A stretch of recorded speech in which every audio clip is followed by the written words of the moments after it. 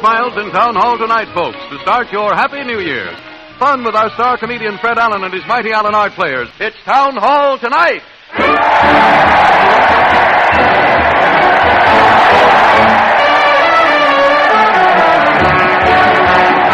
Yes, sir, listen to that crowd cheer Fred Allen as he heads his weekly parade to the old Town Hall.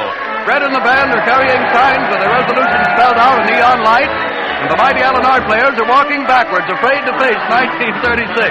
Let's join the happy throng. Everybody's going.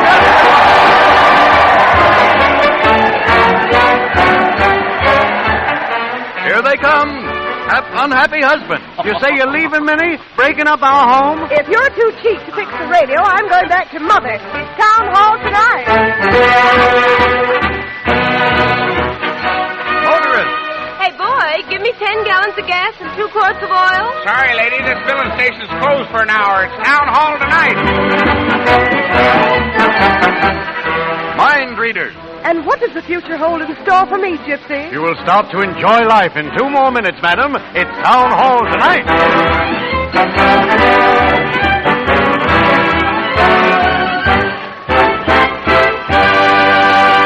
And here we are at the old Town Hall. There's Fred standing on a lighted gas stove, welcoming the crowd. Let's listen. There's no place like home, folks, but the next best place on Wednesday nights is the old Town Hall.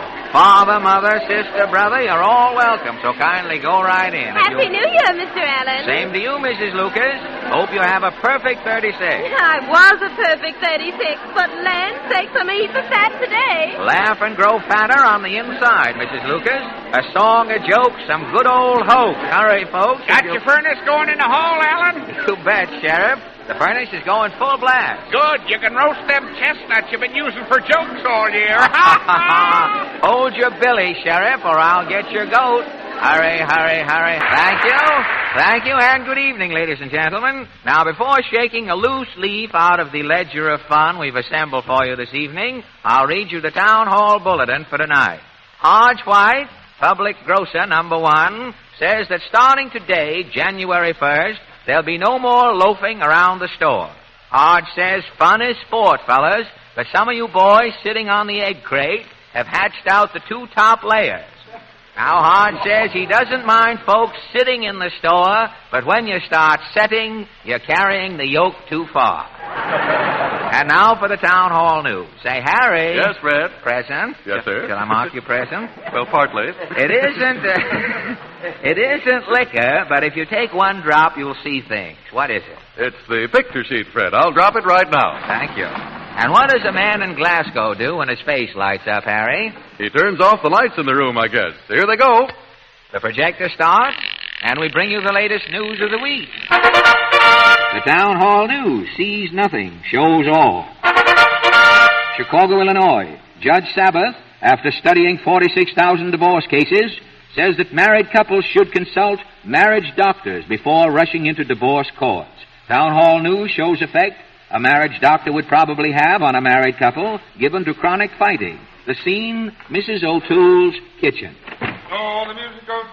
This is a fine time to be coming home. Where was you? Who wants to know? I want to know. It's 7 o'clock. Your supper's been on the table an hour. Yeah, well, I ain't hungry. You've been drinking again. Let me smell your breath. Get away from me or I'll... You'll what? I'll wrap this frying pan around your neck till your Adam's apple thinks it's canned. You do, and I'll put your nose in between your toes like a bookmark. That's right. Strike me, you brute. I never turn down an invitation. Here. Oh, you wife beater, take this. Why, I'll pull your hair out till you think I'm weeding your scalp. Oh, let go of my hand. Shut up. Quit yelling, will you? Who's at the door? I hope it's a cop. Let him in. He can referee this brawl. Good evening, my children. Beat it, buddy. We're busy. Yeah, what's on your mind? I'm a marriage doctor, Mr. O'Toole. I heard you 2 fighting. I just stopped in to patch up your quarrel. Who's asking you to butt in? Now. Always remember, folks, marriage is a union of the souls. And with my luck, I had to pick a heel. What's the idea? Beat it, buddy. I refuse to leave, Mr. O'Toole, until you shake hands with your wife. If we shake hands, you'll go? Yes. Okay, shake, Nellie. Put her there, Tim. Ah, that's better. Now just go through life holding hands. Bless you, my children, and good day. I'm glad he's gone. Yeah, and good riddance. Now, where was we? You had me by the hair. Okay, let's go. Oh, I'll spin your ears quick and... Radio City, New York. Town Hall News looks back on 1935. While newspapers and other radio programs bring you the highlights from the past year, the Town Hall News brings you the lowlights.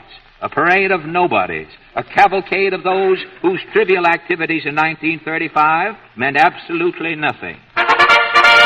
Bellingham, Washington. On January 2nd, Mrs. Falcon Drudge, Bellingham housewife, caught the first mouse trapped in 1935. Mrs. Drudge. Yes, I did. I smelled a rat around the house. First I thought it was my husband, but I set the trap to make sure. Well, along about midnight, January 2nd, I heard the trap shed, and I had him. Is this the mouse trap you used, Mrs. Drudge? Yes, it is. Want to hear it snap? I'd love it. Thank you. Hollywood, California. On February 4th, Man Mountain Haley released the loudest grunt emitted in any wrestling contest held during 1935. The grunt. Pittsburgh, Pennsylvania. On March 7th, Mr. Llewellyn Tidd was the first person to cough during a Theater Guild performance in 1935. Mr. Tidd. Yes, I won the Pulitzer Prize for coughing in theaters 2 years ago. Last year I had kind of a slump, but I came back strong 35. My first cough was from the balcony at the Nixon Theater during the Guild show, Taming of the Scram. It's shrew, Mr. Tidd. Shrew, scram, what's the difference as long as you beat it? And now, will you show us the cough that made theatrical history in 1935? Yeah, I'll be glad to. Watch out for the spray. Thank you. New York City, New York. On April 21st, Mrs. Ima Pest proved herself to be the most annoying autograph hunter unearthed in 1935. The scene, the sideshow at Barnum and Bailey Circus. It's closing time. Oh, Freak! Mr. Freak to you, lady. Could I get your autograph? I'm the armless man, lady. I know, but you write with your toes, don't you? Yes, but I'm all dressed, ready to go home. Oh, I just got to have your autograph. I'm sorry, lady. I'm through freaking for the day. Maybe, but I'm not taking no for an answer. I'm simply going to get your autograph. Okay, lady. Take off my shoes and let's go. Radio City, New York. On May 9th, Ronald Twigg, local hillbilly, local number 7, was the first amateur to get the gong in 1935. How did it happen, Mr. Twigg? When I was a-singing, She'll Be Coming Round the Mountain. Well, sir, I just had her started downhill when, bang, the major let me have it. Can you show us how it happened? Okay. She'll be coming around the mountain. Thank you. Old Orchard Beach, Maine. On November 12th, Mrs. Clement White, wife of prominent real estate baron, was the first person to laugh at a town hall program for 1935. This was along about November. How did it happen, Mrs. White? Oh, gosh, I don't know. I was just sitting near the radio listening, and all of a sudden I busted out. I ain't sure yet it was a program. It might have been something I ate. Can you show us how loud you laughed, Mrs. White? Yes, about like this. And once again, the Town Hall News brings you the outstanding sound of the week. From coast to coast, on January 1st, millions of Americans tear the last month of 1935 from their calendars. The tear.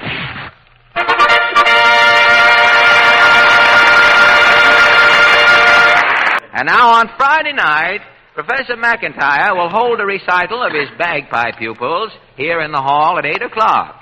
Tickets for the bagpipe concert will be 25 cents, with ear laps, 35 cents. Mr. Allen! Quiet, please. If that's some bridge player bidding in his sleep, I'll be down and see you with one club in a minute. Hello?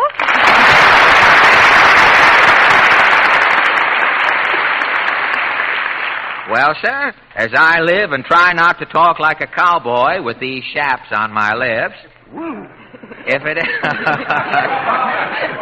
it isn't Portland. Yes, Mama's Bridge Club is meeting at our house tonight, so I thought... So what are you doing out? Are they playing with the dummy wild?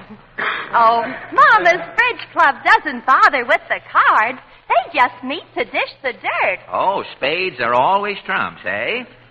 Did you have a New Year's party at your house? I'll say we had a swell time. Did your father go out to one of the nightclubs again this year? No, Papa just hit himself on the head with a bottle and rolled under a table. Well, that's one way of saving the cover charge. I'll say, Mama kept her eye on Papa this New Year's. She only let him drink cider. Well, cider isn't bad. He'll probably wake up thinking he's an apple and go looking for William Tell's head so he can sit down for a while. Papa hates cider. Mama caught him putting gin in it to kill the taste. Really? To kill the taste of the cider, huh? How did she know he was tippling? When Papa put 2 ping-pong balls in the goldfish bowl and said, "How do you want your eggs?"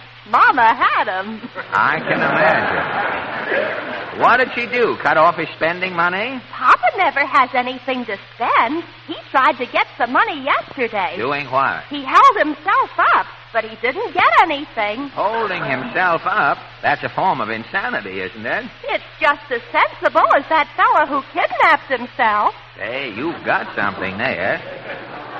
That one-man bundling, hey? If people start kidnapping themselves, the gangsters are certainly going to be pretty sore about it, doing away with the middleman like that. Gosh, I don't even know who's public enemy #1 these days. Public enemy #1? Let me see. There's a tough midget out west. He's public enemy 3/8. If they break up those tough fractions, people will feel a lot safer in 1936. That's right. And now if you'll run along home, I'll know my outlook is brighter for the coming year, too. Oh, no, you don't. I'm starting it off right. Miss Boggs! Miss Boggs. Miss Boggs. Boggs! Yes, dear child. You don't need the whinny of trumpets to summon me. A nod, a beck, or a cat call, and I'm at your service. Time flies, madam. And as far as I'm concerned, you wore out your welcome on the way up here. Oh, you then with your honeyed words. That's right, Miss Boggs. Get kittenish, and Mr. Allen can't resist you. Kittenish? Kittens don't live to be Miss Boggs' age. My dear men are like putty in my hands. There's so much goo. Miss Boggs is hot stuff, isn't she? Hot stuff? She and the Chicago Fire were hot about the same year. She's dizzy enough to be hostess in a revolving door. I'll bet you wouldn't talk that way if you knew Miss Boggs was a debutante. A debutante, I know. She came out when the Rose Bowl was a petal. Bold bad mankin flying off the handlekin. I guess that gets you, Mr. Allen. Listen, Portland, this dame looks as though she's getting alimony from the boogeyman. What does she want from me? Miss Boggs is starting a new business. What was her old business? Chaperone for Betsy Ross? No. I was demitasse captain at Shroud. I had charge of all the demitasses on the 40-cent luncheon. I'll say, and before that, Miss Boggs was a caramel feeler at Hyler's. A caramel feeler? Yes. What's a caramel feeler? It was my duty to feel all caramels to make sure they weren't too squishy. Yes. Squishy caramels get in your bridge work, Mr. Allen. And your friends get in my hair. You should give away a comb with every introduction. And before I went in for caramel feeling, I was head jello steadier at Child's. What's a jello steadier, Miss Boggs? Well, when a truck passes Child's, your jello always quivers. It was up to me to rush from table to table and keep the jello steady. Miss Boggs has a profession now, Mr. Allen. She's a portable conscience. What's a portable conscience? It's for people who can't trust themselves to keep their New Year's resolutions. Yes. Suppose you resolve to stop drinking as of January 1st, 1936. You're afraid you'll be tempted, so you hire Miss Boggs. Yes.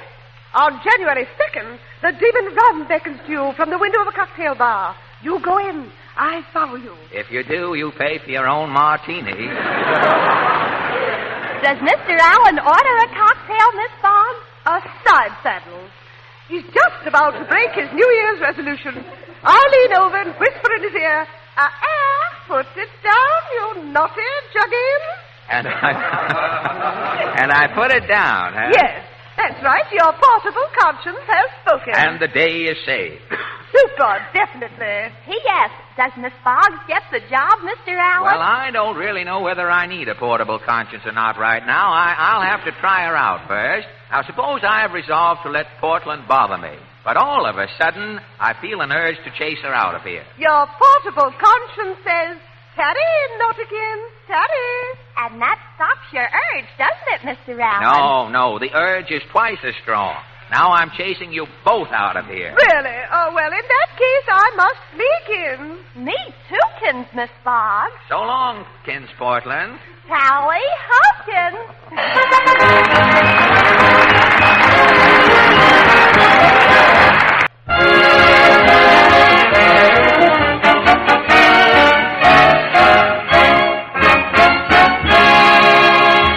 And now, ladies and gentlemen, we've come to the Mighty Allen Art Players, the first actors ever to perform in a livery stable to save the wear and tear on the carriage trade. Tonight, these histrionic marvels, with the accent on the his, present a mystery melodrama entitled Murder at the Microphone. Or, if you're listening in, it's probably Murder at the Loudspeaker, too. The play opens in a radio studio. Overture, Peter.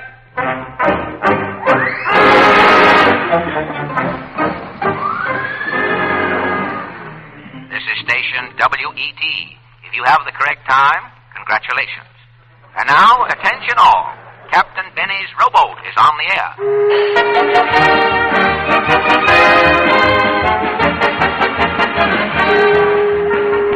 Yes, here comes the rowboat, ladies and gentlemen. Tonight she was supposed to dock at Biddle's Wharf, but the river got wind of it and dried up during the night, so we've got the rowboat anchored in a puddle right here on Main Street. There goes the gangplank, and here's Captain Benny in person. Thank you, Tiny. Well, folks, thank you, folks. Folks, you're just folks to me, folks. Oh, folks, I'm shot, folks. Get the police immediately. Get the police. Quiet, please. Ladies and gentlemen of the radio audience, Captain Benny has just been shot at the microphone. The rowboat radio program will not be heard at this time. Thank you. Station WET, signing off. Hey, you page boys. Carry Captain Benny into the control room. Get a doctor. Yes, sir. Now, quiet, everybody. Quiet, please. You people in the audience, keep your seats. You actors and musicians, stand by until the police get here. Captain Benny has been shot. The guilty party is still in the studio. No one will be allowed to leave. Well, here's the detective, Mr. Governor. Yes, I'm Inspector Bungle. What's happened, a felony? No, Captain Benny's been shot, Inspector. Who did it, you? Come clean. You're fooling with the law. No, I'm Tiny Guffner, the announcer. No, don't evade the issue. Who do you suspect? I don't know, Inspector. The rowboat program had just started. Captain Benny stepped to the microphone. A shot rang out. All right. What's this crowd doing here? That's the worst in New York. The minute anything happens, you got a crowd around. Who are these people? Could I have your autograph, Mr. Inspector? Squat, lady. How did all these witnesses get in here? Did you advertise this shooting, officer? Why, no. Governor? No, these people are here to see the broadcast. They get in free. They want to get home. Quiet, everybody. Excuse me for calling you officer, Governor. I flattered you there. I take it back. Now, quiet, everybody. Inspector Bungle talking. You're all under arrest till I solve this mystery. Now, where's the body, Governor? In the control room, right through this door. Now, don't none of you people move. Inspector Bungle talking. I'll be right back. Hey, who's this guy laying here in the sailor suit? That's Captain Benny. Is he dead? If he ain't, he's holding his breath perfect. Feel his pulse. That won't help. There's only one way to tell if a radio actor's dead. Who'd you say this guy was? What's his name? Captain Benny. Oh, yeah. Say, Captain Benny, can I have your autograph? How about your autograph, Captain Benny? Is he signing it? No, I guess he's dead, all right. Now, I'll grill them people back in the studio. Quiet, everybody, quiet. Inspector Bungo talking. Now, Captain Benny's dead. He's been murdered. Quiet, quiet. Hey, Governor, what are them people applauding for? Oh, I'm sorry, Inspector. I held up the applause sign. Well, put it down now that I solve this mystery. Then I'll take one bow, no more, no less. Yes, Inspector. Now, where was Captain Benny standing when the shot was fired? Right here, directly in front of the microphone. Which way did he fall? Over on his side. He kind of slumped over. I see. Then the shot was either fired from back where them musicians and actors are, or somebody in the audience did it. Well, I don't know. I just heard the shot, and then I saw him fall. Yes, I saw him fall, too. I'm Mary Blue. Where were you standing, Miss Blue? I was back here humming my song. I'm poor little buttercup. Lucky you didn't get to sing it. They might have got you, too. Did you see who fired the shot? Oh, no, sir. The trombone player blew a note in my ear, so I didn't even hear the shot. An accomplice, eh? Here, you with the trombone. Yeah, Inspector. Let me hear that note. Yeah, I play it. Yes, that was the very note, Inspector. That's no note. Sounds like an opinion to me. You're not getting personal, are you? No, no. I'll answer it, Inspector. No, don't touch that phone, anybody. Hand it to me, Governor. This might be a clue. Hello? Hello. The program is coming in fine, Major. I want to vote for Hector Pincus, the Erster opener. This is Inspector Bungo talking. Hello. One vote for Hector Pincus, the Erster opener. Lady, there's nobody opening Ersters around here. There's been a murder committed. Captain Benny's been shot. Don't change the subject, Major. One vote for Hector Pincus. Make a note of that name. Hector Pincus, Erster opener. He's after Fry for this.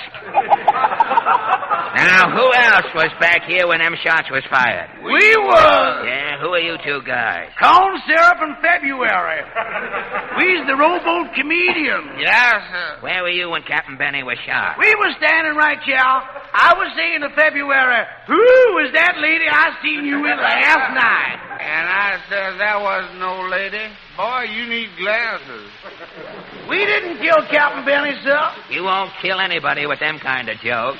Look here, Inspector.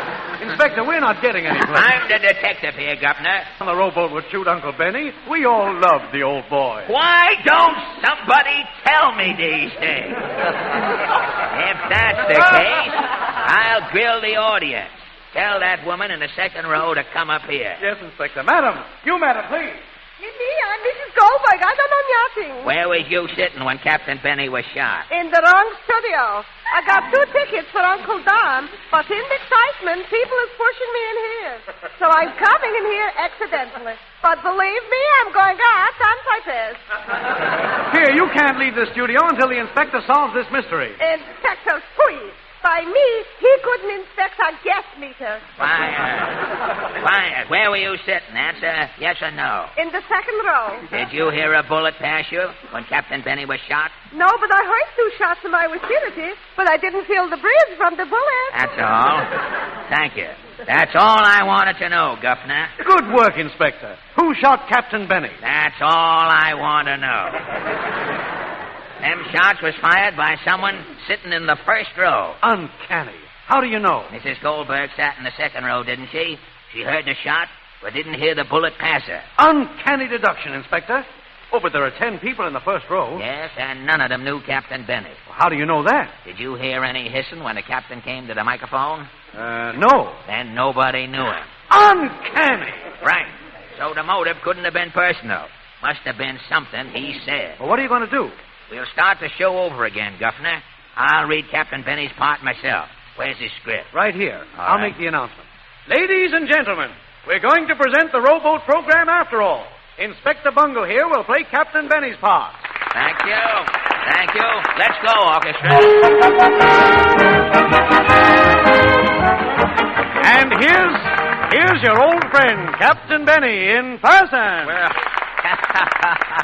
Well, folks, thank you, folks. Folks, you're just folks to me, folks. Did they get you, Inspector? No. I got on me bulletproof windbreaker. Grabbed that little guy in the first row. Here, come back here, mister. I didn't do anything, honest. I saw you. You fired 2 shots at me. Search him, Governor. No, now, what are you doing? Here's the gun in his coat. It's still warm. Well, it ain't mine. I got on my brother's suit.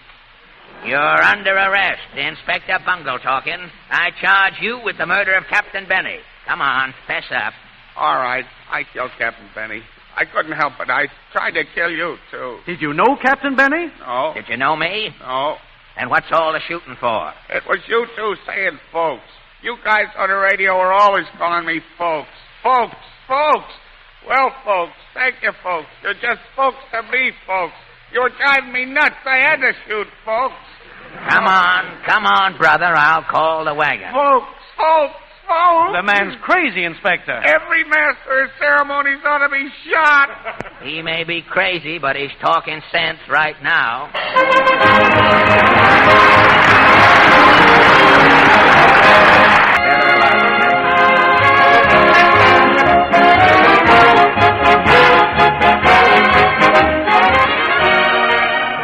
This is Fred Allen saying good night, ladies and gentlemen. And don't forget that the town hall doors will be open wide to greet you next Wednesday evening with another hour of smiles.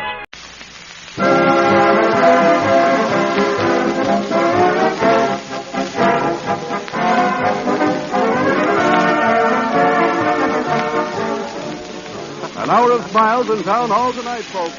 Fun with our star comedian Fred Allen and his mighty Allen Art players. It's Town Hall Tonight.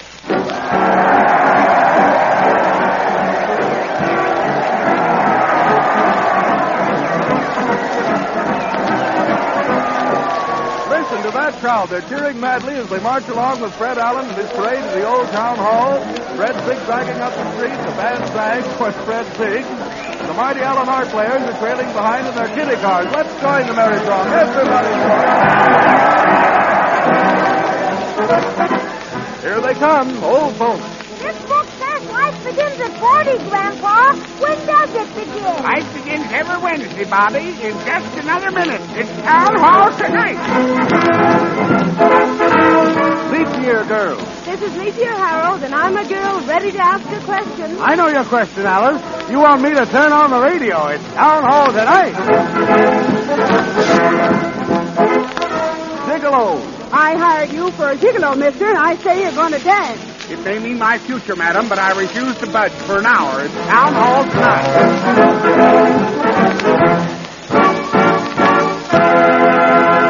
Well, here we are in front of the old town hall, folks, and there's Fred just opening the doors and welcoming the crowd. Listen. Little drops of laughter, little bars of song makes the town hall show, folks. It's just 1 hour long. If you'll kindly pass right in, step to the right, please. Hi there, Mr. Allen. Hello there, Mrs. Mintz. Taking those flowers in to throw at the actors? You bet. It's poison ivy for them mighty Allen Art players. Well, poison ivy's better than no flowers at all. Go right in. Hi there, Waldo. Hi, Mr. Allen. Can I go in your amateurs? You bet you can, son. What do you do? I don't sing the music goes round and round. You don't? Well, go right in, son. You'll be a sensation. Hurry, hurry, hurry. Presenting that jubilant juggernaut of joyous jamboree and jaunty, jibing gesticulation, Fred Allen in person.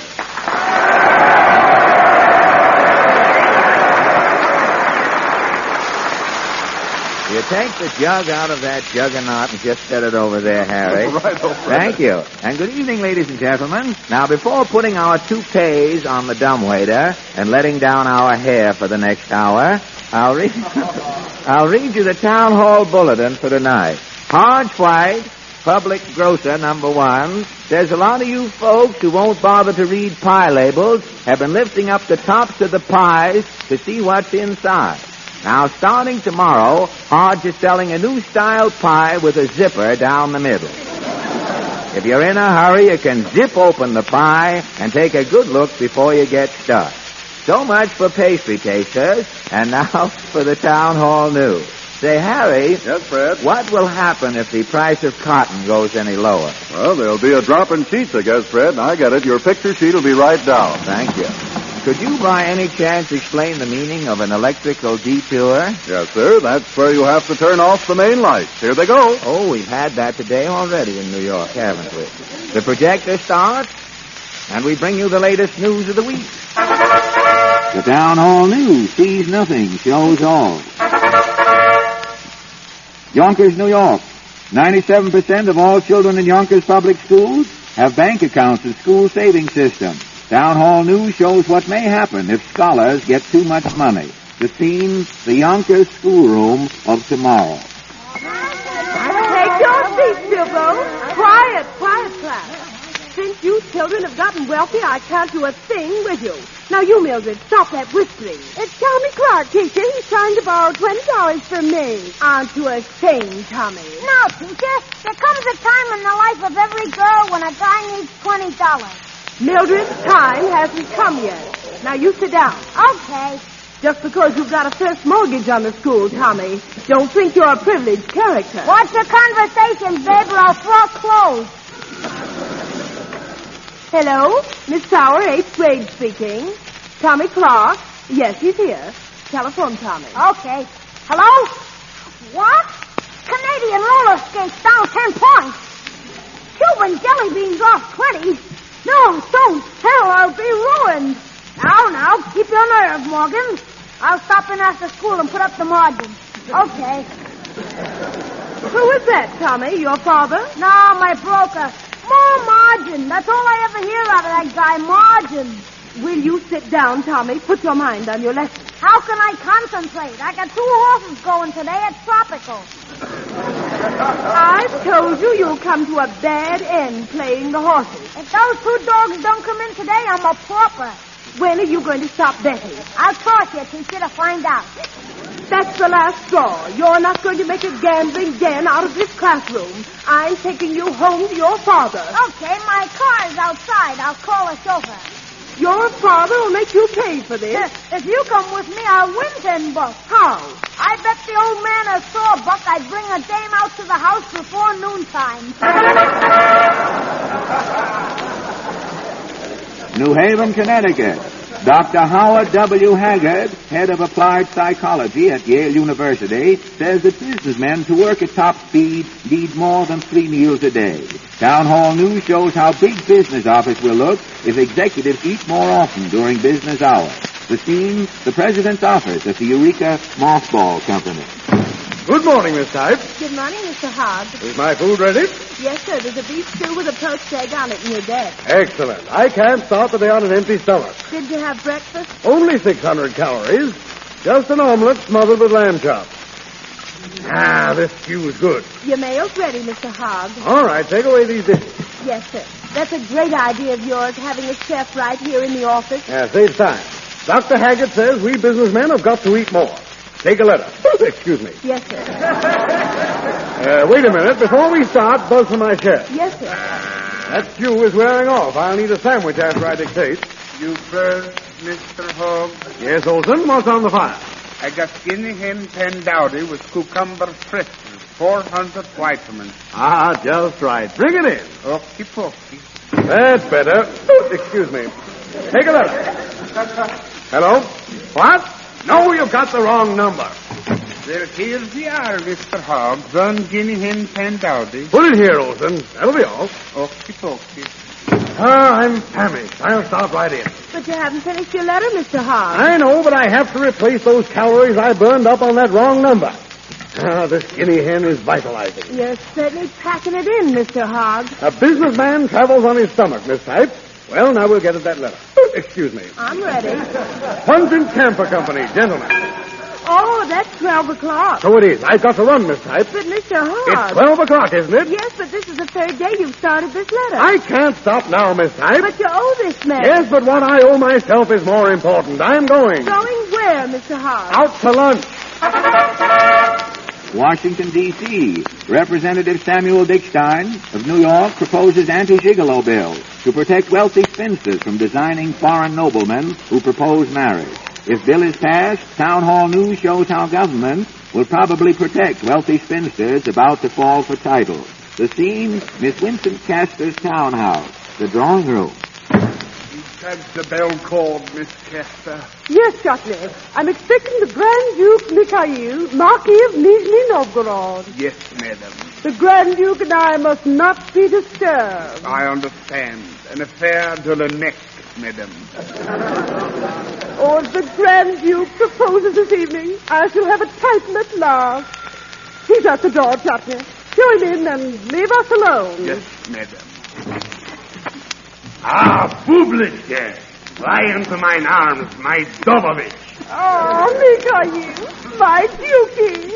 I have looked you up and down my schnecken. Up in Bread Street and down in Dunn. I love you. You mean, Mikhail? Yes, I will marry you. There is no time to lose. I have nothing to give you but money, Mikhail. It is enough. I have nothing to give you but title. What title? Marry me, and you will be Grand Duchess Mikhaila of Nizhny Novgorod and all points west. Yes? You will be first Viscountess of Minsk, Empress of Latke, and Marchioness of the Volga-Boatmen. Yes, go on, Mikhail. You will be Queen of Blinta, Baroness of Borscht, First Lady of the Pulke. First Lady of the Pulke. Oh, I'm weakening, Mikhail. Come, fly with me, Bublitke. Yes, Mikhail, I will fly. Up in the name of the law. Stand back, butler. We are eloping. Chutney, what is the meaning of this? I may be chutney to you, madam, but without these sideburns and this dicky, I'm Bob Turner of U.S. Secret Service. Donzovich, I'm Pinchdovich. Chutney, my butler, a G-man. Yes, Miss Casper, sent from Spencer headquarters to protect you from this scheming imposter. Imposter? Then my Mikhail is not a Grand Duke. No, he's Sergei Fink, a wholesale herring operator from 2nd Avenue. And he has no title? Only one. He's known on the east side as Gefilte Joe. Come on, Gefilte. Yes, out of my life, you Gefilte. Well, I'll go, but you'll be hearing from me later.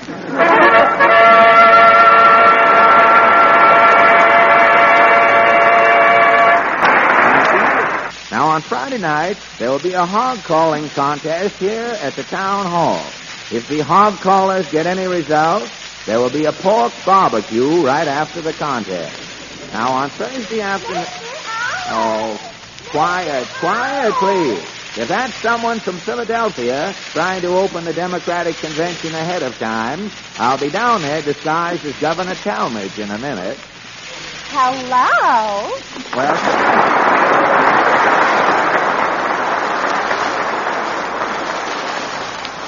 Well, as I live and try never to step on spinach, so I won't leave footprints on the sands of time, if it isn't Portland. Yes, I'm just coming home from the doctor's, so I thought I'd stop in. Say, your finger's all bandaged. What happened? I thought it was broken, but the doctor says it's only sprained. How could you possibly sprain the third finger on your hand? I was pressing the middle valve down. Pressing the middle valve down. I guess that's where they got the idea for that song. It goes round and round. Somebody peeked into your head and saw what was going on. Oh, you can laugh, but I know my B's and C's. You don't mean your ABCs, do you? Oh, there aren't any more A's. They're unconstitutional. Really? Well, the AAA ruling doesn't bother you, does it? No, but it affects Papa. Last year he got paid to kill our cow. This year he doesn't know what to do. Well, he doesn't have to be upset. They may save half of the AAA. Yes, but Papa can't kill half a cow, can he?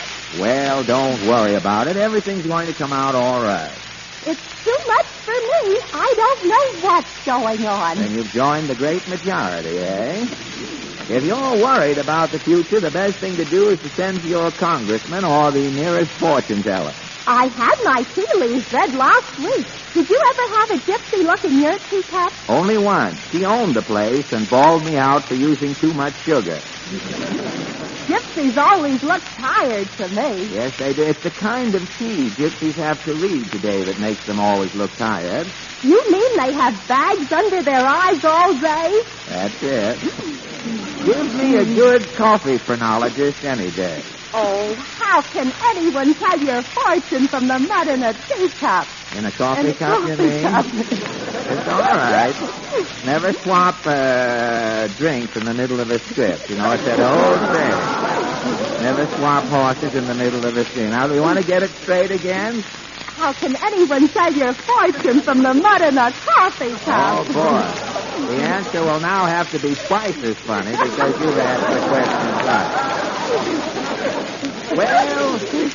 Well, a coffee phrenologist doesn't wait until your coffee is ground. He feels your beans. Oh, I get it. You're trying to pull my leg. No, I'm not. Your stocking must be shrinking. Gosh, every time I come in here, it ends up in a battle of wits. Well, you're half right. It ends in a battle. And now, if you want to run along home and think up some sanctions... Oh, I brought a sanction with me. Willoughby! Oh, Will, you might as well think Bill Thompson. Hey, I feel like a feather in the breeze, flying high and raring to tickle. Now, just a minute, Rustic. A man is known by the company he keeps. And if you're seen around here, you're going to set me back about 10 years socially. Yeah? Well, let me tell you, Mr. Dirty Vest, knowing you ain't no shortcut to Park Avenue. If you strike Mr. Allen Willoughby, I'll never forget you. Well, don't worry, Portland. If this bumpkin raises his hand, it will only be to leave the room. Now, see here. You want your blabbing, Mr. Hanky-Panky. I had a tussle with the know-it-all last week. Well, sir, I hit him on top of the derby. Last I seen him, his friends was unbuttoning his vest to see what become of his head. Well, if I hit a man on the conch, his nose generally ends up so low, when he inhales, he vacuums the sidewalk. Gosh, this is terrible. You won't start anything, will you, Willoughby? Well, I ain't so sure, Potty.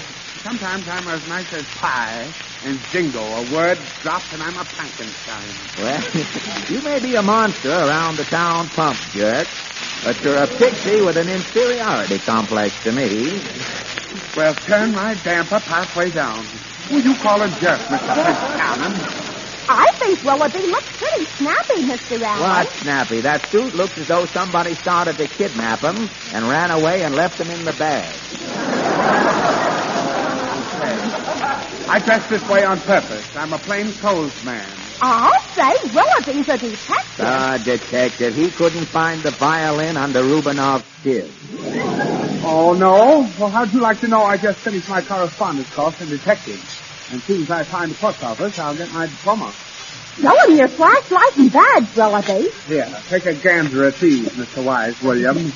I solved my first mystery right today, too. Yeah? I'll say it was almost a kidnapping. It sure almost was. Mrs. Pickens' baby buggy was missing this morning, and she called me in. What did you do? Well, first, I broke into the door. Then I snapped the cuffs on Miss Hudson. Then the top was villainous. Did you learn anything? Did I? Why, I gave her the work, and she turned stool pigeon. She fitted the baby. It was there, but the buggy wasn't missing. Oh, boy. Of course. What did you do, Willoughby? Well, quick as all that, I snapped cuffs onto the baby and started drilling it. Did the baby come clean? No, the baby wouldn't talk. Oh, boy. That's not Willoughby. Well, sir, I hid in the closet till Miss Perkins came home. Then I snapped cuffs onto him. I grilled him, and he confessed. Confessed what? He confessed he didn't even know the baby buggy was missing. Well, now we're getting someplace. Oh, you bet you thought, eh? The time had come to sleep. I stood outside the house for 4 hours. Doing what, Willoughby? Drilling myself. I kept calling myself. Willoughby, you're not going to go see if the buggy. Phone asylum, I hope. No, Mr. Nosey Nolan. I said if I was with a buggy, I'd roll downhill. Well, sir, I laid down the street, and away I rolled lickety-split. And where do you think I ended up? Right beside the buggy. No, came to under a truck. But across the street was the buggy. If you had stayed where you were in the first place, the buggy could have found you in half that time. If you have any odd crimes, Mr. Allen, Willoughby will be glad to clear them up. I have a crime in mind right now. I know, and I'll solve it before it's committed. Come on, Willoughby. Well, all right. But I'm only leaving to please you, Potty. I'm tough. Listen to this. I told you. Scram, Willoughby. So long, Portland. Callie, hello.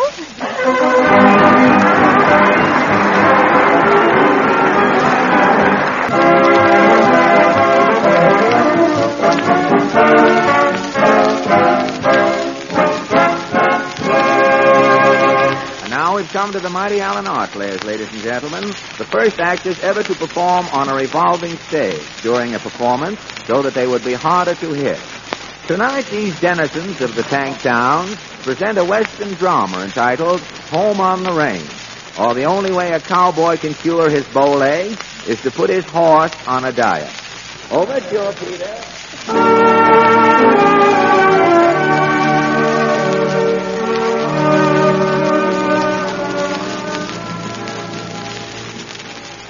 Home, home on the range, well, the deer and the cantaloupe play. Ma! Come in here, pronto. Yes, Captain. Is that you shooting at me? No, I'm at the dishes. Business is for a pleasure. Well, seems like every time I start singing, something starts happening. Last time you sang, the cattle walked off from the ranch. Had to ride out 10 miles to fetch them back. Well, you better stop sucking in those foul ears today, 'cause I'm in the mood for rondelay. Home on the range. Who's a pepperin' my recital? Look yonder and ascertain. It's your good-for-nothing son, Trigger. He's drawing a bead on you from the yard. Why, I'll brand his wet hide, the little varmint. Trigger! Trigger! You won't be, Paul Catcher? What's all the shooting for, Trigger, son? You ain't aiming to plug you. You ain't aiming to plug you. You ain't aiming to plug you. You ain't aiming to plug you. You ain't aiming to plug your old paw, or are you? I was aiming to, but I kept missing. What's the matter, son? You homesick for missing your paw that way? Oh, I don't mind him singing through his nose more. It's the singing through his mouth makes me shoot mad. Well, put your gun up, son. Not till Paul puts up his gitter. Well, all right, I'm putting up. I ain't afeard of you, son. I'm just a-putting my gitter up to humor you.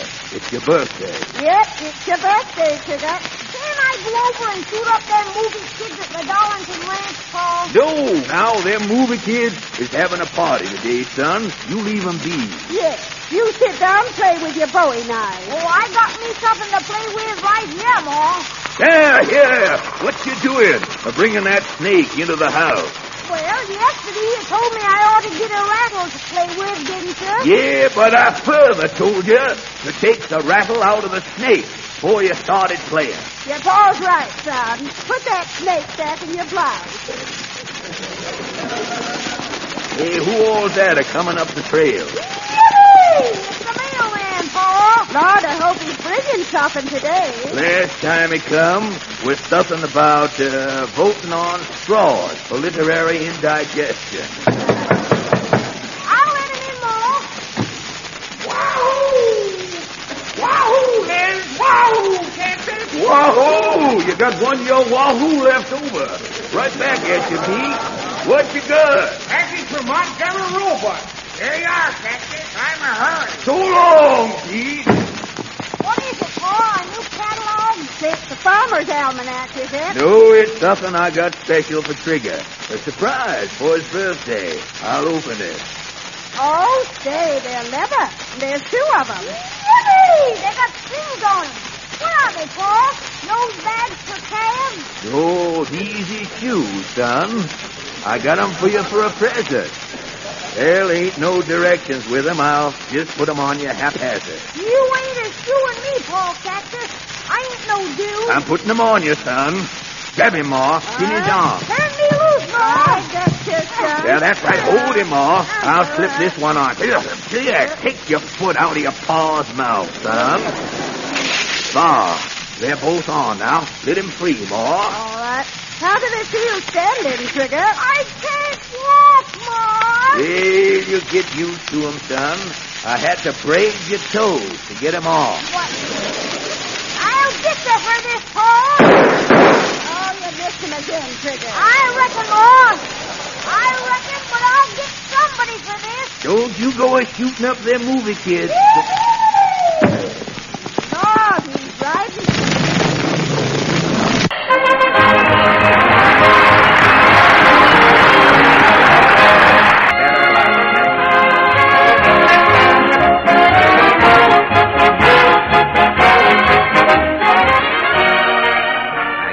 Fred Allen saying good night, ladies and gentlemen.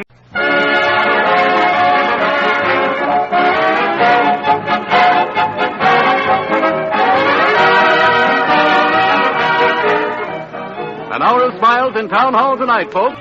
Fun with our star comedian Fred Allen and his mighty Allen Art players. It's Town Hall tonight.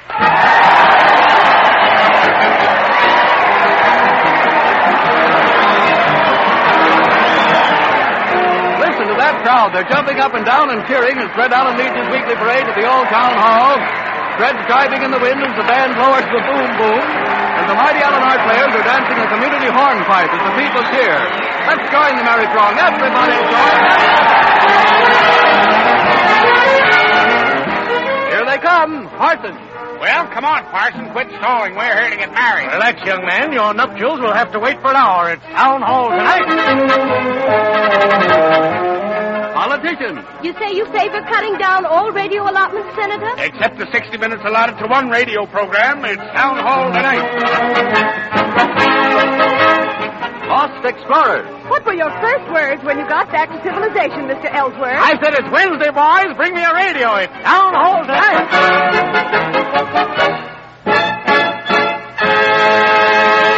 Well, here we are at the old Town Hall, folks, and there's Fred telling the crowd about the wonders on the inside. Listen. You don't need your top hat, folks. You don't need your white tie. And even the dogs don't have to worry about their tails at the Town Hall. Everybody's welcome, so step right along. Evening there, old fuss budget. Good evening, Mrs. Berry. How's the village dressmaker tonight? Well, I'm still looking on the seamy side of life, Mr. Allen. Go right in, Mrs. Berry, you old so-and-so. The fun is fast, the music's right. It'll take you 60 minutes, folks. It's Town Hall tonight. Hey there, Ellen. Hi, Luther. Say, it's a little late in the season for that Palm Beach suit, isn't it? They say you've got the hottest show in town, Ellen, and I'm dressed for the occasion. Go right in, folks. Single line, please. Hurry, hurry, They're hurry. presenting that tempestuous titan of tintinabular titillation and tit-for-tat terminology, Fred Allen in person.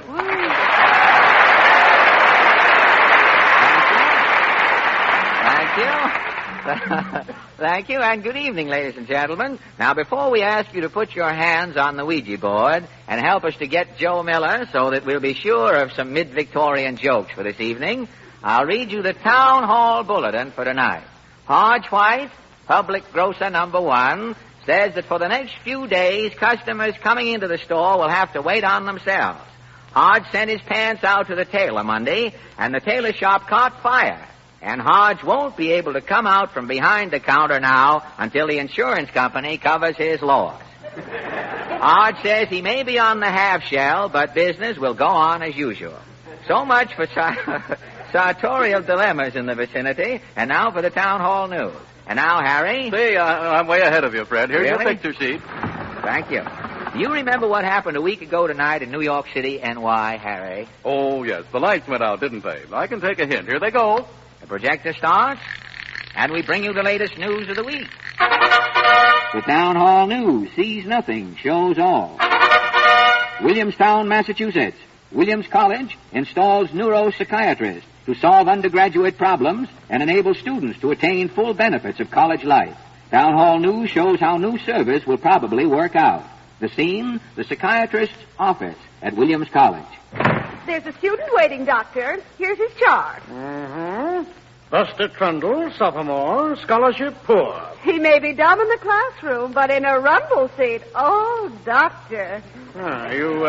You seem to know quite a lot about the patient, nurse. I ought to. He's taken me out a couple of times when I had the money. He's always borrowing. It's probably a case of claustrophobia. You said it, Doctor. He's close, all right. This is no time for levity, nurse. I'm here to see that the Williams undergraduate attains full value from his college life. Show the patient in. Yes, Doctor. Right this way, Mr. Trundle. Thanks, nurse. And now, young man... Doc, I had to come I here. know, Buster. You're not getting everything from your college life. Well, no. Your ego is no doubt undergoing a delicate period, with the inferiority complex struggling for recognition. Well... Exactly. Freud says neurosis are red, violence is blue. Do you ever see red and then blue? Well, I knew it. Psychology teaches us that students are porous mentally. Now, look here, You're Doc. perfectly right, Trundle. Wearing an imitation raccoon coat can give you the mentality of a ferret. The scientific term is ferretinitis. But listen, Doc. Take off that rigor mortis, man. Speak up. You're holding something back. Well, yes, Doc, I am. You're not attaining the full value of your college life. You're stifling your subconscious. You need something. Well, I hate to ask you, Doc. As your college psychiatrist, I demand that you ask me. Well, speak freely, Trundle. What is it you need? I need $2 to get my tuxedo on a hock, Doc. How about it?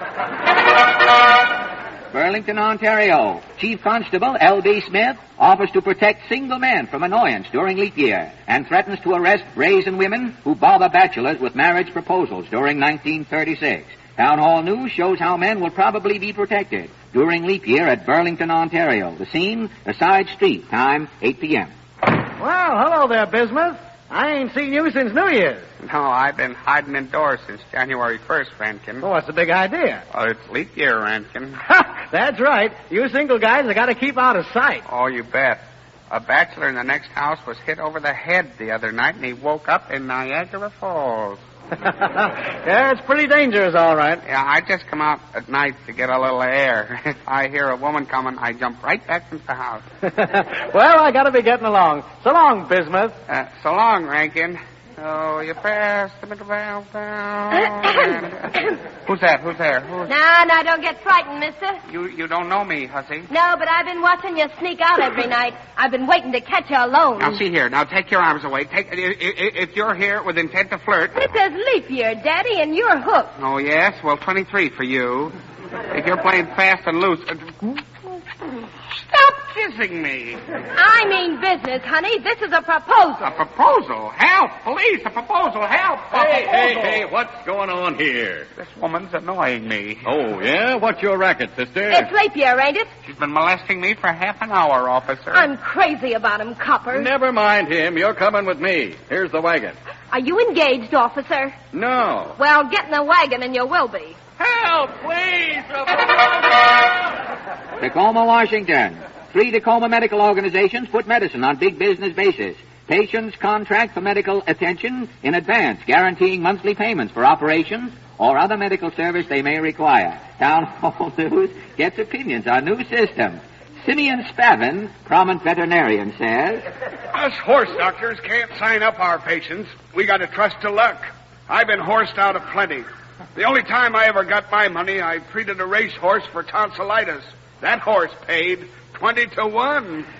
Town Hall News shows how contracts for medical attention may work out for average families. The scene, home of Walpole Brink, a white-collar worker. Hello, dear. You're late, Walpole. Yes, dear. The 512 was snowbound. Well, supper will be ready in just a minute. I'm starved. Hey, what's new? Any visitors today? The finance man was here about the car. I stalled him. Well, that car's been stalling us ever since we got it. Now we're even. The collectors for the washing machine, the refrigerator called, too. Those guys with their easy payments. I'll show them how easy they are. And the doctor's been here twice. Your appendix payment is overdue. That croaker insisted on taking out my appendix. Now he can hold the bag. Oh, that's probably the doctor now. Now let him in. I'm ready for him. Good evening, Mrs. Brink. Oh, come in, Doc. Step in, Max. Okay, Doc. This is my lawyer, Mr. Corpus. How are you, Mr. Corpus? I object. Something tells me this ain't no social call, Doc. What's on your mind? You're way behind with your appendix payments, Mr. Brink. So what? Business is business, Mr. Brink. You signed the contract. It's right here, November 13th. Whereas my appendix is about to be removed, I promise to pay $10 down and $5 weekly until the operation is mine. Signed and sealed, Walpole Brink. So what? When do you intend to pay it, Mr. Brink? Well, not right away. The car and the washing machine came before Walpole's appendix. Yeah. The scar's on me, but the operation's on you. Get it? In other words, you're repudiating your medical contract. Yeah. Now, what are you going to do about it? There's only one thing my client can do about it. Obviously. Hand me my ether can, Corpus. What's the ether for? Yeah, what are you going to do, Doc? I'm going to exercise my rights under Clause 7 of your contract. What's Clause 7? To wit, if you fail to meet your payments, the doctor can reopen his claim. You mean... Exactly. I'm putting back your appendix.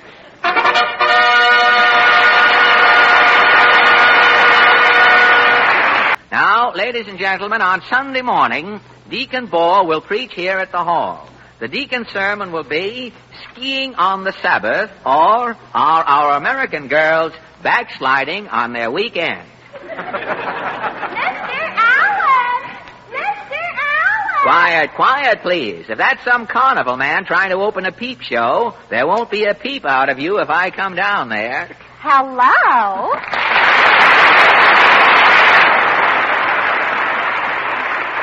Well, sir, as I live and wonder whether this jumping in my vest is hope springing eternal or just another heart attack, if it isn't Portland. Yes, Papa sent me out to buy a mousetrap, and that got me thinking about cheese. I know, and thinking about cheese reminded you of me.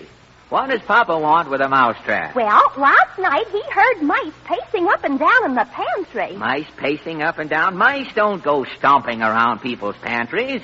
A mouse generally sneaks in, eats his fill, and then quietly falls asleep. Yes, but our mice are eating Mama's coffee, and it keeps them awake. Really? Keeps them awake nights, huh? Just don't leave a mouse hanging suspended there in time, you know. It says it keeps them awake nights, right? Right. If I ever build a... Say, that mouse might go on for generations, the unknown mouse hanging in midair because you didn't tell how long he'd been asleep.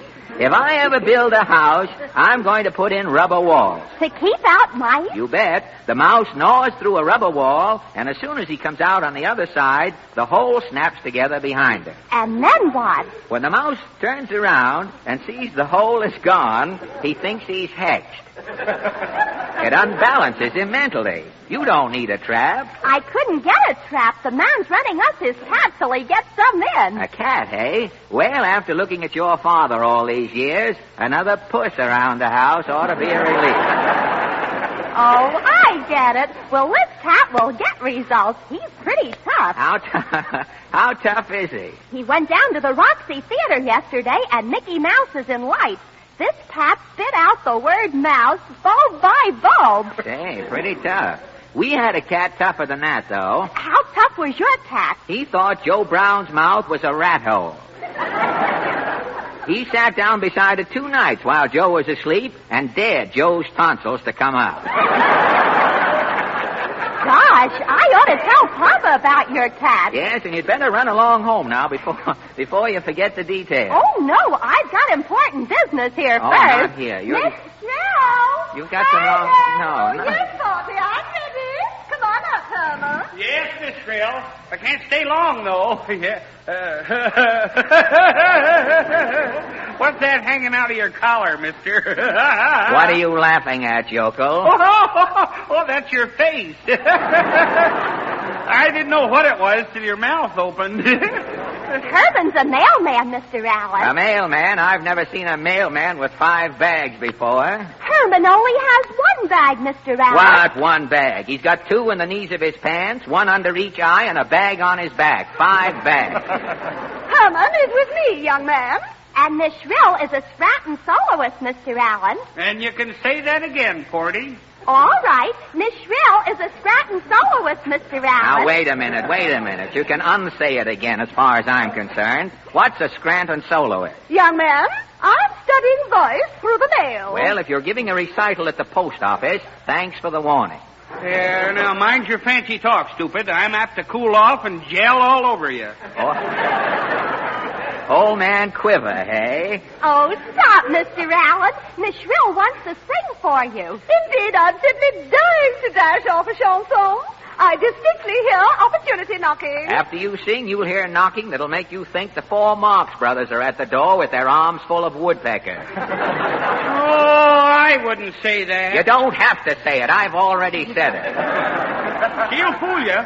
I was pretty disgusted when I delivered her first lesson. Oh, remember, Herman, I need around the house for 2 whole months. When did you really get going, Miss Shrill? Well, in the spring of 33, I brought her first scale. It was a special delivery. Oh, fun symphonic memories. Do, re, mi, fa, sol, sol. What comes after solo, Herman? Plexus. No, it's T-do. Oh, yes. Oh, fickle memory. Tea. You know my tea was always weak. Weak tea always tastes like rainwater to you me. Keep out of this, Portman. Keep out of this argument. Now, the Let me see. When did I stop my pear-shaped tones, Herman? In January 34, 'twas. The flap was open on your lesson. I remember. I peeked. What are pear-shaped tones, Miss Shrill? Why, these, dear girl. If those are pear-shaped, the stem of that pear is caught in your larynx. Miss Shrill spent months at her Aunt Auntie's in her obligatos. Yes, and I was delivering shirt sews to the house so long I was beginning to feel like the laundryman. Oh, yes. A correspondent school singer would be lost without her mailman. Herman always accompanies me at my recital. Yep, and I got my flute right here.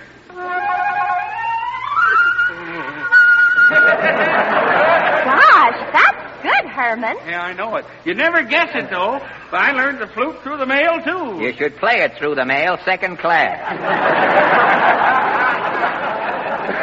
Can you sing that opera, Wagner Wheels, Miss Shrill?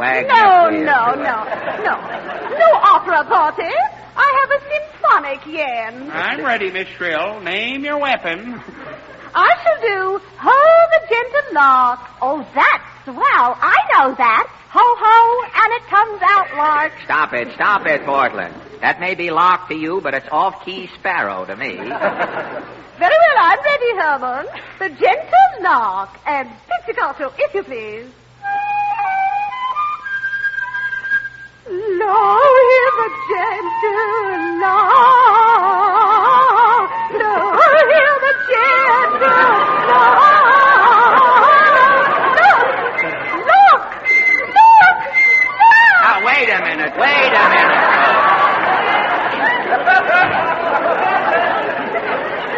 Just a minute. Now, I'm no bird lover, but you can't do that to a lark in here. Why, I haven't even started. The lark was barely off the ground. I generally sing it in full flight. Well, let's skip the singing and get right down to your full flight. Oh, this is insubordination. Scranton will hear about this, Mr. Allen. You bet Scranton will. And Miss Shrill's next recital will be given at the Dead Letter Office. And this slow leak with his pizzicato here. Open your mouth again, Cad, and you'll take this flute internally. Oh, boy, the postal authorities will look into this, Mr. Allen. Just tell them Miss Shrill's mouth was opened here by mistake. In other words, you want me to pick up my lark and go. Yes, always remember a bird in the hand is worth two in the offing. Goodbye, folks. So long, Portland. Tally ho!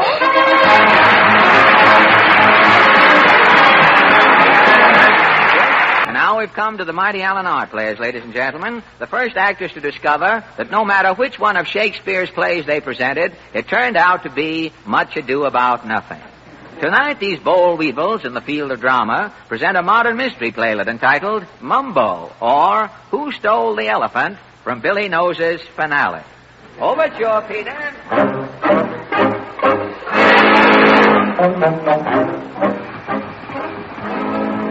All police cars stand by. Calling Detective One Long Pan. Robbery at Hippodrome Theater. 2 elephants stolen. Mumbo matinee may be postponed. Calling Detective One Long Pan. Proceed to Hippodrome Theater.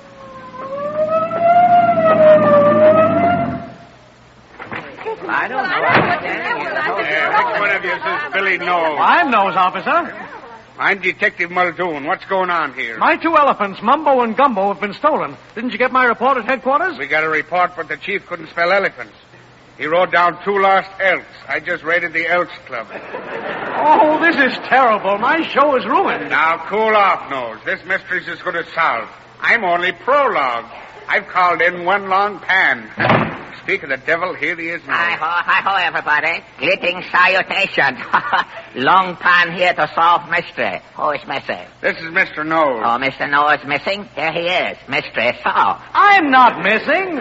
It's my 2 elephants, Mumbo and Gumbo. They were stolen from the theater during the night. That's right, Long Pan. They disappeared into thin air. No, elephant may disappear, but air never seen. Who saw elephant last? I saw him in finale. Who are you, Flapper? I'm Gloria Fluff, the leading lady. Leading lady. You lead elephant home after show? Indeed not. I went home alone. Why, yes. I know Miss Fluff. She wouldn't go out with an elephant. Aesop say, Chorus girl burlesque show, many times seen with trunk. Oh, very good, exceptional, good. Hey, now keep your mind on the case, Long Pan. Yes, I've got 100 bad jokes in the show, but only 2 elephants. Maybe elephant walk out on bad joke, Mr. Nose. No, the elephants couldn't walk out. The stage doorman was here all night. Yeah? Where is this doorman? We'll grill him. In the green room, right through here. Yeah, very good. Oh, look at him. He's dead to the world. It smells as though he's been drinking shellac. Aesop say, man who drinks shellac have beautiful finish. Come on, snap out of it, buddy. Come on, wake up. Oh, yeah, what's the matter? Oh, hello, Mr. Nose. Wake up, Joe. Mumbo and Gumbo have been stolen. You say elephant napper nap elephants last night? No, I didn't see nothing. You come clean, Joe. Last night you drink too much. Pass out. See elephant and sleep. That's right. I saw 4 elephants. 2 of them was lavender. So you say you open stage door. Tell lavender elephant to scram, no? That's right, I did. I tell you. And Mumbo and Gumbo must have scrammed too, Mr. Nose. But they couldn't get out of the theater, Muldoon. They were tied. Mr. Nose like somebody filched elephant. Pay larceny. Long Pan got hunch. Use telephone. Oh, well, here's a phone right here, Long Pan, an outside line. Thank you. Hello? You give me Blind 9, Toto 66. Hello? Hello? This Republican Club? Yes, who is this, Herb? No. Herb out of town. Detective One Long Pan speaking. You got elephant there? No, we Republicans lost our elephant last election. They got our goat, too. Any luck, Long Pan? No. Discover new mystery. Goat missing, too. Now one mystery at a time, Long Pan. Yes, let's find my elephants first. A happy suggestion. Long Pan, look at elephant bed. Maybe find clue. Well, it's right out here, Long Pan. Let's go. Very good. Now, here's the corner. They were tied to these stakes. Sure. Elephant gone, but melody linger on. Aesop say, Gesundheit, Muldoon. It's that hay, Long Pan. I always sneeze around hay. I got hay fever. Hay fever very bad. Make nose run like 8-day clock. Achoo! I got it awful. I can smell hay a mile away. Mile away? Excellent, Muldoon. Your sneeze will solve mystery. This mystery's not to be sneezed at, Long Pan. What's Muldoon's hay fever got to do with my missing elephant? Elephant eat hay. With hay fever, Muldoon will smell hay on elephant breath. You see? Come on, now, get me away from this hay. Yes, Long Pan. What's our next move? We all go out and sleep in Toto. At every door. Muldoon sneeze, we suspect hay in house. Definitely knock on door. Let's go. Long Pan, this won't work. You keep muffler on, Mr. Lowe's. We catch guilty party. You try this house, Muldoon. Take a big inhale. You catch clue? No, there's no hay here. How about this house? You inhale. Encore, Muldoon. No. Hey, wait a minute. Me nose tickles. You check, Muldoon. Both nostrils. You see, very good. Hey, positively. I ring bell. If my elephants are only here, I can still give the matinee. Well, what is it? You steal 2 elephants, madam? Go away, you Chinese stew, and I'll call a cop. Chinese store. I am officer, madam. Who live here? Mr. Bruce. What's his first name, lady? Hayward. Good day.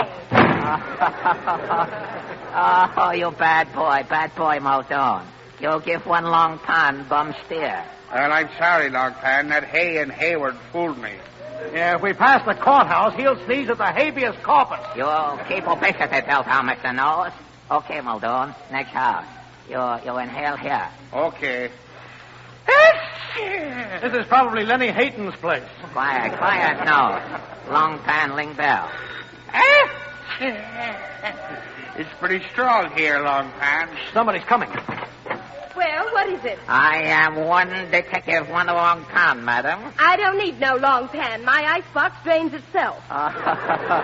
Very funny, madam. But beside point, have you seen 2 elephants, madam? Why, no. You stand back, lady. We search house and them alone. Well, of all the nerve. Yeah, this is the parlor. They're not in here. Very good. You inhale, Muldoon. My nose tells me it's in that room, Long Pan. One strike, madam. Long Pan investigate that room. Oh, you can't go in there. No, no. Oh! She's fainted. Women always faint at crucible moment. Stand back. Long Pan, open door. Mumbo! Gumbo! Say, what do you know? Both elephants is here. Great work, Long Pan. Long Pan many times insolvent, but never fail. I'll get Mumbo and Gumbo back to the theater. Come on, Mumbo.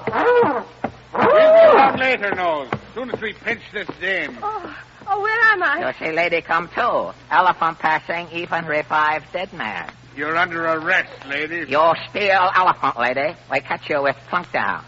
Yes, I took them. The Hippodrome stage door was open this morning. I had to have those 2 elephants. You had to have 2 elephants, lady? For what? My husband brought home a book. It was so big I was afraid it would fall over and kill us both. Mystery solved. You need 2 elephants for bookend. What book would need elephants for bookend? Very simple. Anthony Adverb.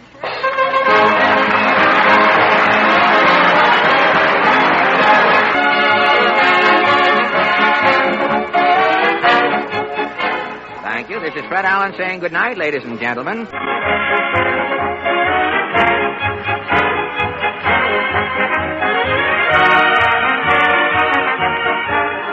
An hour of smiles in Town Hall tonight, folks. Fun with our star comedian Fred Allen and his mighty Allen Art players. It's Town Hall tonight.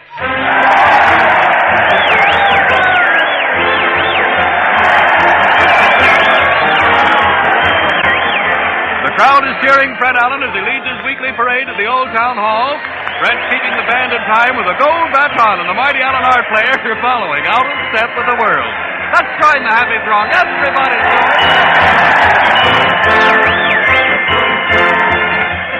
Here they come, home folks. Land seesaw. That tornado's blowed our house 2 miles down the road. Hey, don't worry about the house, Ma. We still got the radio. It's Town Hall tonight. Kiddies. You sit right down and do your homework, Rollo Ramsbottom. Gee, Ma, I can learn more listening to the radio. It's Town Hall tonight. Animal trainers. Hey, what's the idea, Mr. Buck, putting a radio in your hyena cage? My hyenas won't laugh, but this radio will get them started. It's Town Hall tonight.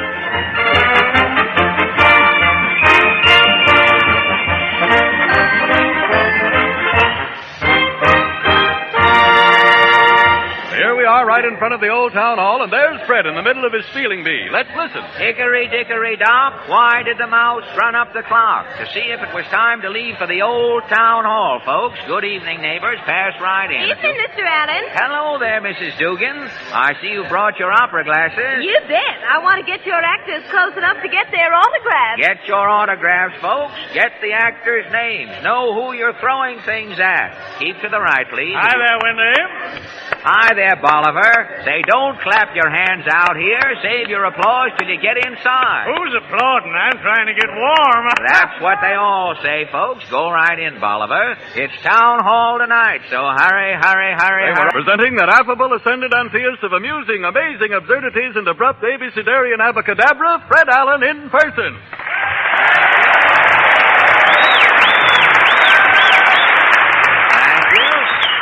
Thank you. I know that abracadabra, Harry, with his 40 thieves. I read about him. Thank you, and good evening, ladies and gentlemen. Now, before picking up the box and rolling out the dice of fun we've loaded for you this evening, I'll read you the Town Hall bulletin for tonight. Hodge White, vendor of sweetmeats at his popular goodie shop, says that lately customers have been complaining about being shortchanged. Customers walk out and leave their change on the counter, they say, and when they come back in, the money is gone. Hodge says in rebuttal, you folks forgetting your change, do so at your own risk. Now, if Hodge sees the money, he raps on the window with a wet rag. And if you folks don't hear the soggy din, Hodge says it's no fault of his. So much for consumer protection in our vicinity, and now for the Town Hall news. Say, Harry. Yes, Fred. What is it we never build up during the week, but it's in for an awful letdown every Wednesday? Oh, it's the picture sheet, Fred. I'll let it down right away. Thank you. Are you familiar with the meaning of that hog Latin phrase, auste the imgle? Oh, yes, Fred. I've seen it in Ovid many times. It means turn out the lights. Here they go. The projector starts, and we bring you the latest news of the week. The Town Hall News sees nothing, shows all. New York City, New York. Dr. Leroy L. Hartman, professor of dentistry at Columbia University, discovers desensitizing formula that banishes pain for dental patients. Town Hall News shows how new desensitizer will possibly benefit the man with a toothache. The scene, a dentist's office. No. You wish to see the dentist, sir? Yes, his tooth is killing me. Oh. Dr. Bohr will take you right away. Yes, Mr. Earl? An emergency case, Doctor. Yes, Doc, this bicustard is murder. Oh. Come right in. Your name, please? Oh. Fine. Sit down, Mr. McIntyre. Oh, will I need a yokel anesthetic, Doc? No. A few drops of Dr. Hartman's desensitizer here, and you'll feel nothing. Oh, hurry, Doc. Open wide, please. Wow. Now, which tooth is it? Well, this one? Oh, no, it's in the back. Fine. I'll rub this new solution on. There. Does that feel better? Yeah, I can't feel nothing now. Who's got my tongue? Why, here, it's hanging out on your tie. Oh. Now I'll extract that tooth. Ready? Oh, whoa. There we are. Oh. Look. Hey, that's a front tooth, Doc. The one that aches is in the back. I know. I just pulled out any old one to show you that it isn't going to hurt. Well, I'd have taken your word for it, Doc. Open wider, please. I'll get that one in the back. Let me see. It's a dandy. A lower molar. Oh, that ain't it either. It's a wisdom tooth to take in. The joke's on me. But you haven't felt any pain, have you? No, but my teeth ain't no daisy petals, Doc. Now, if I don't get it this time, the next extraction will be on me. There we are. That's the communist. Rinse him out, please. Now, shall I send your teeth, or will you take them with you? Never mind. How much do I owe you, Doc? 3 teeth, $30. $30? Will you rub some of that desensitizer on your face, Doc? On my face? Why? I'm going to punch you right in the nose. Toledo, Ohio. Owens, Illinois Glass Company's research department proves that many articles of apparel can be made from spun glass. Hats and clothing will be made of this brittle substance. Town Hall News shows how glass clothing may hamper the younger generation of tomorrow. The scene, a parlor in 1950. Oh, you do look charming, Jane. Thank you, Mother. You like my new gown? Oh, it's simply divine, dear. Beautiful glass. Is it shatterproof? No, it's the Pittsburgh Plate Glass Company's latest ensemble. Your scarf's attractive, too. Oh, it's just Dad's old windshield made over. And new slippers. Yes, Mother. Rupert's Brewery's new pumps. You mean those darling slippers are just old beer bottles? Uh-huh. With milk jar heels by Borden.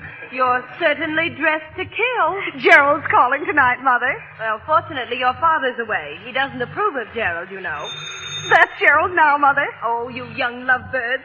I'll go back to my work basket. I've got to putty some cracks in your father's socks. Now, scat, Mother. I'll let Gerald in. Well, have a good time, darling. Jane, sweetheart. Gerald, precious. Oh, do be careful. You bumped against this glass skirt. You're some glass tonight, darling. Will you take my beret? Yes, I'll hang it here. Oh, I've dropped your beret, Gerald. I'm so sorry. Oh, it's all right, Jane. I'm tired of glass hats. People are always staring in at my dandruff. Won't you sit down on the divan? Thank you. I'll sit at the other end. We mustn't get too close with these glass clothes. Oh, move over. What's a little glass among friends? Now, Gerald, do be careful. There goes your sleeve. You naughty boy. You mustn't put your arm around me. Oh, gosh. I've broken your bodice pulling away. Heavens, if Father sees this, he'll be furious. I'll pay the glazier's bill. Kiss me, dearest. Oh, there goes your shirt front. Gerald, do be careful. Don't worry, darling. My union suit's unbreakable. Heavens, it's Father. Where can I hide? So it's you, Gerald DeBerry, you snake in that glass. Father, please. I'll go, Jane. I told you if I caught you with my daughter again, I'd kick you out of my house. Well, yes, and here goes. Gerald, shall I get you a doctor? No, get me a glass blower. I need a new seat for these pants. Washington, D.C. Weather Bureau bulletins show worst gale of the winter dropped mercury to new record lows. Town Hall News brings you flashes showing havoc wrought by blizzard from coast to coast. Chicago, Illinois. Traffic Officer Quentin Blue interviewed on duty at State and Randolph Street. How cold is it, officer? I don't know, brother. The mercury got so low here in Chicago, the underworld scrammed with it. Detroit, Michigan. Merrill G. Clark suffers unusual accident due to severe cold. Mr. Clark. Yeah. I went to blow my nose yesterday, and it come off in my hand. Hey, if I was Jimmy Durante, I'd have had my hands full. Cape Elizabeth, Maine. Record snowfall hampers farmer John Dunn. Pretty cold down here in Maine, Farmer Dunn. It's the worst snowfall I ever seen. Really? How high is it? Well, yesterday I seen a hen setting on the snow. I reached under her to see if she was concealing any eggs, and what do you think? I give up. Well, 'twa'n't no hen at all. Snow was so deep, I was groping the weather vane on the Unitarian Church. New York City, New York. Molly Ginsburg, union picket, felt cold in city. Cold, Gibble. It was so cold yesterday, tickets was running up and down in front of one pair of stores. And when a ticket's running, my friend, that's cold. Bent Fork, Arkansas. Extreme cold is felt in Hillbilly Colony. Mr. and Mrs. Luther Funk interviewed in cabin. Is this the worst cold you've ever seen here in Arkansas, folks? Lord, no. Last winter, Paul's guitar froze to his belly. Yeah, I had to give 2 auditions playing it like a Hawaiian. It's pretty cold here in your cabin right now. Sure is. You hear that noise? Yes, what is that? Them's my false teeth are chattering in the cupboard. Boston, Massachusetts. New England weather expert predicts that winds from Gulf Stream will eventually end cold snap. The snap.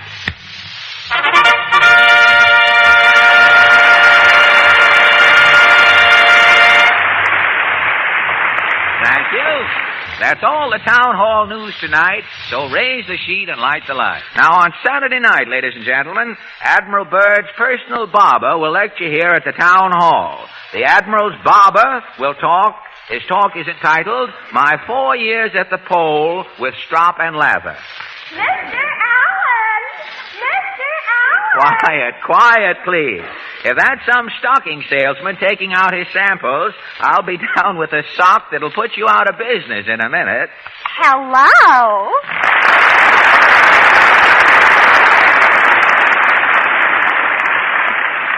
Well, sir, as I live and try to keep my garters tight so the calves in my legs can't crawl up and get at the water on my knee, if it isn't Portland. Yes, Papa sent me out to mail a letter to our congressman, so I thought I'd stop in. Your congressman? Has Papa got a bonus to pick with him?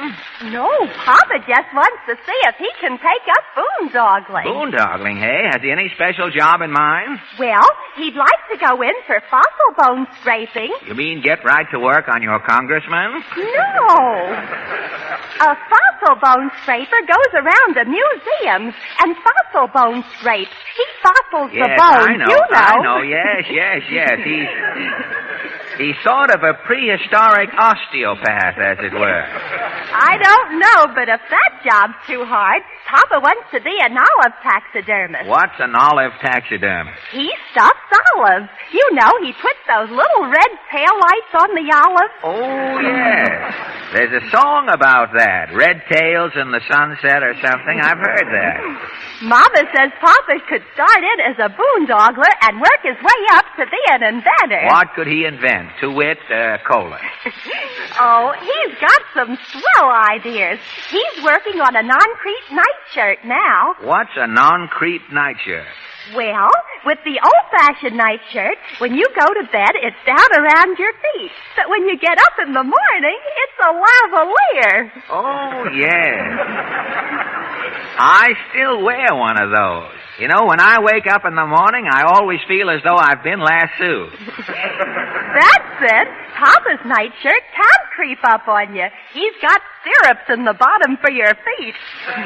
I hear he's worked out a new loaf of bread with a knothole in it, too. Yes, it's for drugstore sandwiches. If the bread has a hole in the center, you can look in and locate the meat. Say, that's a swell idea. And speaking of meat, now, if you'll take it on the lamb... Oh, I get it. Mrs. Broccoli. No, not anybody, but...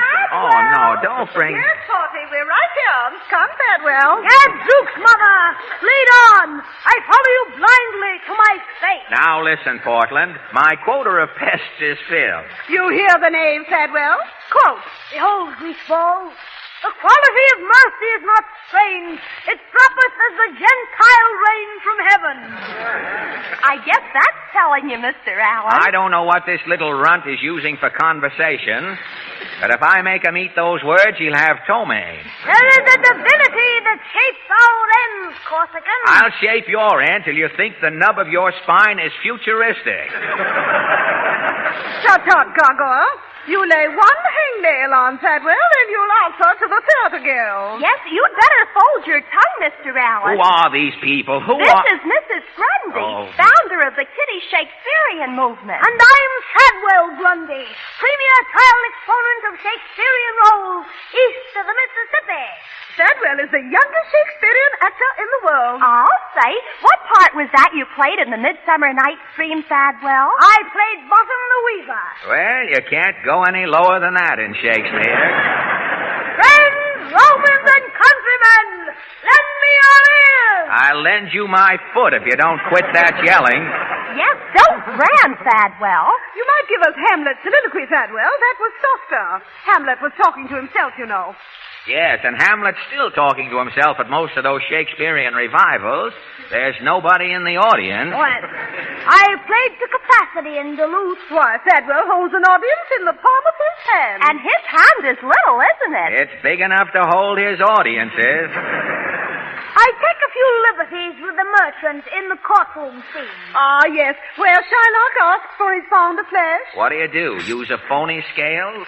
No, meat is so high lately. Fadwell gives Shylock hamburger. Forsooth, hamburger fits the role. Now, wait a minute. Hamburger isn't bad on bread either if you're a Shakespearean actor. I'm at my best in Hamlet. If all the Hamlets I've played were laid end to end... I know. You'd have a road map. Confidentially, Fadwell's ambition is to play with Major Bowles. Yes. The bell invites me. Heareth not, Duncan, for it is a knell. Act 2, Scene 1, Macbeth. Now, I'm not interested, Rollo. You're not going to lay on Macduff and leave your eggs around here. Give us a short scene, Fadwell. Very well, I never refuse a fan. A highlight from As You Like It. Divine, Fadwell. I adore you in As You Like It. As who likes it? As you're going to get it whether you like it or not. Lay on, Fadwell. Quiet, varlets. I shall try to recapture the mood. Ah, I have it. Alas, poor Colic. I knew him well. Colic?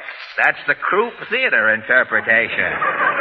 It's the last poor garlic, as I recall. Be still, moron. Carry on, Fadwell. Enchant us with your rhapsody of words. Yes, bravo, Fadwell. Encore. Wait a minute. To me or not to me? That is the question. No, the question is how long before I break a blood vessel around here? Oh, you anti-Shakespearean cad. A horse! A horse! My kingdom for a horse! I'd like to be a horse for about 2 minutes. You do? A half a horse is better than no horse at all. Why, you little rat. Run, Fadwell. Why, he better run if I... Please, Fadwell, please. So long, Portland. All's well that ends tally-ho.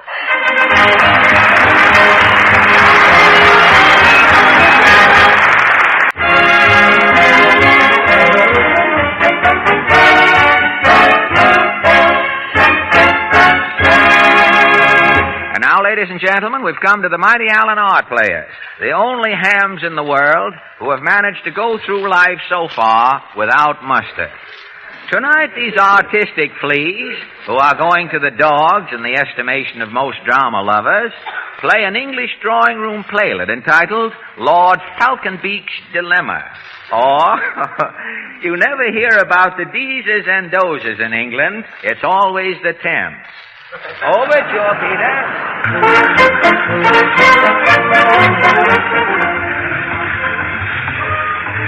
I feel like a hen's appendage in the gust, floating aloft, thither and yon. Lord Falconbeek, if you please. Oh, I say, can't I read my Tatler here? I'm advancing for my last circular affair.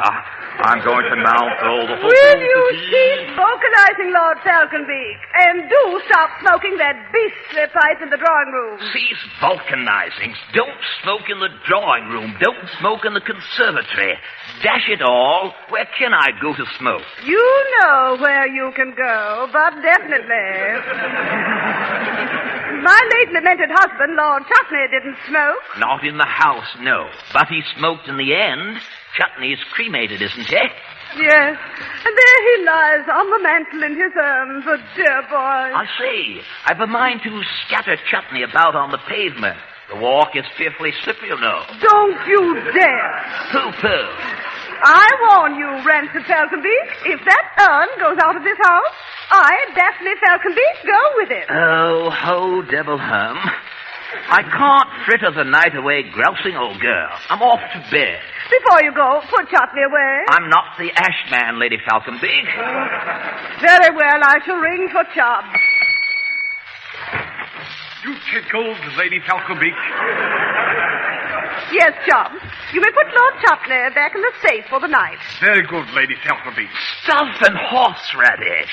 Putting one's first husband's ashes in the safe. Well, but there have been several robberies about lately, and if anything happened to Chutney, I would never forgive myself. Righto. If it'll restore peace, put the bounder away, Chubb. Righto, sir. And spin the combination, Chubb. Yes, your ladyship. And now, Chubb, let's away. You must dress me for bed. Disturbing dreams, Lord Falconbeek. Oh, the same to you, old girl, with knobs on. Come, Chubb. Yes, my lord. Here, it's dark in here. Snap on the beastly light in the chamber, Chubb. Right, sir. What are you wearing to bed tonight, my lord? I can't decide. I always like to dress for my dreams, you know. You wore tails last night, my lord. Yes, dash it, then dreamed I was at a nudist camp. A horrible faux pas. We might anticipate your nightmares, it would tell. Rather. Oh, a happy thought. I have it. The fox hunting season opened today, Chubb. I might ride to hounds in the dreams. I shall wear my hunting suit to bed. The red jacket. Right you are. My checkered breeches, riding crop, and my fox horn, Chubb. Oh, and shall I test the horn, sir? Definitely. Have a puff at it. Remarkable lipping, Chubb. If I were a fox, I couldn't resist you. Oh, I say, what's that? Sounded like glass, sir. Oh, possibly Lady Falconbeek's dropped her lorgnette. Help! What is it? What is this dither, Daphne? Burglars! They're ransacking the drawing room, Rancid. You must function. But see here, I'm dressed for bed. One doesn't stalk burglars in one's fox togs. Yes, you will have to change, my lord. Oh, You'll yeah. be laughed out of the Rotogravillon. Positively. Oh, they're at the safe, Rancid. You must save Lord Chutney's ashes. Yes, show the true Falconbeek spirit, my lord. Righto. Yoips away, Chubb. Antivita, let us face the prowlers. Be firm, Rancid. I shall wait for news here. The door, Chubb. Here. I see you, chaps. What's this impromptu, old boy? Two can play at bubble and squeak, you know. Who are you, mate? This is Lord Ransom Falconbeek. Righto.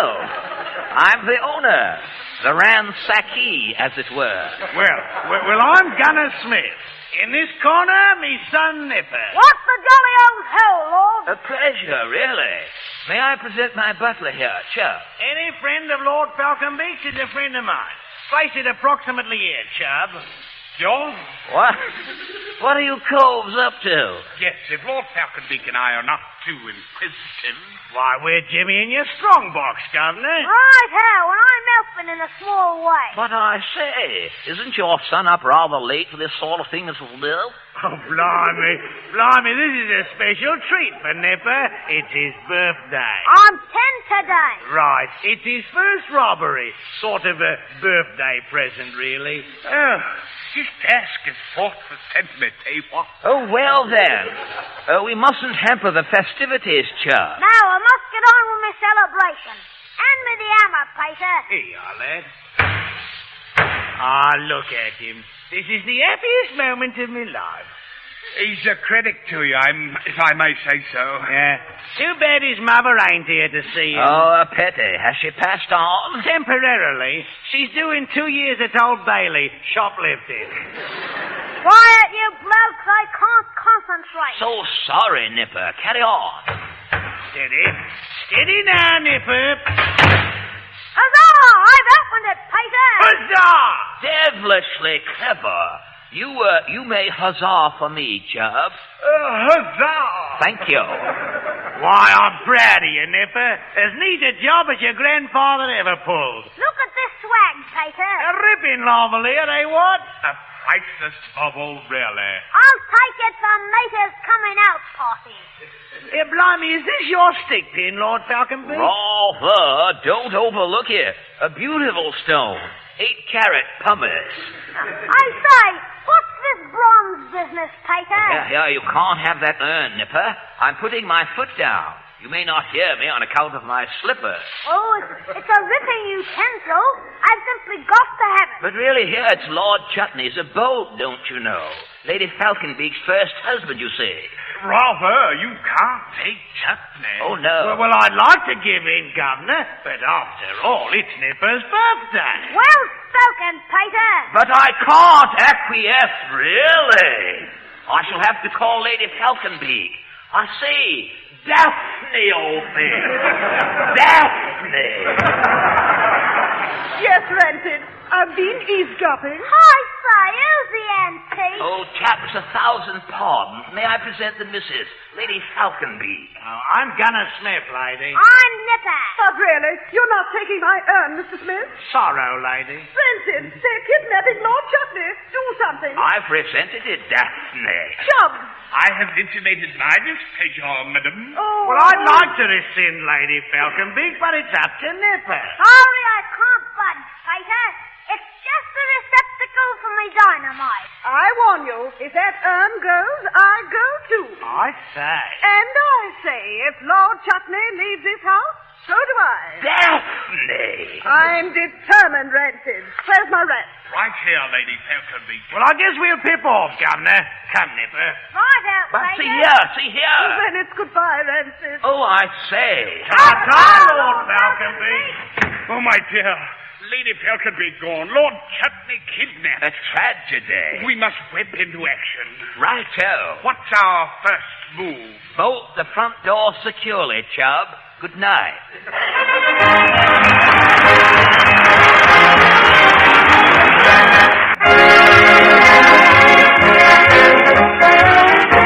Thank you. This is Fred Allen saying good night, ladies and gentlemen, and inviting you to another hour of smiles next Wednesday evening at the Old Town Hall.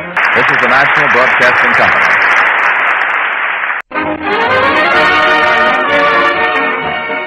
An hour of smiles in Town Hall tonight, folks. Fun with our star comedian Fred Allen and his mighty Allen Art players. It's Town Hall tonight.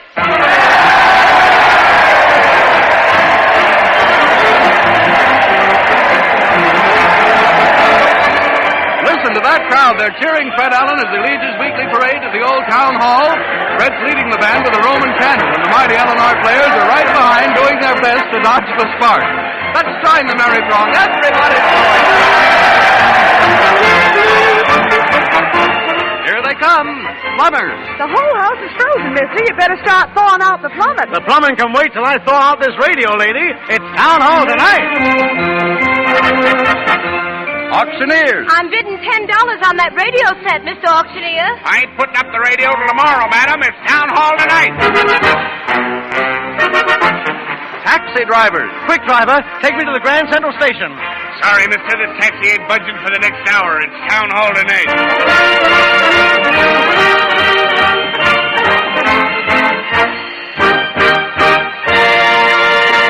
Yes, sir, here we are before the doors of the old town hall, folks, and there's Fred spraying water on his tonsils so they won't get overheated as he yells to the crowd. Listen. Just break the news to Mother. Tell her there's another show at the old town hall, folks. It's absolutely free, so kindly go right in. Evening, Mr. Allen. Hello, Mrs. Towsig. What's the big idea, wearing those ear laps into the show? Oh, I gotta cover my ears. If I ever hear what you're saying, I'll bust right out. Step right in, Mrs. Towsig. Laugh, and you're at the town hall, folks.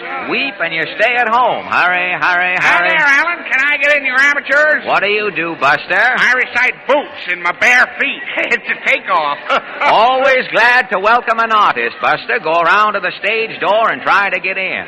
The show is just about to start, folks, so hurry, hurry, hurry, hurry. Presenting that kaleidoscopic Cagliostro of comic conjurations and colossally captivating caricature and capers, Fred Allen in person.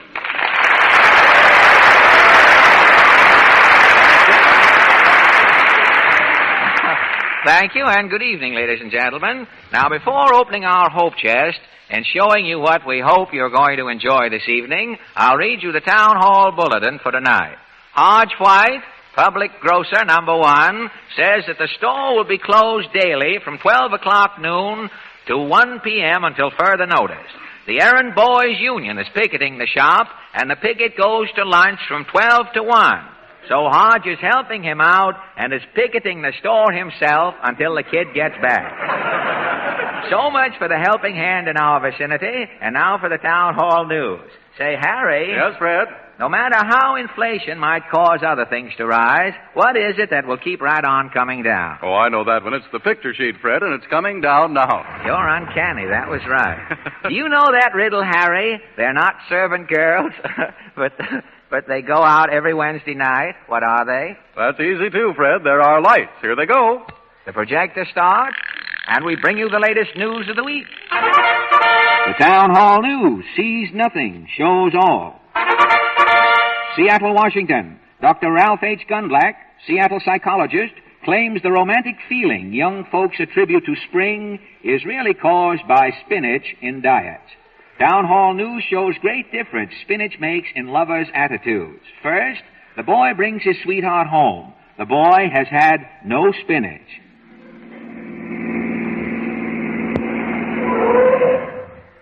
Well, come on, you're home. Drag yourself out of the car, Mabel. Oh, you're some gigolo, Cuthbert. Driving around 3 hours, you ain't even held my hand. Well, I wouldn't have felt your hand anyways. I had my mitten on. I thought you were taking me out for a good time. Oh, I treated you to chop suey, didn't I? Yeah, but I had to put my own neck on the piano.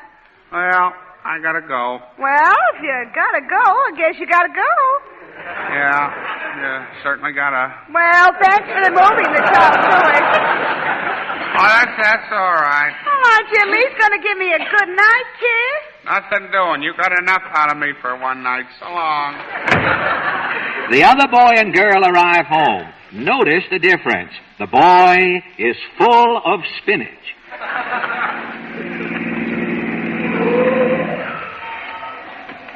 Ups-a-daisy, honey buns. Oh, Cuthbert, you'll squeeze the life out of me. Kiss me, baby. Oh, stop it, Cuthbert. My goodness, I look as though I spent a weekend in a threshing machine. Come on, Toots. Give me a quick half, Nelson. Where do you get your pep? Why, I eat spinach. The old happy hay. I got a can of it right here in my pocket. Spinach? Right. You don't need no moon for romance if you got spinach. Well, good night, Cuthbert. I'm sleepy. You are? Here, open your mouth. Here, what are you doing? Well, that's spinach, babe. How do you feel now? Whoopee! Let's...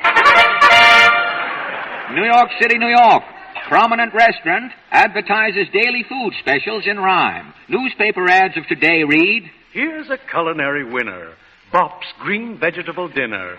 Mushrooms from a shady dell. Light date muffins served as well. Town Hall News shows what Bop's service might sound like if employees and guests conversed in rhyme. The guest arrives at the door of the restaurant.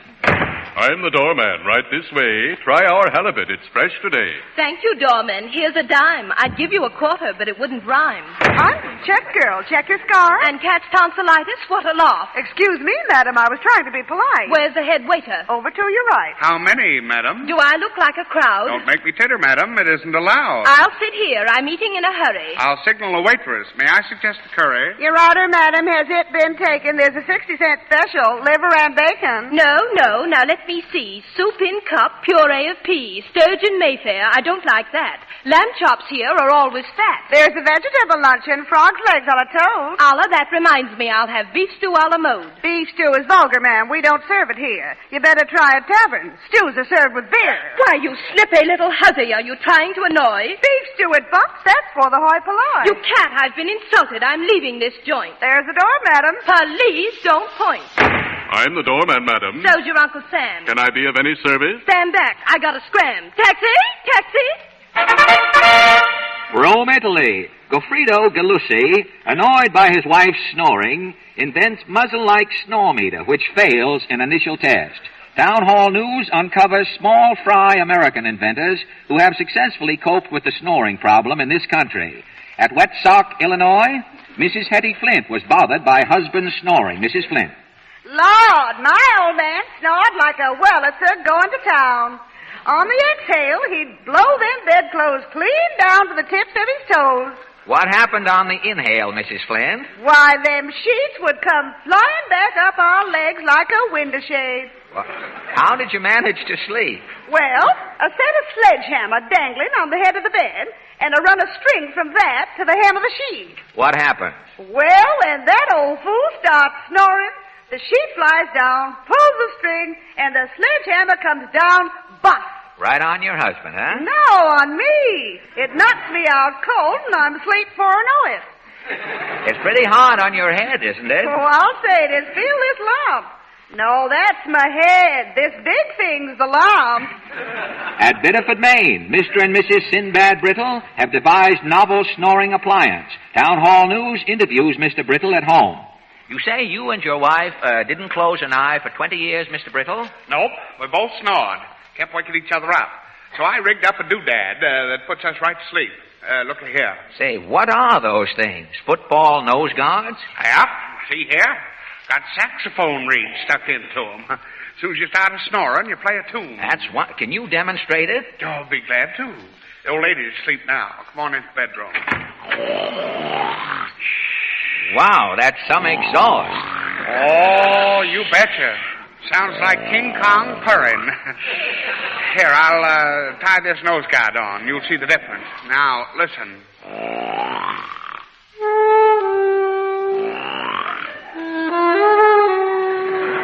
That's a big improvement, all right. Yeah, when I start snoring, too, it comes out duet. Really? Could I hear it? Sure thing. Here, I'll put this other nose guard on and show you. You can't go right to sleep, though, can you? Yeah, you bet you can. My grandmother was frightened by Rip Van Winkle. Oh, okay, tie it on. Now, let's hear what happens. I'll just lay right down here. I'll drop right off. Now, listen.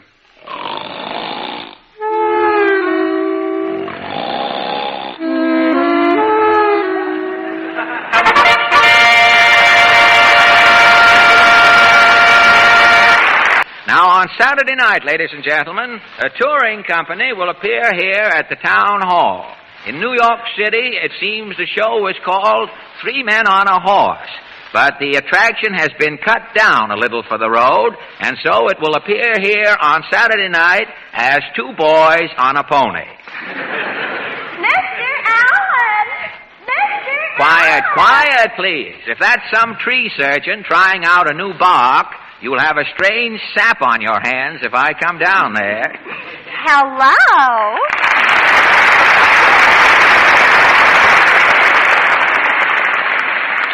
Well, sir, as I live and always try to go to bed with a penny in my hand in case I toss in my sleep, if it isn't Portland. Yes, I was coming home from knitting class, so I thought I'd stop in. Knitting, that's quite a popular indoor sport these days, isn't it? I'll say, a lot of women crochet, but I'd rather knit than crochet any day. I should think so. Carrying those big mallets around for crochet, it's a nuisance. You don't crochet with mallets. That's croquet. No, croquet isn't a game. Croquet is chicken in capsule form. Oh, I thought a croquette was a woman who flirted. No, a croquet is a little round thing. If it were made out of beef, it would be a hamburger. Oh, it's sort of a foul ball. Aren't we all? But what are you knitting? That's what I went down to the class to find out. You're knitting something and you don't even know what it is? Well, I started out to make a stocking for Papa, and the first thing I knew, it got too long for a stocking. What are you going to do with it? If I can buy some curved wool, I'll put corners on it, and it might turn out to be a sweater. The curved wool. You'll need that, I imagine. Why don't you just give the whole thing up and put the wool back on the sheet? No, I'm too stubborn. I'm going to keep on knitting and see what happens. Is that your handiwork there in the bag? Yes, I'll take it out. Maybe you can tell me what it is. No, don't bother. It's no trouble. Gosh, Here it is. What is it? Well, it could be a lot of things. If it had another leg, it might be the bottom part of a union suit for a tall man with bow legs. Say, that's an idea. Papa could wear a vest with it for the top. No, on second thought, it's too baggy in the back. It'd look as though he was sitting down all the time. Gosh, this is a puzzle, isn't it? Yeah, the best thing to do, I think, is to keep on knitting. That'll either turn out to be a windbreaker for the Graf Zeppelin or a pullover for a giraffe.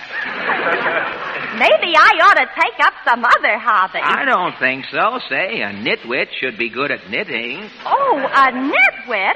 That's what you say. A lot of people think I'm pretty smart. What people? People who don't even know me think so. Well, that explains it. To know you, Portland, is to wonder. Oh, I get it. You just wait. Professor Duck! Oh, Professor, no, don't bring it. Don't shout, Forty. I'm jolly well here in the offing. I say what-ho and a raucous pip-pip. Now, wait a minute, brother. Another pip out of you. Wrong there. Toodaloo, scat anchors away in a rousing sick transit. Some stuff, hey, Mr. Allen? Listen, Portland, you take this leaping pedant back to Mr. Ripley and apologize. But this is Professor Dabney, Mr. Allen, the English slang authority. I don't know any English slang. Whatever I call him, he'll have to translate for himself. I'm in America making a study of your quaint vernacular. Good. Here's where you get acquainted with the cold shoulder. Ah, the frosted clavicle. Mr. Allen means he'll give you the air, Professor. Give me the air? How unique. Fancy blowing on me from way over there. I'll make it if I have to take 2 breaths. What sort of slang do you specialize in, Professor? Oh, assorted lingo. I admire your restaurant banter. I stopped at one of your heated canine nooks recently. You mean a hot dog stand, Professor? Oh, bother. Hot dog, sweltering puppy. What's the difference if you brought bicarbonates? What happened? Well, I ordered the #1 luncheon, and the menial shouted to the chef, 2 dogs in the Excelsior. Ha, ha, ha! Fancy digesting 2 spaniels in the straw. That was Frankfurt's and sauerkraut, Professor. Oh, you don't say. How devastating. It's too bad you didn't order dropped cyanide on rat biscuits. Cyanide wouldn't be so hotsy-totsy, would it, Professor? Oh, hotsy-totsy. Hotsy meaning warm. Totsy meaning child. Are you conveying to me that the baby is overheated? Listen, super stupid. Has anyone ever told you that you're dead from the neck up? Oh, tush and pipple. How could I possibly be defunct in isolated sections? Well, it could happen. You can't prove it by me. But I'm very much alive. Haven't you noticed? Why don't you go lay an egg? Oh, I say, I'd love to oblige, but one can't attempt the gruesome, you know. That's only an expression, Professor. It's like pulling a bloomer. Oh, I say. Fancy intimating that one would tug an unmentionable. You're tugging an unmentionable just staying around here. I'm afraid I've a lot to learn about your Yankee patois. Why don't you go into pool table retirement, wave goodbye to the universe, and crawl in behind the nearest 8-ball? You know what that means, Professor? Definitely. I was told to secrete myself in the shade of the 8-ball recently, and I went to a pool hall for that specific purpose. Did you have to get in line? Oh, no. No, after I had climbed on the baize, I saw my mistake. There was no 8-ball. I'd climbed on a billiard table. It's lucky you kept your hat on. Somebody might have played your head in the corner pocket. Capital, Porty. Listen, Professor, mutual fatigue is bound to set in unless you and I come to a parting of the ways. Now, shake a leg. And that isn't slang, Professor. It means we'd better go. But why should I shake my leg when it isn't even dusty? Portland will explain it to you on the way out. Over the river, Alan. Stop in the middle, Professor. So long, Portland. Tally-ho!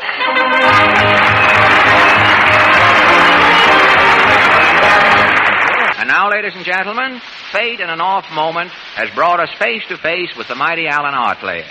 This little group is the first company to open Robinson Crusoe on a Monday night and have the show close before it even got to Friday. Tonight, these actors, who have never been outnumbered by an audience, present a problem play of the radio studios entitled Going, Going, Gone, or All of the Bells at an Amateur Night Don't Have Skirts On. Overture, Peter.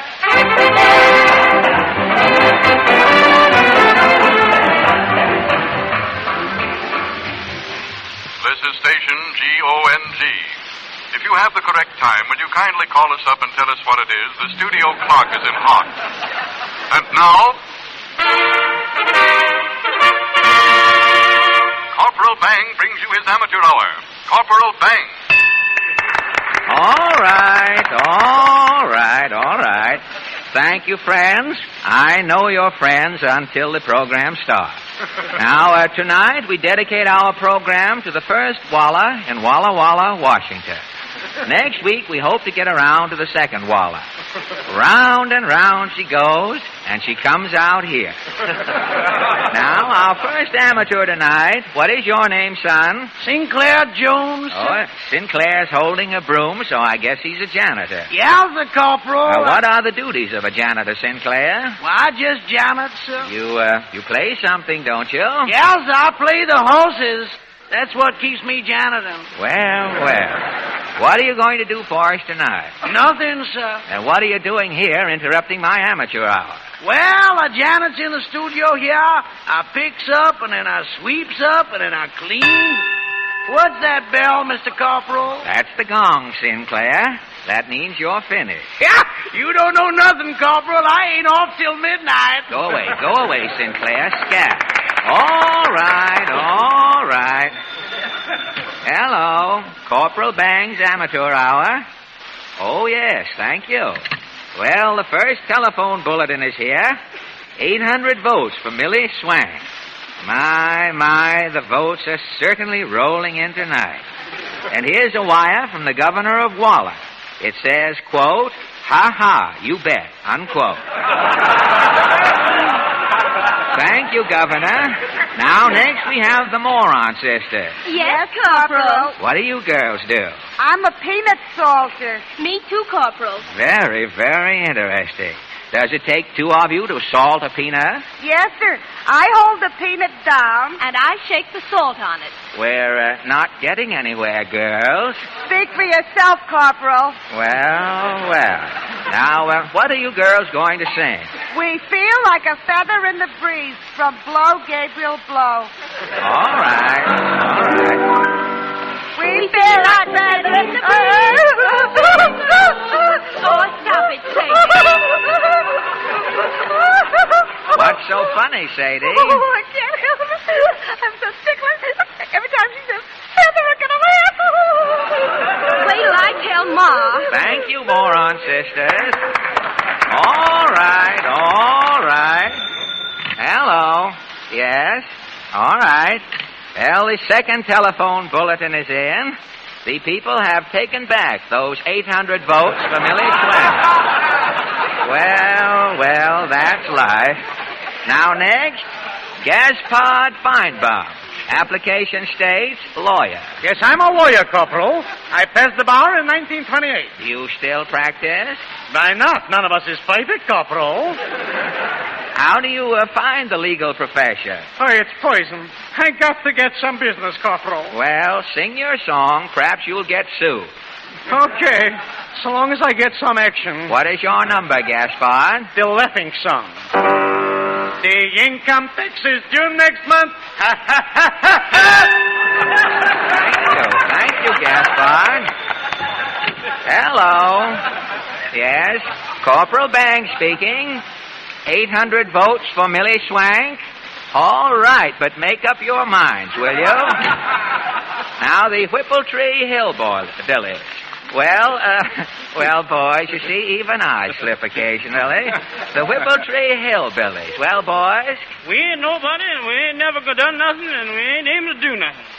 What's more, we don't want no gabbing out of you. We are here to sing. Your song is Hand Me Down My Walking Cane. You bet. Well, hand it down, and I'll beat your brains out. Hand me down my walking cane. Hand me down. Where's my gong? Page boy? Yes, Corporal? Where's my gong? Well, you just had it, Corporal. I know, but it's gone. I've got to stop these hillbillies. Get a policeman, somebody. Hello? Yes? Yes, I know the hillbillies are terrible. No, I can't give them the gong. It's stolen. All right. I'm sorry, folks. My gong's been stolen. I've sent for the police now. As soon as I get my gong back, I'll ring it.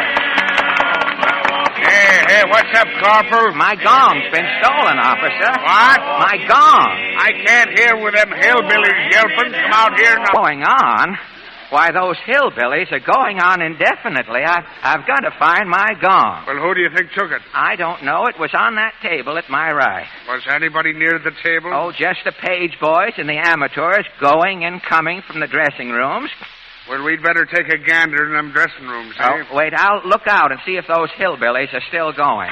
My walking cane. Oh, they're still going, all right. It's awful. Close that door. Oh, this is terrible.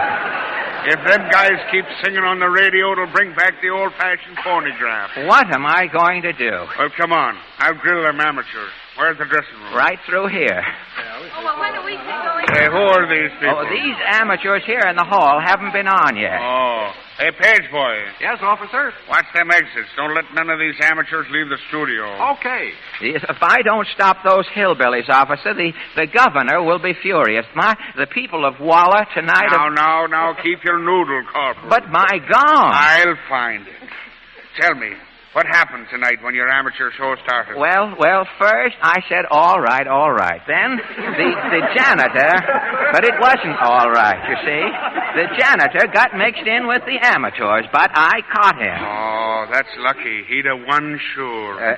Then the moron sisters sang. They're here in room number 4. It's right here. Yes. Wait, I'll knock.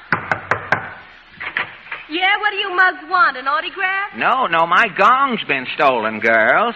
What did you dames do? We sang. Ready, Sadie? 1, 2, We feel like a feather in the breeze.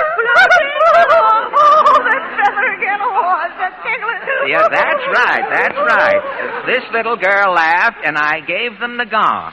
Sorry, girls. Say, if those hillbillies get hoarse, you know, they may have to stop without the gong. I'll peek out and see how they're doing. Hand me down my walking cane. Oh, Lord, they're going stronger than ever. Who was the next amateur? Now, let me see. The show's so big, you know. Oh, yes, that fellow with the laughing song, Gaspard Feinbaum. I gave him the gong last. He's right in here. And I'll give this bum the works. Well, so what's going on there? My gong's been stolen, Gaspard. And you was the last one to get it. Now come clean, fine bum. Where's that gong? Gong schmong. Who knows from gongs? And Pipe down, Mug. I'm going to search you. Not without no habeas corpus. I'll show you. Now, let us keep our tempers, Gaspard. So what, Mr. Schmoozer? Come here. I'm going to frisk you. Yes, I'll hold your briefcase, Gaspard. No, help, Appellant. Give me that briefcase. No. Oi. Oh, what was that? He dropped his briefcase, and it sounded tinny. Yes, it did. No, it ain't in there. Open the briefcase, Corporal. Wait, I'll undo these straps here. Now, you hold still, you. No, don't open the briefcase. I confess, I stole the gun. Yes, here it is, officer. Oh, I hope it still works. Yes, it's okay. All right, come on, Feinbaum. Why did you steal it? You weren't going to start another amateur hour, were you, Gaspard? No, Corporal. Then what would you be doing with a gun? Look, I'm a lawyer. For 10 years, I've been chasing ambulances. Always to get an ambulance case, I got to split my fees with a surgeon. But where does my gong come in, Gaspard? Yeah. Well, if I had a gong, I could go into the ambulance business myself and do away with the middleman. Don't pinch me, Corporal. Will I let him go, Corporal? Only on one condition. I'll do anything. All right, you come back next week, Gaspard, and tell this tragic story to my radio audience. I will, absolutely. Okay, Feinbaum. You can go out through the studio, this door here. Holy jinglers, those hillbillies are still going strong. Well, you got your gong, Corporal. Let's go. Yes, this will stop them. All right.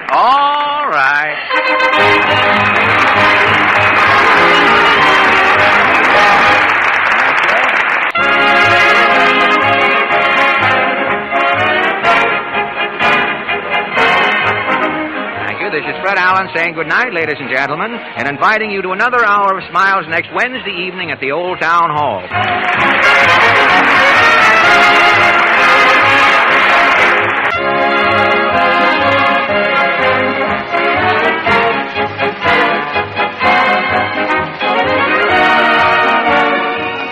An hour of Smiles in Town Hall tonight, folks. Fun with our star comedian Fred Allen and his mighty Allen Art Players. It's Town Hall tonight!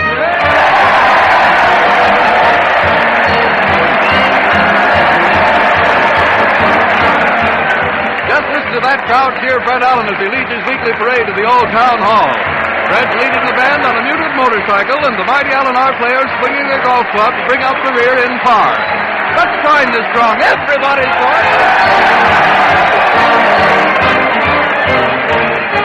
Here they come, bike directors. Are there any other minutes worthy of the board's attention, gentlemen? Only 60 minutes on the radio, Mr. Chairman. It's Town Hall tonight.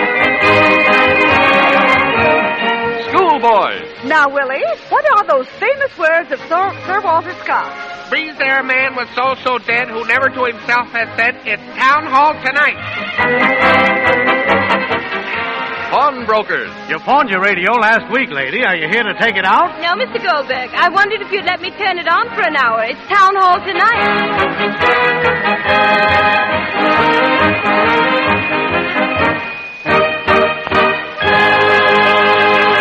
Here we are at the Old Town Hall, folks, and there's Fred with his Barker's Serenade of Barker, Roll, and Banter on the side. Let's listen. If you wonder what became of Sally, folks, take a gander around the Old Town Hall. She's probably enjoying life on the inside. Now, here, don't crowd there, sister. Evening, Mr. Allen. Hello there, Mrs. Haley. What's the big idea, carrying that hot water bottle into the hall? I'm entered in the amateurs, and I don't want to get cold feet. Check your hot water bottles, folks. Nobody holds the bag at the Old Town Hall. 60 minutes of fun and fandango, and it's free, so hurry. Presenting that magnificent maestro of mad, momentous merriment and madcap, malapropic mumbling, Fred Allen in person.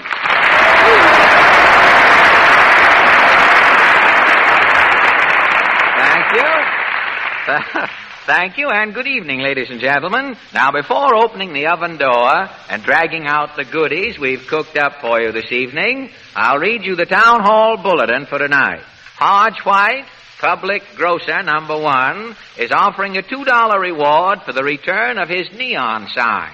When the sign blew down in the high wind yesterday, the glass broke and the neon got away.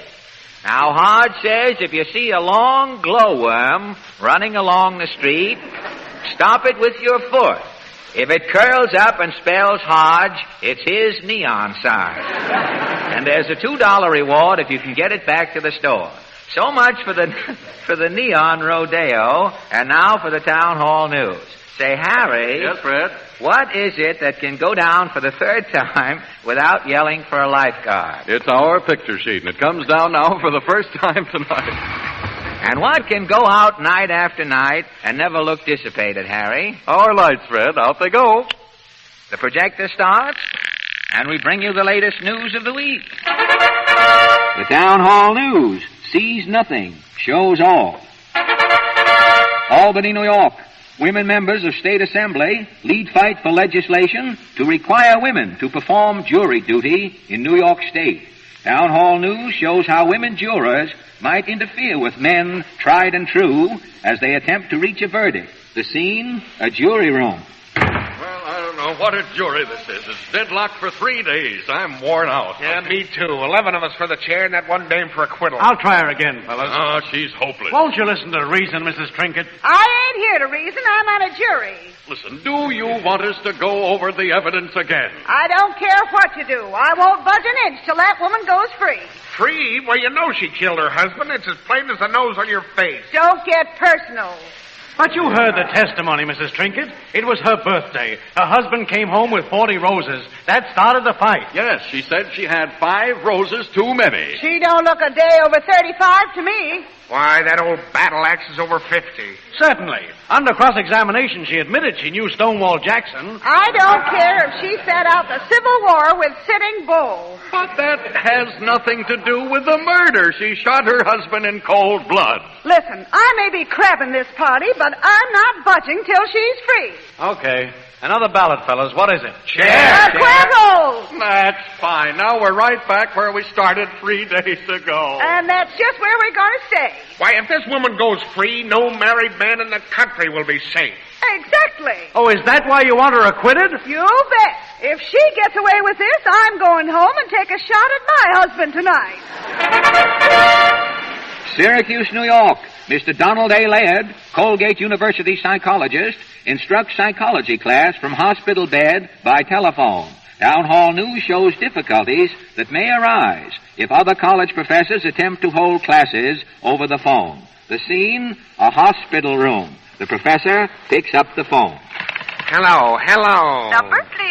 This is Professor Nasal at the City Hospital. City Hospital, I'll ring your party. No, I'm at the City Hospital. If you have a complaint, ring information. No, I have no complaint. Then what are you doing in the hospital? Listen, operator, I'm calling Colgate University. Colgate. Coal as in cellar, gate as on fence. I'm ringing your party. Hello. Is this the college? Yeah, you want the haircut or shave? I'm trying to get the college. This is Barber College. You want the haircut or shave or shampoo?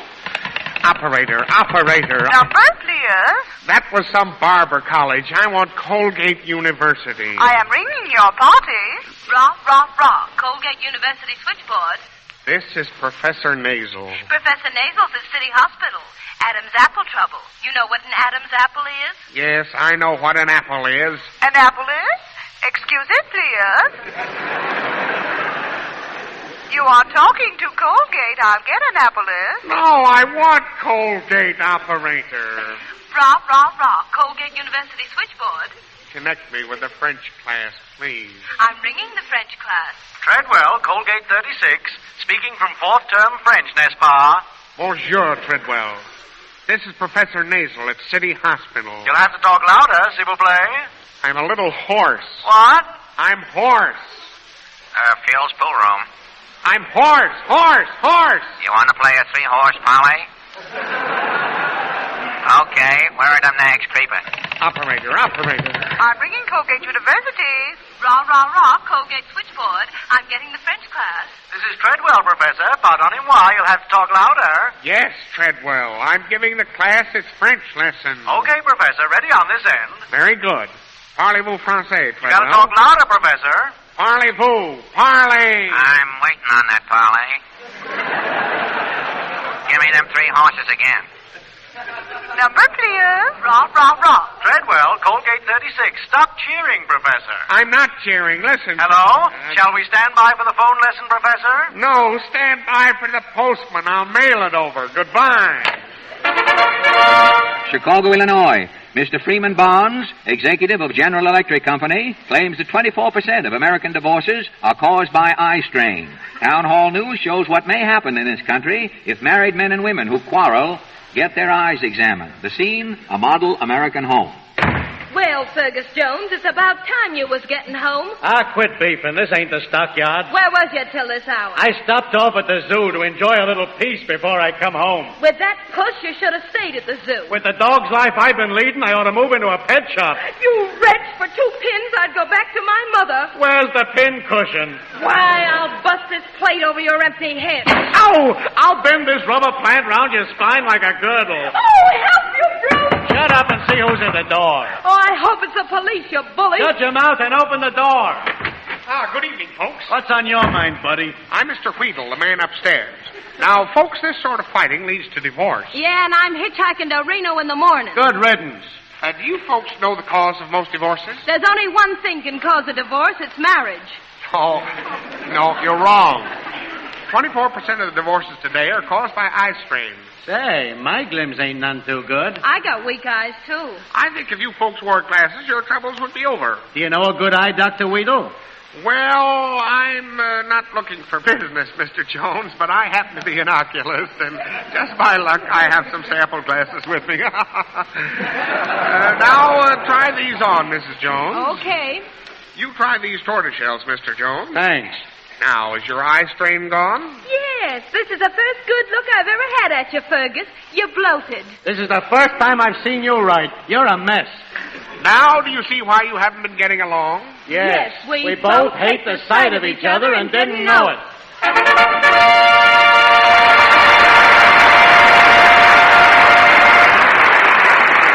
Now, on Friday night, there will be a stereopticon lecture.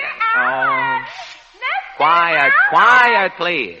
If that's somebody humming, the music goes round and round. You won't come out where it says in the chorus if I come down there. Hello?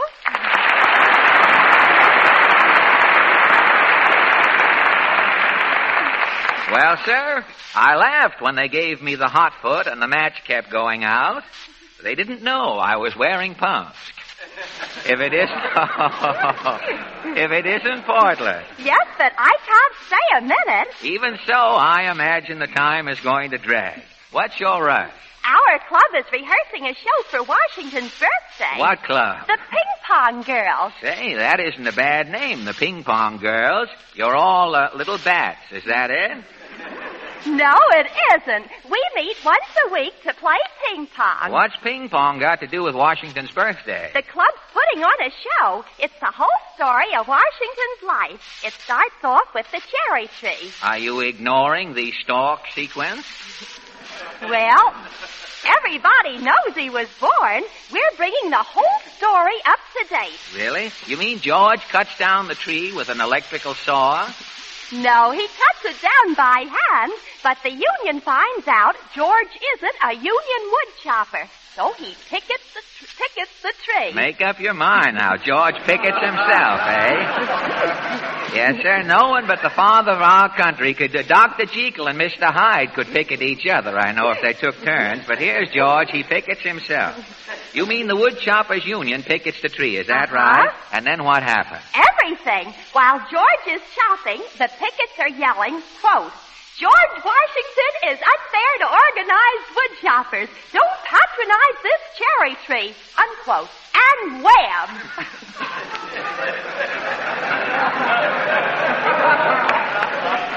Well, that's possibly the most outstanding solo wham I've ever heard. Really too bad there isn't an echo here. You would have gotten some results for all of that effort. And wham, and down comes the tree, right? No, the curtain. It's a wow, isn't it? Say, the curtain can come down any time in a play like that, and it'll be a wow. The second tableau is the Potomac River. The tide is out. Out with the audience. George is just going to throw that dollar across the Potomac River when a message comes from the League of Nations. What does the League say? Having a fine time? Wish you were here? No, it says if you have any money to throw away, lend it to Europe and save the wear and tear on your arm. Look. Wham, huh? Again. Now, that's where you should have put it in, you see, if you'd have paid any... Look, if you just saved the wear and tear on my ears... Oh, I get it. You want to change a face. Now, listen, I just want Mr. somebody who can Flint. pronounce what's supposed... Mr. Flint. Oh, Mr. Come on, Flint. Dave. Now, get me right, brother. I'm a man of few words. A man of few words. Mr. Clinch is a go-getter, Mr. Allen. Right, babe. I'm a go-getter and a bring-a-backer. Anything I go for, I get, and anything I get, I bring back. Could you go for about an hour? Oh, a wag, hey, brother? Tell him who you are, Mr. Clinch. Okie doke, babe. Gallop your astigmatism over this card, brother. Samson Clinch, General and Novelty Insurance. Now, look, I'll show you something. Let go of the card, brother. Get it, Mr. Allen? The card snaps right back in Mr. Clinch's vest. My own idea, brother. Now about your policy. My policy is to keep away from insurance men. I don't need any insurance. Don't join the great majority, brother. What are you going to fall back on in your old age? The same thing I'm falling back on today. Have you heard about Mr. Clinch's release policy, Mr. Allen? A bona fide contract, chum. You turn all of your dough over to the company. At the end of 5 years, we'll have you on release. No. I've got all my money tied up in a sweepstake ticket. You can't go wrong, Mr. Allen. And if you do, we got a policy that'll cover that, too. Everybody carries insurance. Not me. Insurance is a contract people sign agreeing to go through life poor so that they can die rich. Well, how about an accident policy? Cash in while you're unconscious. Yes, you never can tell when an accident will happen, Mr. Allen. Especially for a radio comedian. Telling them stale jokes, you're apt to get shot any minute. Earn while you're convalescent. Listen, everything has happened to me already. There's nothing left to occur. Why don't you demonstrate the accident policy, Mr. Clinch? A happy thought, babe. Hey, Stooge.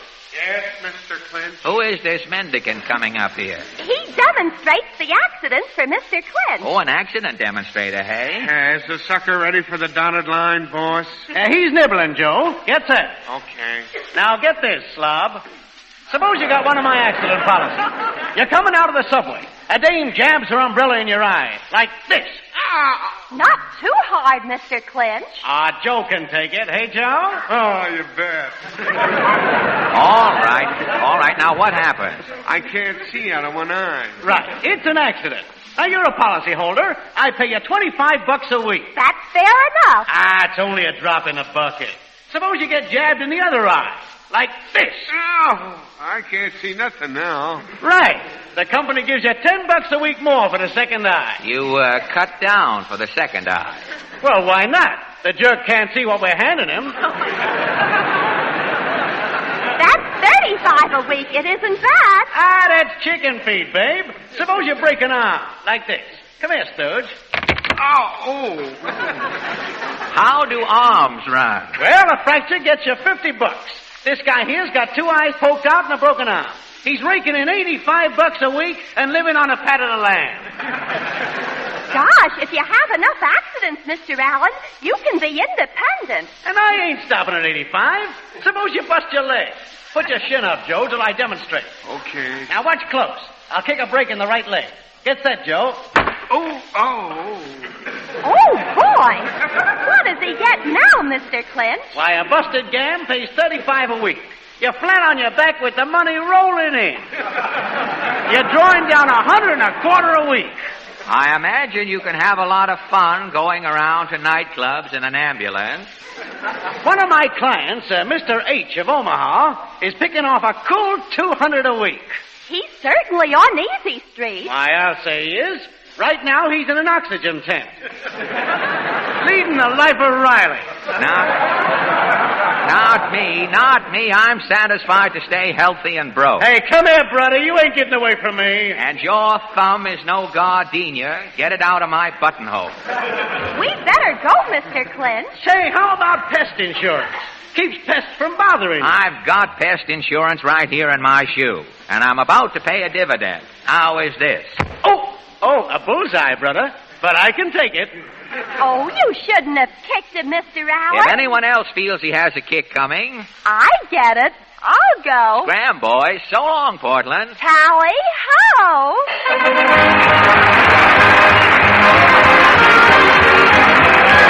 And now, ladies and gentlemen, once again we come to the mighty Allen Art Players. Tonight, these merry mimes were going to play Boy Meets Girl, but neither showed up. So instead, they bring you a tragic dramalette from the hills of Arkansas. It's called The Fatal Shot, or He Who Loves and Runs Away may die winded, but he'll die single. Overture, Peter.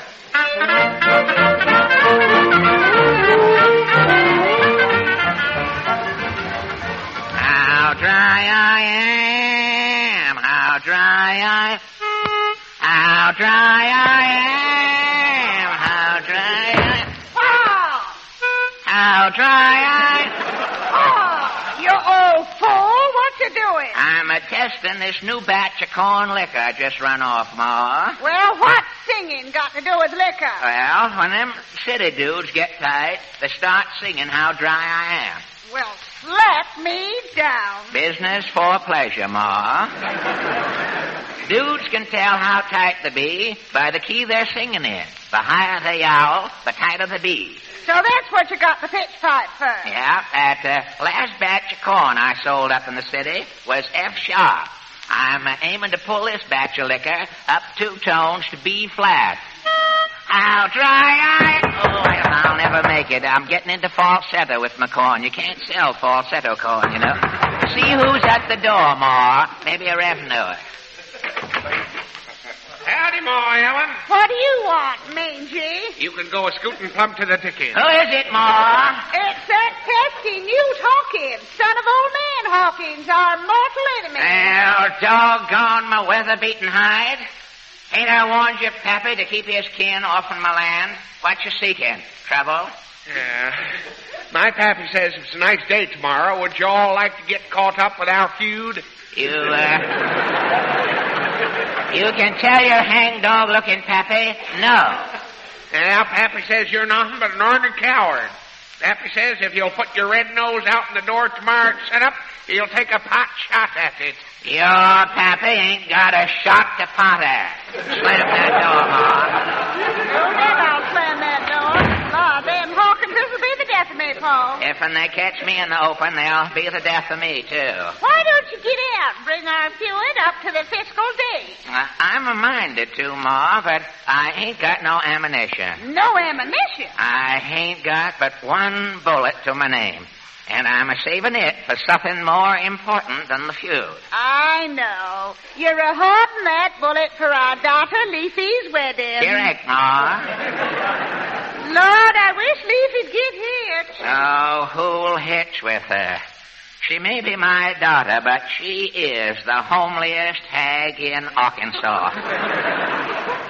Jeepers, I even had to turn my own head away at her christening. Hush them tobacco lips, Paul. I hear Leafy a-stirring in t'other room. Oh, stop your bawling, Leafy. Listen at him, Ma. Yeah, well, stop simpering, daughter. What you bellowing about? Today's my birthday, Ma. I'm 39.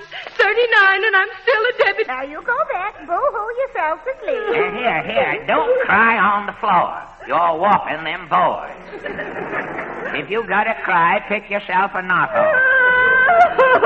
Oh, Lord, the poor ugly duckling. What's that glass? Oh, dog fog my bog. She must have looked in the mirror. I told her to use the back of my blue serge coat for looking. Lord's sakes. Gosh, I wish she was here. She's eating like a horse in her grief. Yeah, that's just why I'm a-saving my last bullet. The first stranger that shows in these parts, Ma, is leaving town our son-in-law. I thought for something that voodoo doctor'd get her married off. Oh, that all-fired Montebank. I seen his ad in the almanac. I give him $2 to work a cheap spell. Ain't he through mumbo-jumboing round here yet? Well, he's winding up his hexing today. So he's going to haul ghost, eh? Mm-hmm. Reckon he'll get here soon. Who's to the door? Maybe that's the voodoo now, Pa. I feel a chill. Greetings from the spirit world, Ma Allen. Oh, come in, Yogi. Hi, Yog. Howdy, Lou. I just dropped in to call off my spirit. Well, might as well round them up for all that good they're doing, Leafy. Well, ain't that homely daughter of yours married yet? I voodooed her last week. How come you voodoo us like you voodoo-do, Yeah, how come Leafy is still single? Well, I don't know, but if the spirits give up, so do I. Hallelujah, brother. The old carpetbagger. Effing a bad finish, too, that hallelujah. You'd think a witch doctor'd have a better finish. Yes. Effing I weren't saving my one bullet, I'd have drilled him sure. Oh, now hold your mean temper, Pa. You ain't firing that gun till we find a bow for Leafy. Don't worry, Ma. I'm nasty, but I'm careful. Who's there? Open that door, you coward. Oh, it's that Hawkins brat again. Maybe Pappy Hawkins can't wait to feud. He's impatient, you know. Give me that gun. I'll open her slow, Pa. Come in, son. I got you kivered. Hey, now put down that Allen piece, old hound head. You're a trespasser, Newt. I conveyed I wasn't in the mood for no feuding, didn't I? Yeah, right enough. I told my pappy. He sent me back over to call you some names. Yeah? What's your ratty old sire aiming to call me? Well, first off, he says, if your stomach was as empty as your head, you'd be famished. Yeah, he says that, eh? Your pappy so full of corn, the undertaker'll have to shuck him before he can bury him. And pappy says, you're so tight, you ain't got enough loose skin on you to set down. At him, Pa, at him. Your pappy so all-fired mean, he uses a stomach pump on fish to get his bait back. Good going, Pa. Get bitter. I'm perking, Ma. And then pappy says, you're so poor, he seen your dog outside the doctor's snapping at bones in x-ray pictures. He said that, eh? Well, your pappy so doggone ragged, he's got to carry his buttons in his hand. And now, hold on. A feud's a feud, but don't go too far. Newt Hawkins, I'm fixing to end our feud right here now. Put down that gun, Pa. Don't waste that bullet. Yeah, don't plug me, you Luke. I ain't hankering to die. You're meeting a fate worse nor death, Newt Hawkins. Yes, I know what you mean.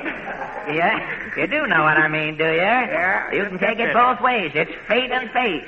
Because you're going to marry my daughter, Leafy. Whoopee! No, not with what you said, that face. Yes, I got you kivered with what you said is gun, too, Newt. Hold him, Pa. Hold him till I get Leafy. Leafy?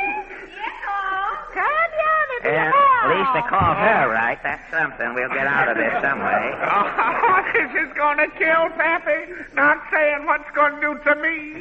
What you want, Ma?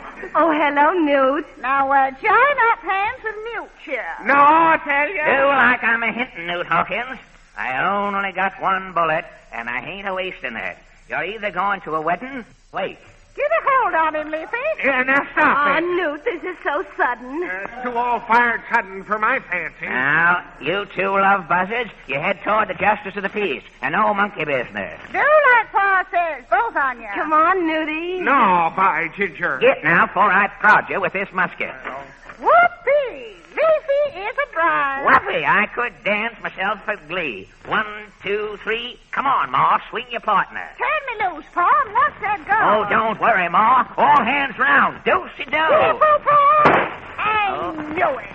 You old fool, there goes your one bullet. And here goes your one son-in-law, Luke Allen. So long. No, come back here. Jeepers creepers. My poor Leafy, you don't know what that shot means. No? What does it mean, Pa? It means you're going to die an old maid, Leafy.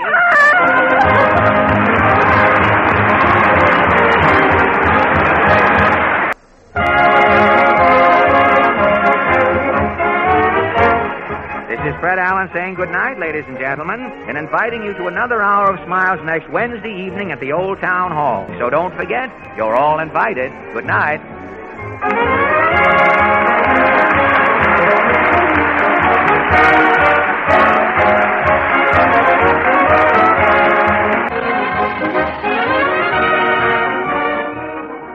An hour of smiles in Town Hall tonight, folks. Fun with our star comedian Fred Allen and his mighty Allen Art Players. It's Town Hall tonight! The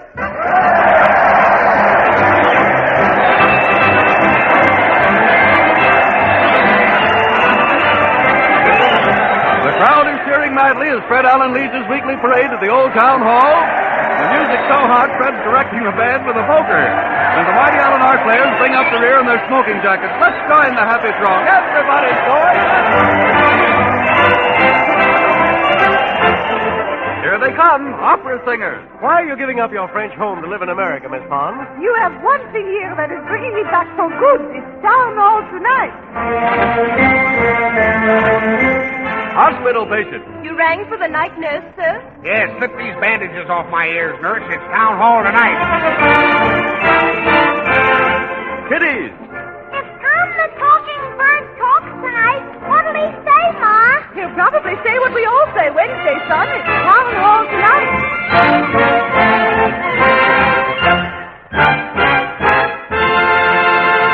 Well, here we are in front of the Old Town Hall, folks, and there's Fred doing his vocal calisthenics to attract the crowd. Let's listen. The moon may be over Miami, folks, but the stars are here at the Town Hall. Now, stop pushing there, lady. Evening there, Leatherlung. Hi there, Brother Swain. How's the old Justice of the Peace? There's any justice, Brother Allen. You be keeping the peace. That's what they all say, Brother Swain. Bring your wife for the time of her life, men. Hurry, hurry, hurry, hurry, hurry. Hi, Red Nose. Can I go in your amateurs? What do you do, son? I sing alone with 3 other fellas.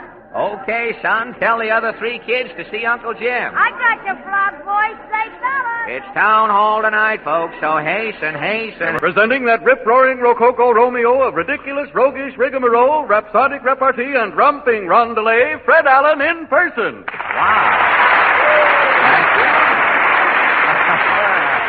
Thank you. Thank you, and good evening, ladies and gentlemen. Now, before taking the double boiler off the fire and serving what we've stewed up for you this evening, I'll read you the Town Hall bulletin for tonight. Hodge White, public grocer number 1, says that some professional agitators have been holding demonstrations outside of the store claiming that Hodge is displaying communistic celery. Now, Hodge says he didn't know he was handling communistic propaganda. He's been selling this red celery for years and calling it rhubarb. So much for enlightenment in the neighborhood. And now for the Town Hall news. Say, Harry. Yes, Fred? Good old Harry. Rococo Romeo. What is it that can sink to a pretty low level and not be affected socially? Well, Fred, that must be our picture sheet, and I'll sink her now. Oh, spinach. You guessed it, didn't you? Where have I heard that before? Oh, spinach. If you spare the rod, you'll spoil the child, Harry. But what happens if you use the switch? Well, that's simple, Fred. You turn out the lights. Out they go. The projector starts, and we bring you the latest news of the week. The Town Hall News sees nothing, shows all. New York City, New York. Miss Lillian Rock, speaking at Business Women's Round Table Luncheon Club, says that United States will have a woman vice president by 1940 and eventually a woman president. Town Hall News shows what the White House may be like if we ever do have a woman president. The scene, an executive room in the White House in 1950. You rang, Madam President? Yes, Perkins. What is that demonstration on the lawn? It's the Girl Scouts Convention. They're expecting you to say a few words. Very well. Open the window, Perkins. Yes, madam. Hooray! You, girl! You! An encore, madam. No, Perkins. That will have to do them. The Secretary of the Interior is waiting, madam. Well, don't dally, Perkins. Show her in. Jane, darling. Grace, dear. And what is my new Secretary of the Interior been up to? You'll never guess. I'm streamlining Washington Monument. What? And I'm putting yellow robes on all judges. But, Grace... And I'm painting our battleships lavender. Gray is so drab, don't you think? But, Grace, don't you know your duty? Well, as Secretary of the Interior, I'm in charge of decorating, aren't I? No, dear. You just ought to stay inside, in the interior, you know. Well, I must say, if you're trying to bury me socially, I resign. That cat serves me right for a ponytail. Executive Chambers. Very well. I shall tell Madam President. Who was that, Perkins? The Philippines? No, the governor of Colorado. He says you must have pressed the wrong button yesterday. I only pressed one button, Perkins. It opened a bridge at San Francisco or something. Still, it must have been the wrong button. You've pulled down Boulder Dam. Confound these buttons. Why can't the White House afford a zipper? I could open everything at once. The Budget Committee is waiting. Oh, that old boss. Show him in. Good morning, Madam President. Oh, dear. What is it now? Something has got to be done. There isn't a penny left in the Treasury. Well, don't look at me. I haven't been near the Treasury for weeks. The public debt is... Who is that, Perkins? The Department of Fisheries? No, a messenger from the Intelligence Office, Madam. Dispatch for Madam President. Urgent. Oh, give it here, boy. Good heavens. Not bad news, Madam. Perkins, call off the Army this instant. Call off the Navy. Tell them to mobilize at the railroad station. I'm off. Is it war, Madam? No, it's a reception. Clark Gable is arriving on the 10:15. New Haven, Connecticut. Dr. Yandel Henderson, Yale University physiologist, perfects gas lung that will sober intoxicated subjects in less than 1 hour. Town Hall News shows how Dr. Henderson's invention will benefit tipplers in the near future. The scene, the tap room at a New York club. Say, give me another Applejack frappe, bartender. Okay, Mr. Farnsworth. Hello, Farnsworth. Oh, hi, Tilton. What you gonna have, old boy? I'll get a stuff like that. Give me a rye highball. Okay, bartender, one high rye ball. Right, Mr. Farnsworth. One rye highball. Make mine another Applejack frappe. Okay. Say, you got quite a load on, Fonny. Yeah, what a load. Oh, I'll have to make 2 trips to get it home. Well, here you are, men. One rye highball, one Applejack frappe. Okay. Here's looking at you, Tilton. Looking at me? I'm over here. Don't bother. I'll see you when you come around again. Yeah, bottoms up. Ah, that'll put hair on your comb. Oh, boy, that's perfect. What are you going to have? Oh, no, this one's on me, Farnsworth. Oh, no, I insist. 2 Applejack parfaits. I'll have the saver. I got it. Hold that drink, bartender. He fell down. I'm okay. Mine's waffle track. No, well, you can't drink it laying down there. The bartender's right, Farnsworth. You've had enough. Oh, I'm okay. Just pour mine on the floor, and I'll lap it up.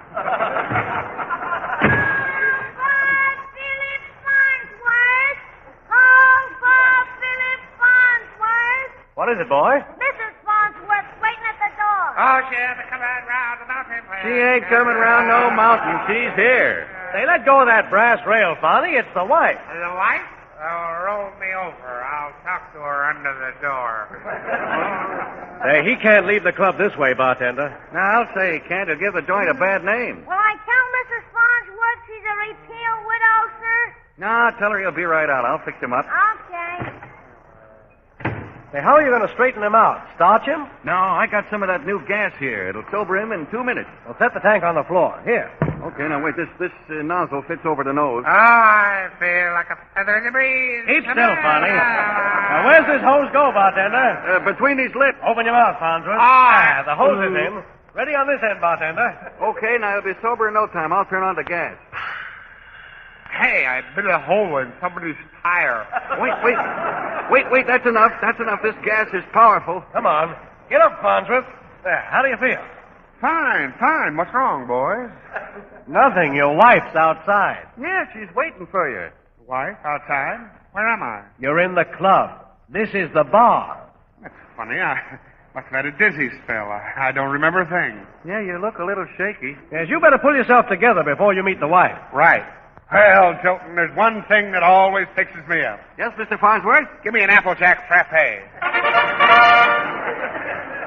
Once again, the Town Hall News brings you the outstanding sound of the week. Chicago, Illinois. After drastic Midwest winter, Chicago reports first signs of spring. Newsboy sees the first robin. The robin. Pick him up, buddy.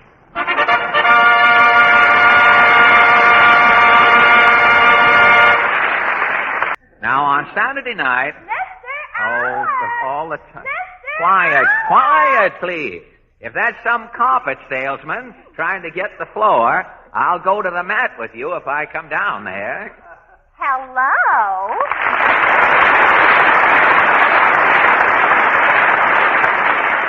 Well, sir, the hostess laughed when I walked up to the piano. She didn't know I was going to scratch a match.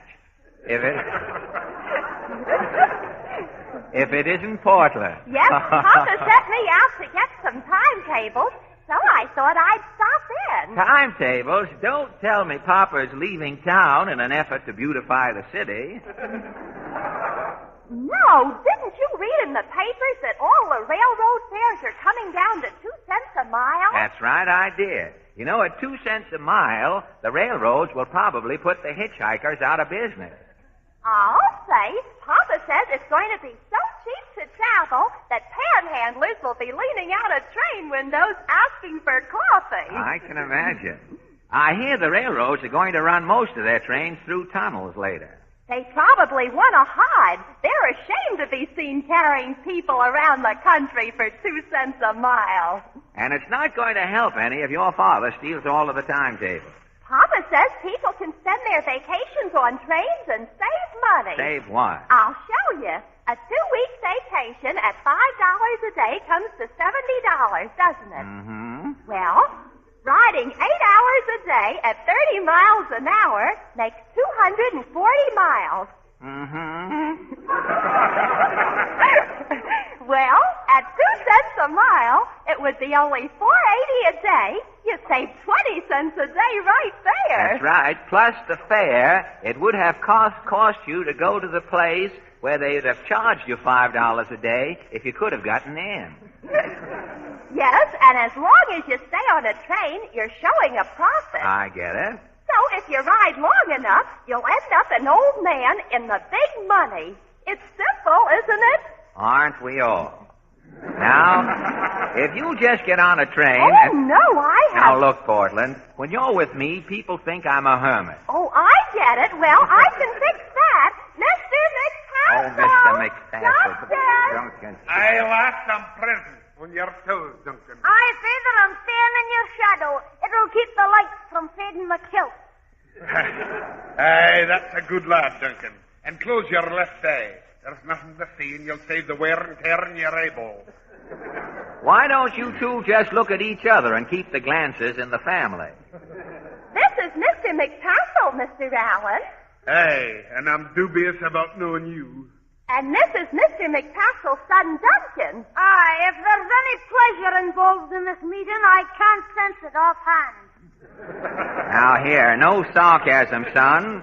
If I start to paddle you under those kilts, you'll think you're riding side saddle on an electric fan. Here, now hold on, bigot. If you lay a hand on Duncan, I'll help myself to a handful of your nose for a souvenir. Aye, you'd have to feed a cat many a grapefruit to get a puss as sour as his, eh, Feathers?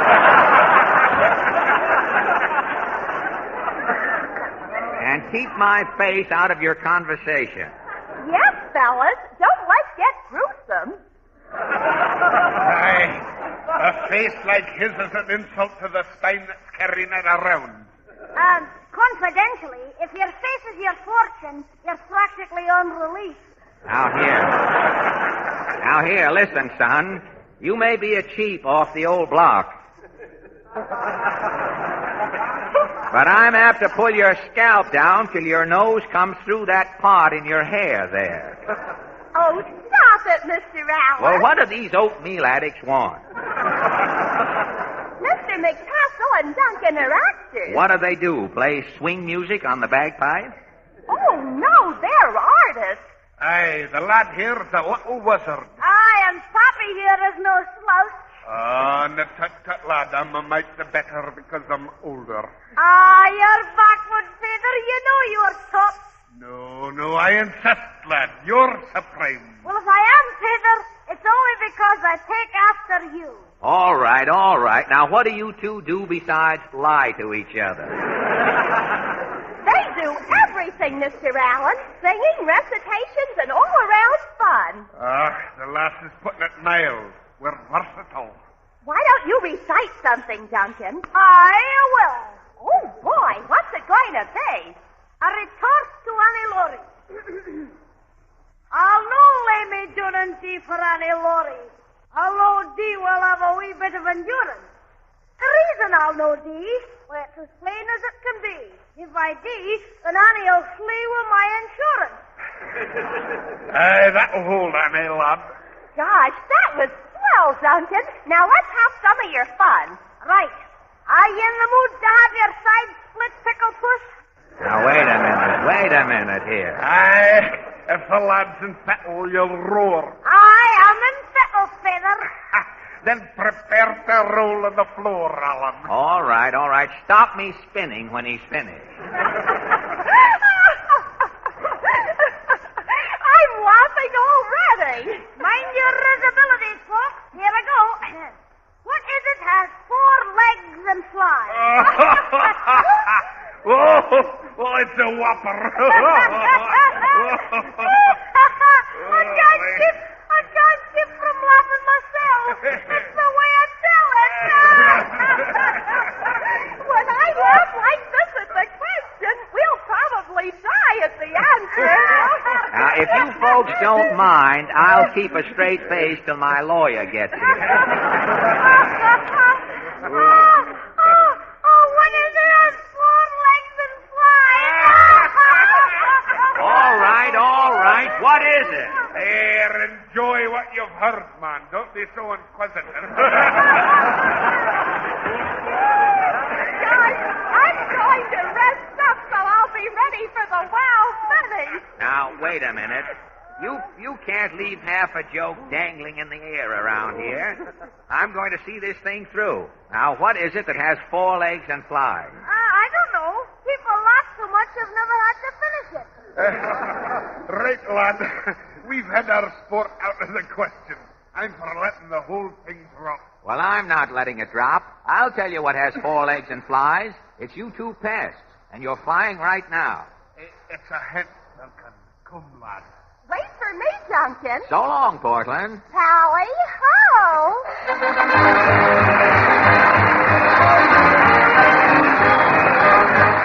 And now, ladies and gentlemen, we have come to the mighty Allen Art Players, the first actors ever to play The Postman Always Rings Twice and have the postman hissed off the stage before he even got near the doorbell. Tonight, these dummies in life's game of bridge present another mystery playlet entitled Murder Backstage, or One Long Pan Gets His Mannequin. Overture, Peter.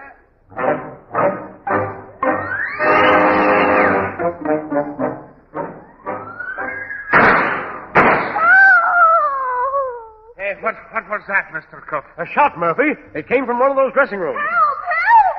Who was it?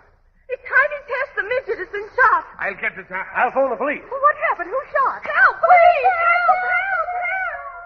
Calling all cars, calling all bicycles, calling all pogo sticks. One long pan reported once to Palace Theater backstage. Tiny Tess, Lady Midget shot. Calling one long pan. Come out, wherever you are. Reported Palace Theater, calling one long pan.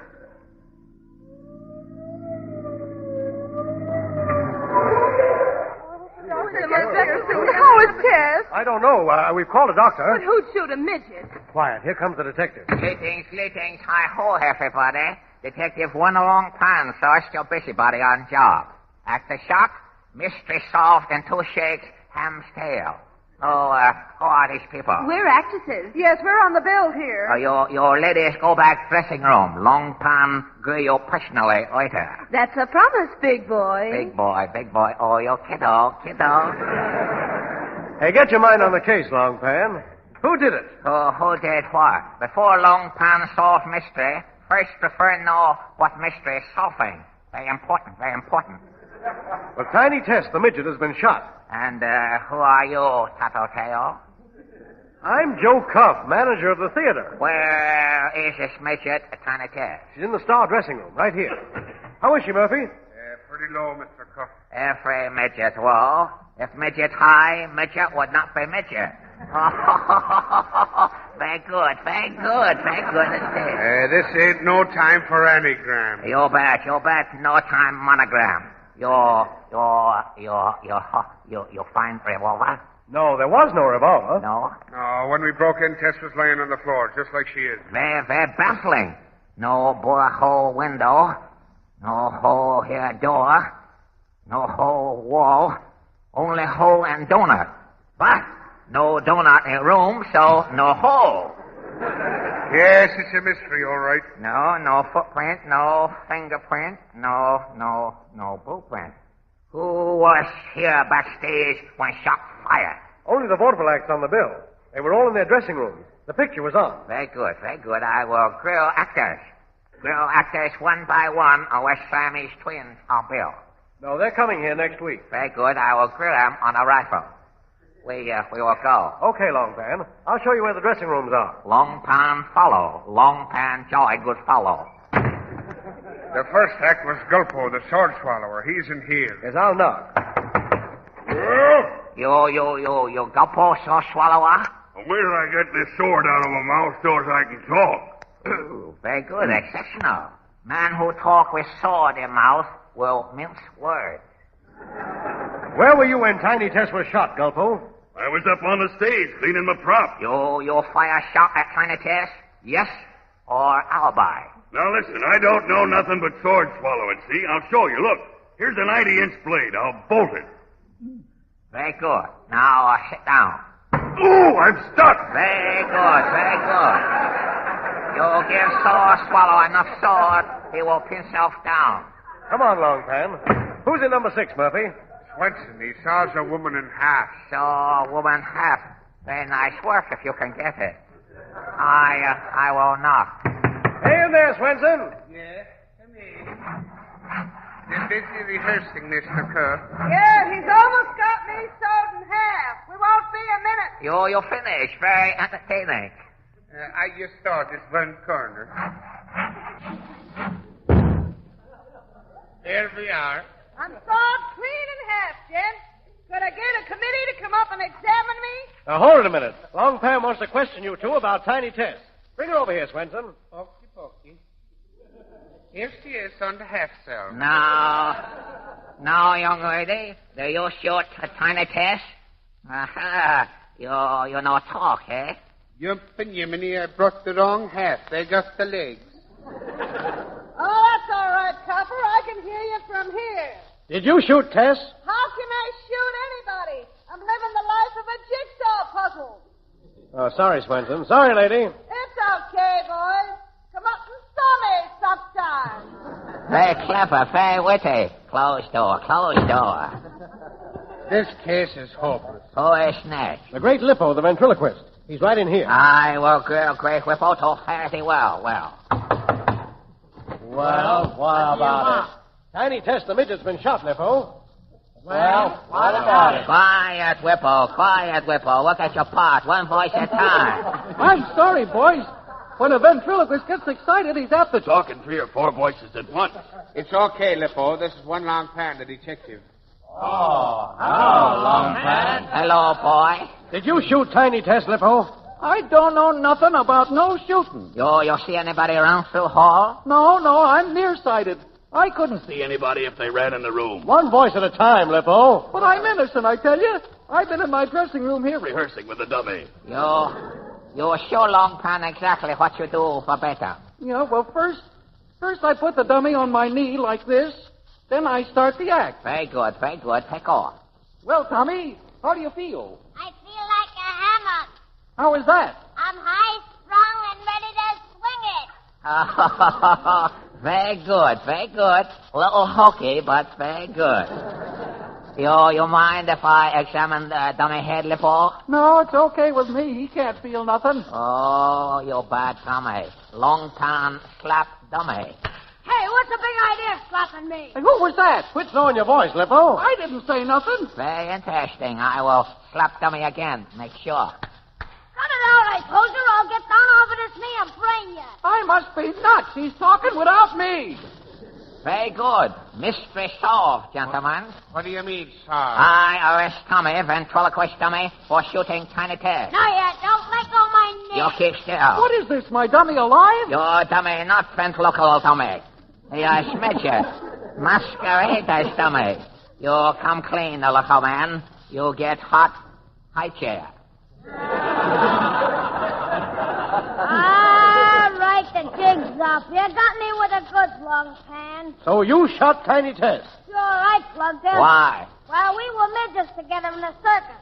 She tooth-timed me with the living skeleton, so I let her have it. Very good. You're very clever. How you shoot Tiny Ted leave no clue in dressing room. I never was in the room.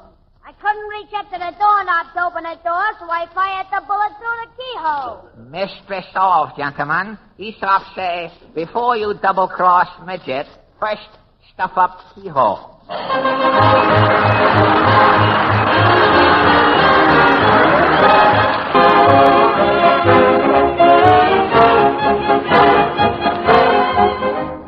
Thank you. This is Fred Allen saying good night, ladies and gentlemen, and inviting you to another hour of smiles next Wednesday evening at the Old Town Hall. So don't forget, good night.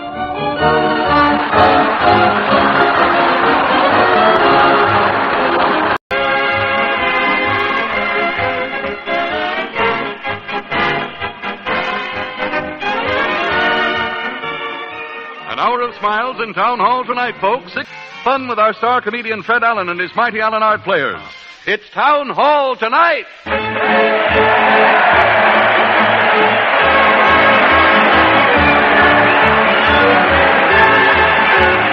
Listen to that crowd cheer Fred Allen as he leads his weekly parade into the doors of the old Town Hall.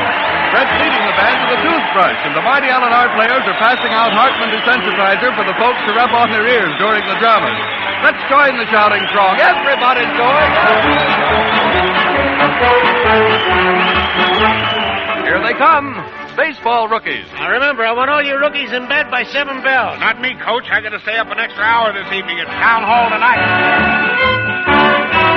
Inventors. But why did you invent the radio, Mr. Marconi? I wanted the world to enjoy just one radio program, madam. It's Town Hall tonight. Apartment dwellers. Hey, lady, you can't go crawling up the outside of that building. This elevator strike won't stop me from getting to my radio, officer. It's Town Hall tonight.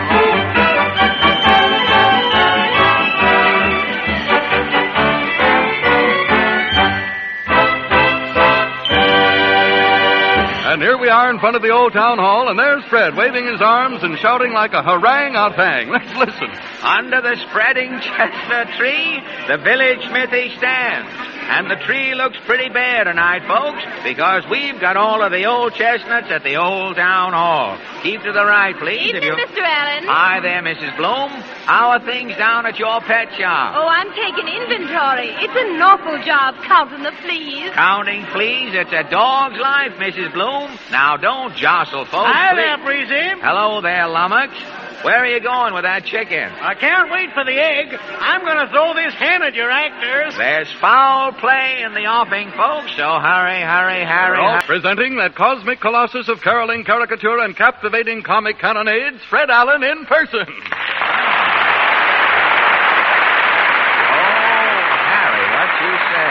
Thank you. Thank you, and good evening, ladies and gentlemen. Now, before turning over the hourglass and leaving fingerprints on the sands of time, I'll read you the Town Hall Bulletin for tonight. Hodge White, everybody's grocer, has a special announcement for this evening. Now, Hodge says he put in a stock of eggplant last week, and a lot of you people have been coming into the store and cracking the eggplant open without buying any. Now, Hodge wants it understood for the last time. There are no yolks in eggplant. So don't go opening up the rest of the stock just to satisfy your curiosity. So much for local busybodies. I often do that to encourage myself. So much for local busybodies. And now for the town hall news. The picture sheet, Harry. Here it comes. The lights go out, and we bring you the latest news of the week. The town hall news. Sees nothing, shows all. New York City, New York. Longchamp's restaurant chain announces wage increases for employees based on merit system. Waiters giving patrons best service will receive highest salaries. Town hall news shows superior service diners can expect in New York City if all cafes install new Longchamp system. The scene, the front of any cafe.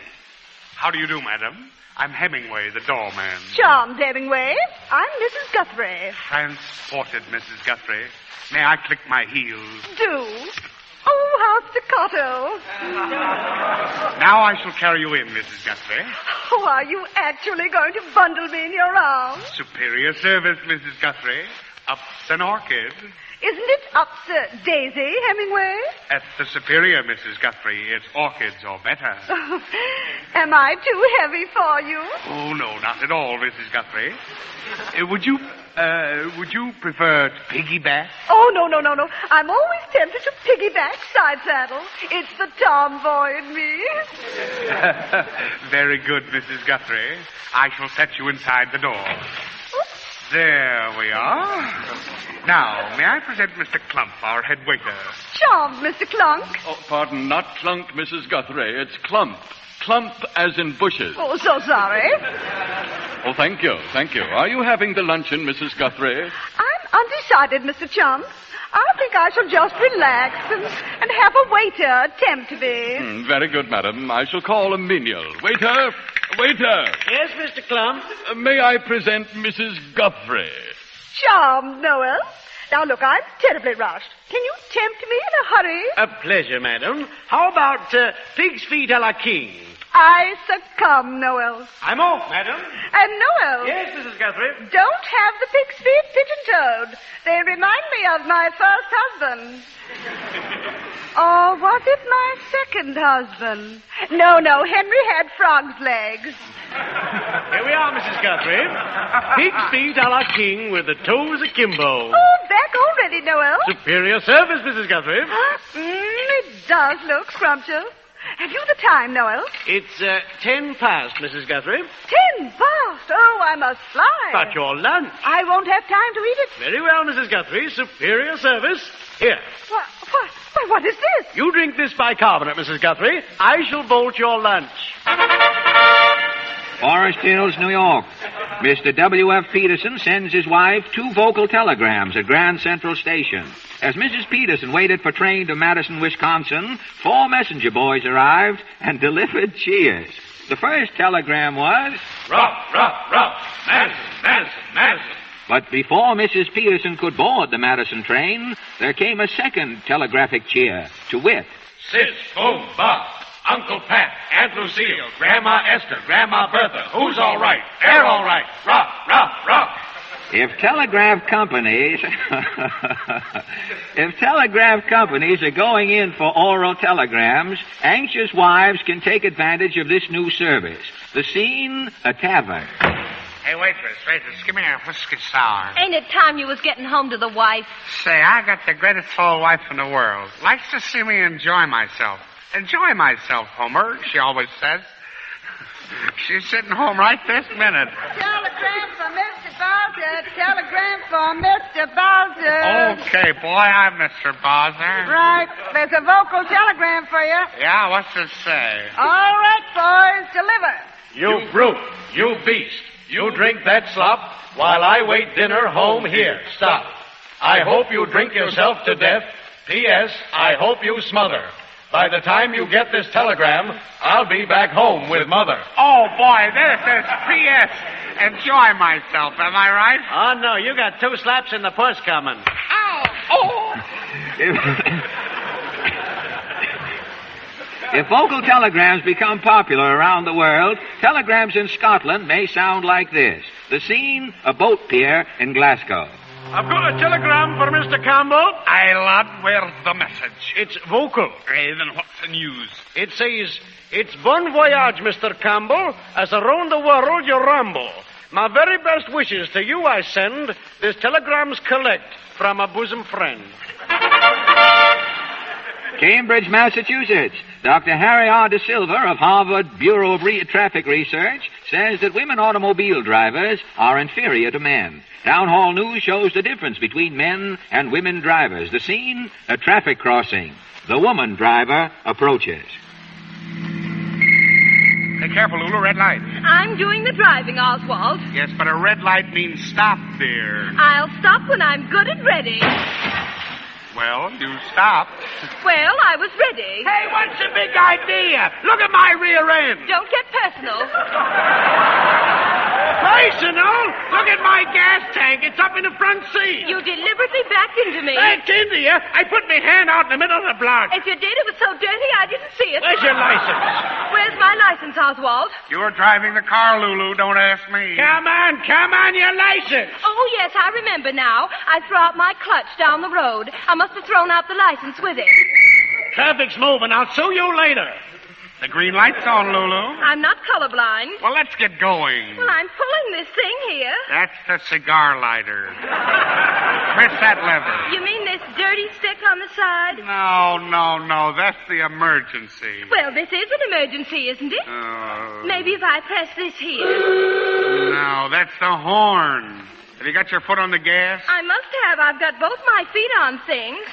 Let me see. Well, I'm certainly driving. It's this car that's holding things up. Yeah, no wonder we're not moving. Why? You've got your foot on the brake. Oh. Well, at last we're off. Off nothing. The red light's on again. And now, the man driver approaches the same crossing. Ah, but how different. The police whistle sounds, and the man driver calmly waits for the green light. After the police whistle, off he goes, sailing smoothly on through traffic, on and on. Hey, what's the big idea? Look at my rear end.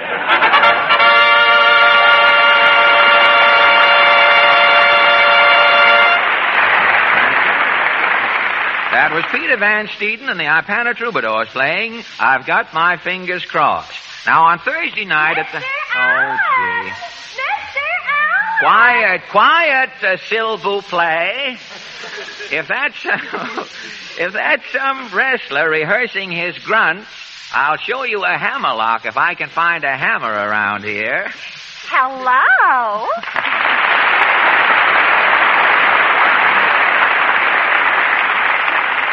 Well, sir, they laughed when I walked into the masquerade as a Welsh rabbit. They didn't know I was the head cheese. I guess it isn't thoroughly understood yet. If it isn't Portland.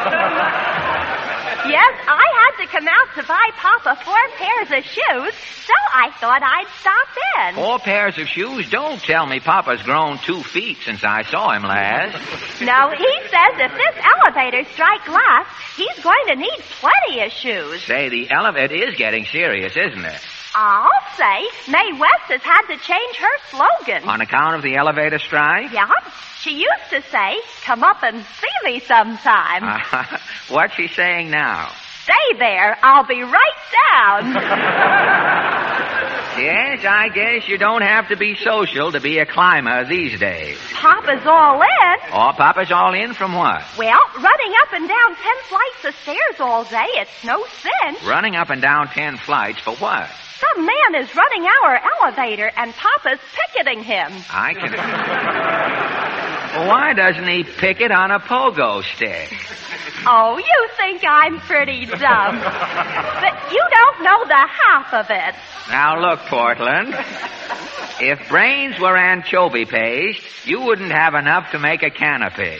What's a canopy? It's a thing mentioned in that song Bing Crosby used to sing. You know, canopy the trees that fill the breeze. Oh, a canopy. Why didn't you say so? Do you actually know what a canopy is?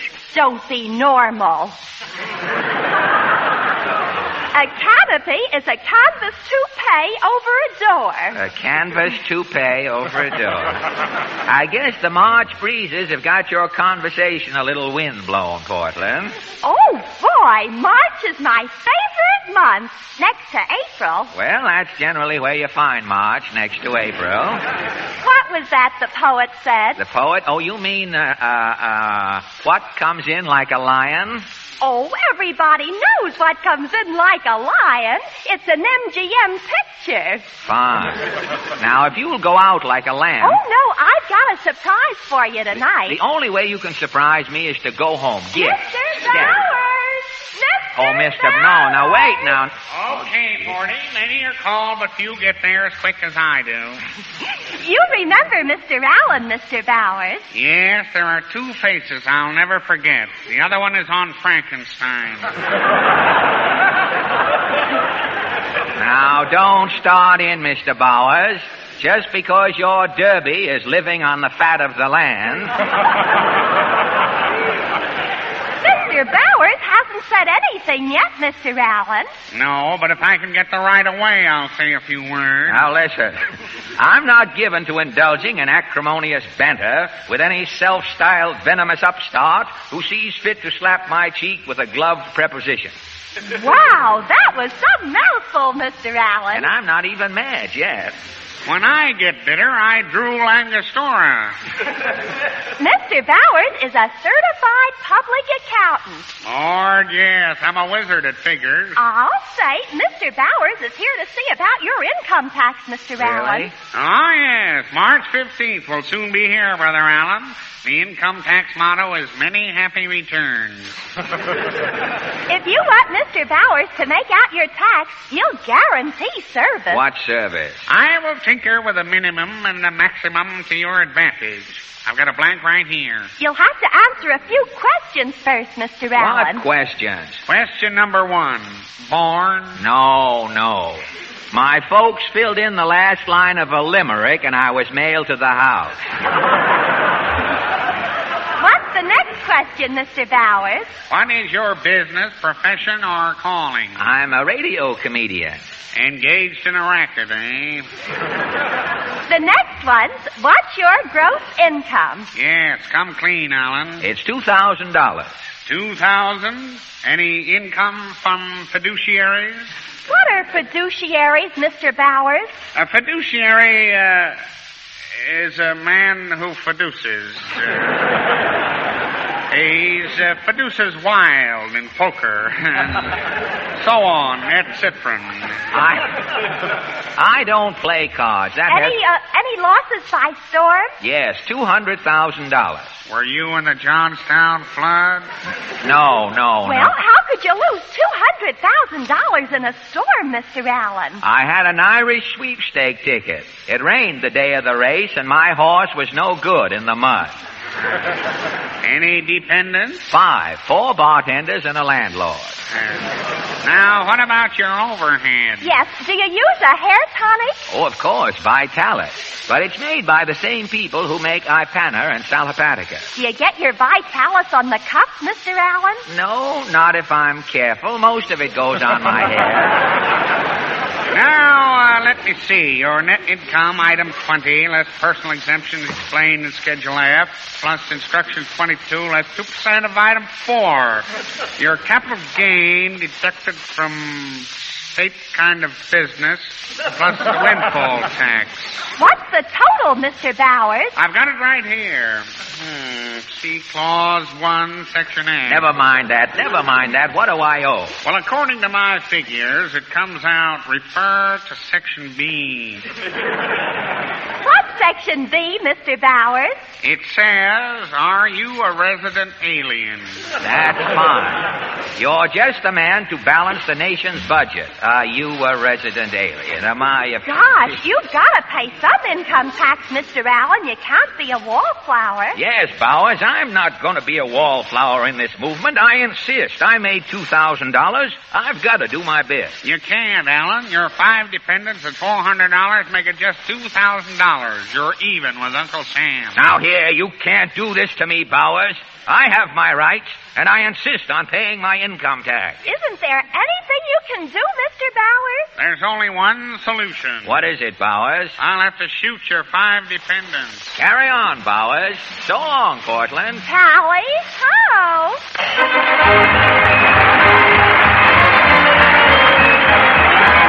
And now, ladies and gentlemen, we've come to the Mighty Allen Art Players. The first actors to have an audience break into their dressing rooms and hiss them before they even got their makeups on. Tonight, these colorful catastrophes bring you a dramatic playlet of the Old South entitled Colonel Culpepper's Plight, or When Love Flies in the Closet, a Husband is Generally at the Door. Overture, Peter.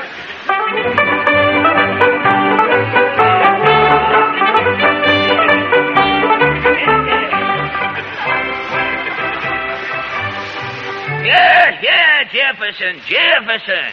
You old no-account slave. Yeah, the Master Colonel Culpepper. Yeah, bring me a mint julep, Jefferson. We all out of mint, and we ain't got no julep, man. Why, no mint and no julep? I knowed we all didn't have no food, but I didn't suspect we was out of liquor.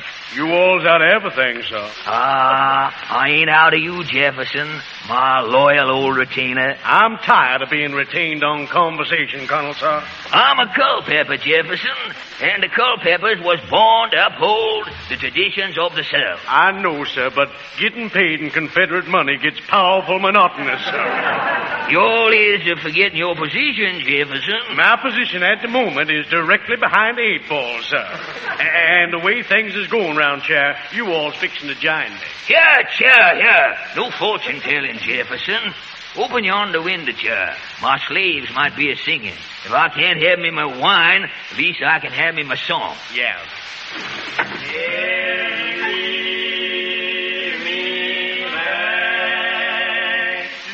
Carry me back to old Virginia. If you all ask me, them boys is hinting for bus fare. Yeah, close that window, Jefferson. Yeah.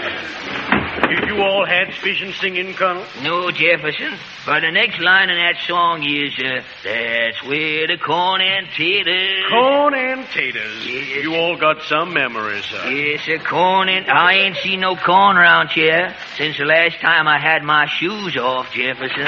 Evening, Miss Culpepper. Evening, Jefferson. Evening, Clarebell, honey. Don't y'all honey me, Gaylord Culpepper. Clarebell. All the worthless no-account husband. Now, here, you ain't saying... You can go, Jefferson. Thank you, miss. Now I can speak freely, Gaylord. You all ain't fixing to rant, Clarebell. Rant? Why, look at y'all, horizontal. I'm natural sitting chair. But you better sit now so long, it's a wonder you ain't hatched out the furniture. Oh, hatched out the furniture. Shut you. I'm out of breath, Clarebell. I know. You've been out of breath since the Battle of Bull Run. I reckon. I don't know who carried the bull that day, but I sure took me good care to run it. You sure did.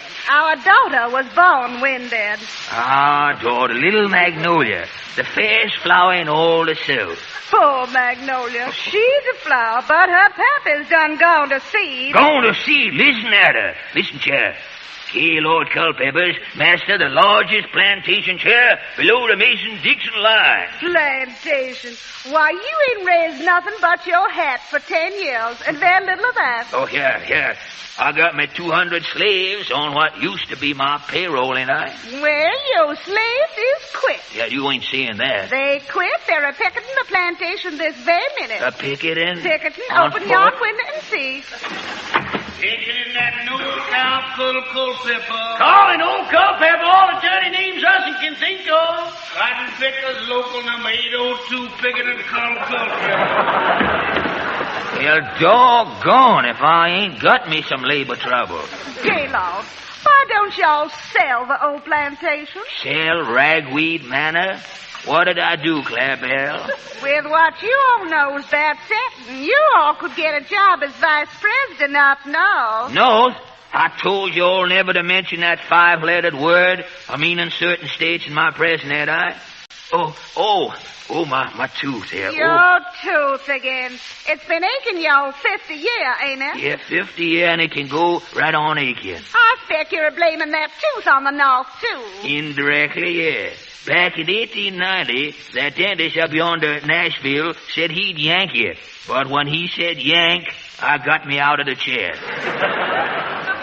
Well, old mulehead, you ain't a-starving me to death. I'm auctioning off the old plantation today. Claire Bell. Yep, got me the auction man right, y'all. You ain't saying. Come in, Jim, Mr. Oh, now, yeah, Daniels. don't bring... This is your gums, Gaylord. Yeah. Before I close anything, I gotta know me first who I'm a-doing business with. What's your way all from, Daniels? I'm from North Carolina. A northerner, hey? They get out of my house or I'll fly your auction flag half-mast. Now get. I'm a-getting. So long. Gaylord Culpepper, you old hypocrite. I ain't no Gaylord, I'm Gaylord. You can take the L out of my name now if you're gonna call me names around here. I got my traditions, Claire Bell, as long as I've got a roof over my head. A roof? Why, the shingling is so thin. If a sparrow sat down on the roof, he'd fall clean into the living room. If a sparrow will only fall clean into the dining room, we're going to have capon for dinner. Now, I don't mind y'all starving me, but our daughter Magnolia's getting to be skin and bone. Magnolia, my pride and joy. Say, who all's yonder in that Model T, Claire Bell, driving up by the door? If it's a Yankee tank, I'm shooting on sight. Hush your baggy mouth, Gaylord. My mouth? It's Magnolia.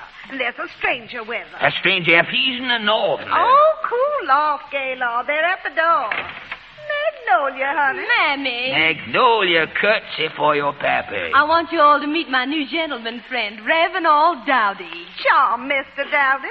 I'm powerful flustered meeting Magnolia's mammy and pappy. You all have the honor, here of meeting Colonel Gaylord Culpepper, sir.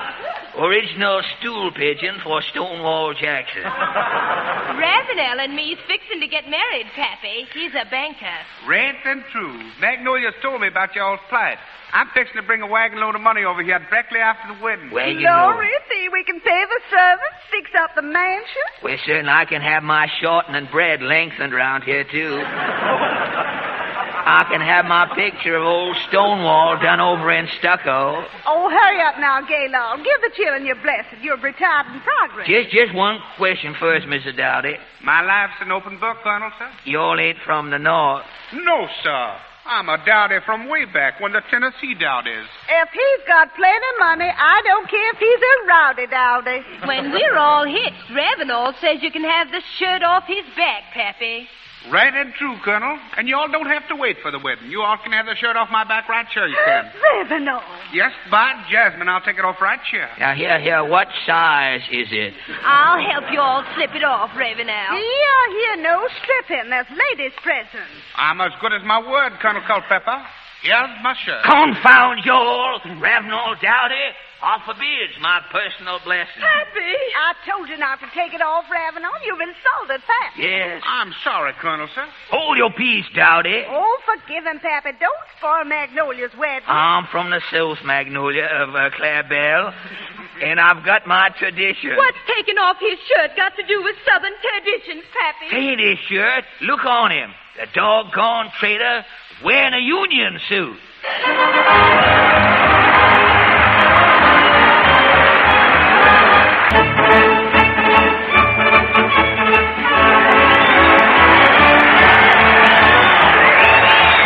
Town Hall is ringing with cheers as Fred Allen says goodnight until next Wednesday at the same time.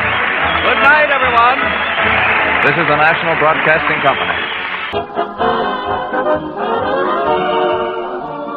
An hour of smiles in Town Hall tonight, folks. Fun with our star comedian Fred Allen and his mighty Allen Art Players.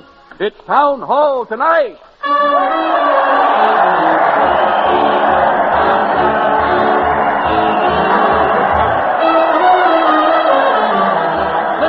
Crowd.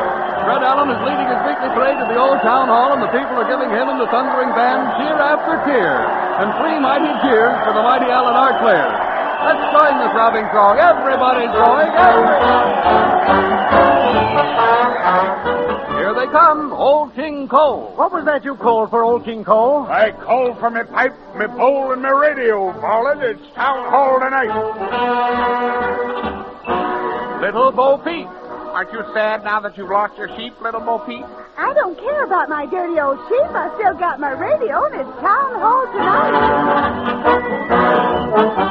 Jack Sprat. What happens after you lick your platter clean, Mr. Sprat? If it's Wednesday, I turn on my radio, lady. It's Town Hall tonight.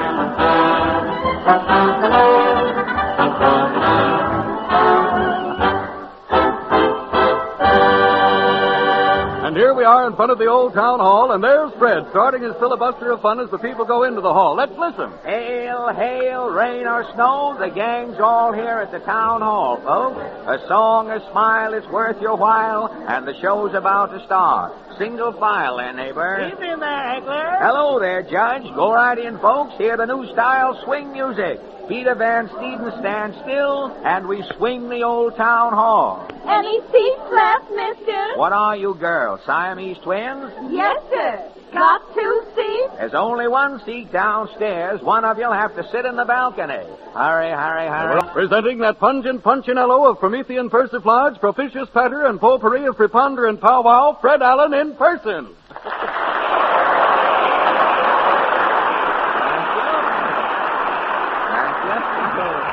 Thank you, and good evening, ladies and gentlemen. Now, before taking out my X-ray plates and showing you what I've got on the inside, I'll read you the town hall bulletin for tonight.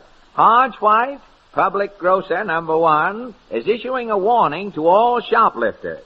Now, last week when Hodge's back was turned, some fiend in shoplifter form filched half a peck of what he thought were onions. Now, Hodge says he isn't mentioning any names, but when the party tastes Easter lily bulbs in his hamburger, he'll know just who Hodge means. So much for botanical kleptomania. And now, I guess that goes with Punch and Punchinello, hey, Harry? And now for the town hall news. The picture sheet, Herschel. Coming right down, Fred. Out go the lights, and we bring you the latest news of the week. The town hall news sees nothing, shows all. Washington, D.C. Representative Church of Illinois claims revision of copyright law on songs might make singing in the bathtub illegal. Town hall news shows what may happen if police enforce new laws on bathtub tenors. The scene, any home in the near future. Are we or aren't we going to that movie tonight, Herman? No, I gotta stay in, Angie, and that's final. What's so important at home all of a sudden? Well, if you gotta know, I'm taking a bath. A bath? This ain't April. No. I know, but I'm taking out some insurance tomorrow, and them guys are nosy. Oh, I'll run your tub for you. I'll take my things off here in the kitchen. You're sure mixing me up, Herman, bathing in March. Well, what do you know? What? You remember that windbreaker I couldn't find last fall? Yeah. I just came to it under my shirt. I've been wearing it all winter. Well, keep going. Your brown vest is missing, too. Well, I guess the tub's filled. I'll finish undressing inside. If I had the wings of an eagle... What you singing in there, Herman? Not too loud. I'm putting on the top hat. Oh, pipe down, Herman. Taking off my white tie. Nix, Herman. That dame upstairs pounding on the ceiling. Putting on my soap suds. Putting on the dog. I knew it. There's somebody at the door. Hey, who's doing the yodeling in here? It's my husband, officer. He's taking a bath. Who does he think he is, Sinking Sam? Well, he always sings in the tub. I'm putting on my straw hat. Where is that guy? In the bathroom. That door there. Hey, close the door. There's a draft in here. That'll be enough out of you, McCormack. Well, I ain't done nothing, officer. You were singing, wasn't you? All right. I'll pipe down. It's too late, buddy. You're coming with me. Oh, Herman, I knew you'd get it for disturbing the peace. I ain't taking him for that, lady. No? Then what am I getting pinched for? You're singing a copyright song. London, England. Mr. H. Gordon Selfridge, head of London's largest department store, says American businessmen lack human touch. English department stores welcome customers but do not force sales. Town Hall News shows great difference between English and American shopping. First, the customer enters the London department store.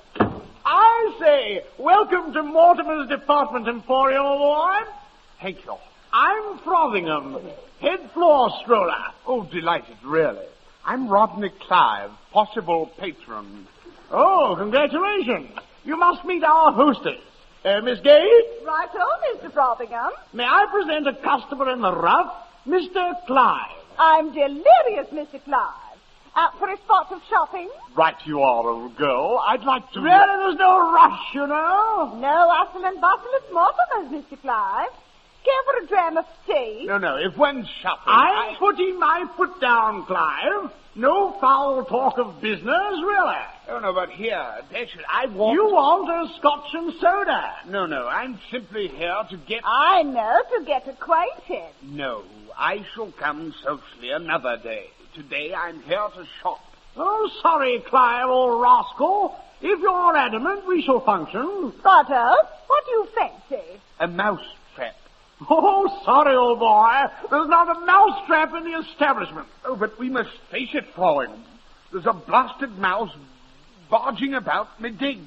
Oh, we shall order a mousetrap immediately. How long will it take? Well, this is Friday. Mortimer's can rush it through by Monday. But I can't go home with that deuced mouse bellowing at me from his aperture.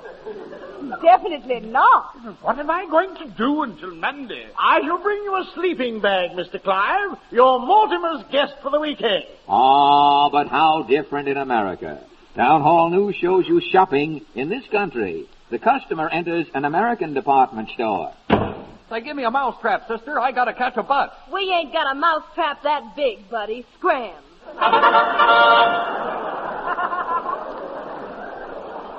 Once again, the Town Hall News brings you the outstanding sound of the week, Yuma, Arizona. As New York train stops for a few minutes at Yuma, Jack Oakey, prominent movie comedian, marries Miss Vanita Varden. The wedding. Do you? I do. Do you? You bet. All aboard!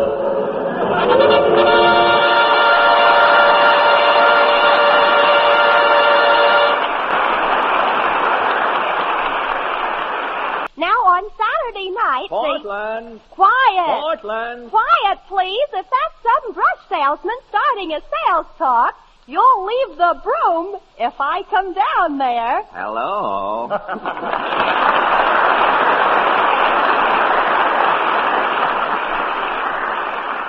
Well, sir, as I live and always put a little starch in my face powder so that I can keep a stiff upper lip, if it isn't Mr. Allen. Yeah. Yes, Papa sent me out to get some snuff, so I thought I'd stop in. What does Papa want with a box of snuff? Yeah, he owes the man next door 3 sneezes, and he wants to pay him back. That's silly. How can anyone owe sneezes? Well, the man next door stuttered, and Papa sneezed this morning, and before the man could stop stuttering, he had said Gesundheit 4 times.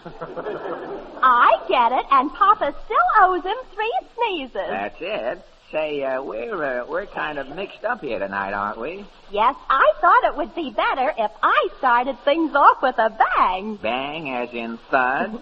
Now listen, Portland, you're getting way ahead of yourself, aren't you? Well, that's what colleges are teaching today, to look ahead. What colleges? Well, at Princeton, the students want their bonus now, in case they have to go to war later. I suppose the freshmen will want their diplomas this June in case they graduate 4 years from now. Gosh, everything is mixed up these days, isn't it? There's too much efficiency, that's the whole trouble. Everything is wrapped in cellophane. The times are certainly changing, all right. I read that out west people are eating crows. What do they do if they want light meat? I don't know. The paper said they've invented a new scarecrow. It seconds to birds. Imagine.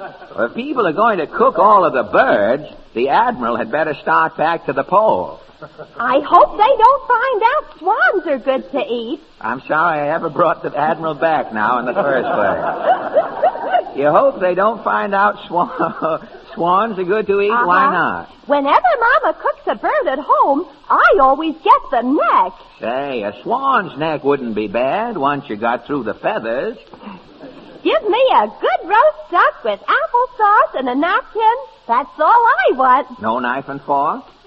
Just the duck. And speaking of duck, that's one way you can get out of here, you know. Oh, I'm not ducking. Miss Tempkin, Now, you look, know. Portland, keep your friends out of here tonight. I'm sick of sticking my head in the ground trying to find their mental level. Oh, you just wait. Miss Tempkin! No, I don't owe you. Yes, dear girl. One never has called me more than twice. No, I guess at your age, Charmer, a little encouragement goes a long way.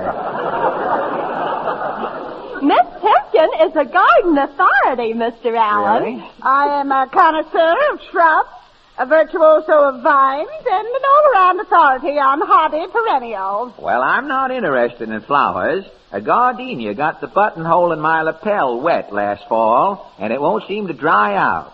Nothing is more upsetting to me than going through life with a soggy buttonhole. You should try one of Miss Tempkin's buttonholes, Mr. Allen. You mean if I want to wear a flower, I put it on her? No. I'm inventing a rubber buttonhole for men's lapels. Is it waterproof, Miss Tempkin? It's waterproof, and what's more, it stretches. Now, with the Timken rubberized buttonhole, you can wear anything from a petunia to a Brussels sprout. Miss Tempkin's invented a lot of things. Why, I've given the best years of my life to the cactus. My favorite is the rose. The tea rose, Mr. Allen? No, the shad rose. Miss Tempkin's works wonders with flowers. Oh, I ain't one to brag, but the sulking tulip is a Timken creation. The sulking tulip? How do you get the tulip to sulk? Oh, it's very simple, skeptic. I soak the tulip seeds in alum. When the flower blossoms, the tulips pout. It's your tulip. You pick it up now. The only flowers I can seem to stand are the narcissuses. You mean narcissi? Now, don't get personal, Miss Tempkin. Flowers are crazy about Miss Tempkin. Dear me, yes. You should see my ivy follow me around the room.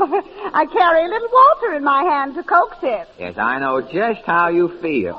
I had a bee, Roger, I was quite fond of once upon a time. I always kept a little pollen in my vest pocket. He'd fly in, the little winged tyke, and help himself. What happened to your bee, Mr. Allen? Well, one day I put the pollen in my back pocket, and woe betide, Roger went too far. Yes, you can trust a flower, but a bee will get you in the end. I'll say, if a bee doesn't like you, he'll lump you every time. Look, I'm not interested in flowers. I'm strictly a vegetarian. Oh, boy, Miss Tempkin's sideline is vegetables. Pony radish is one of my vegetable triumphs. What is pony radish? It's horseradish, not quite. That's the straw that spoiled the taste of the milkshake, folks. Now, Don't lose your tempo, Mr. Allen. I suppose the next thing you'll be planting milkweed in an oyster bed and telling me you're growing fish chowder. I make no false claims, young man. I'm here on business. Yes, Miss Tempkin is selling the Tom Thumb Farm. You can grow your own vegetables in a bureau drawer. What vegetable? Well, with my beginner's assortment, I start you off with one radish, one head of lettuce, one asparagus stalk, and one cucumber complete. You plant in April, close the bureau drawer, and forget about it. Until Labor Day, when you open the drawer, and you've got it. I've got what? One combination salad. I knew it. There's one vegetable you two have overlooked. The rutabaga? No, the beta. And the sooner you beta it... Exactly. So long, Portland. Tally-ho!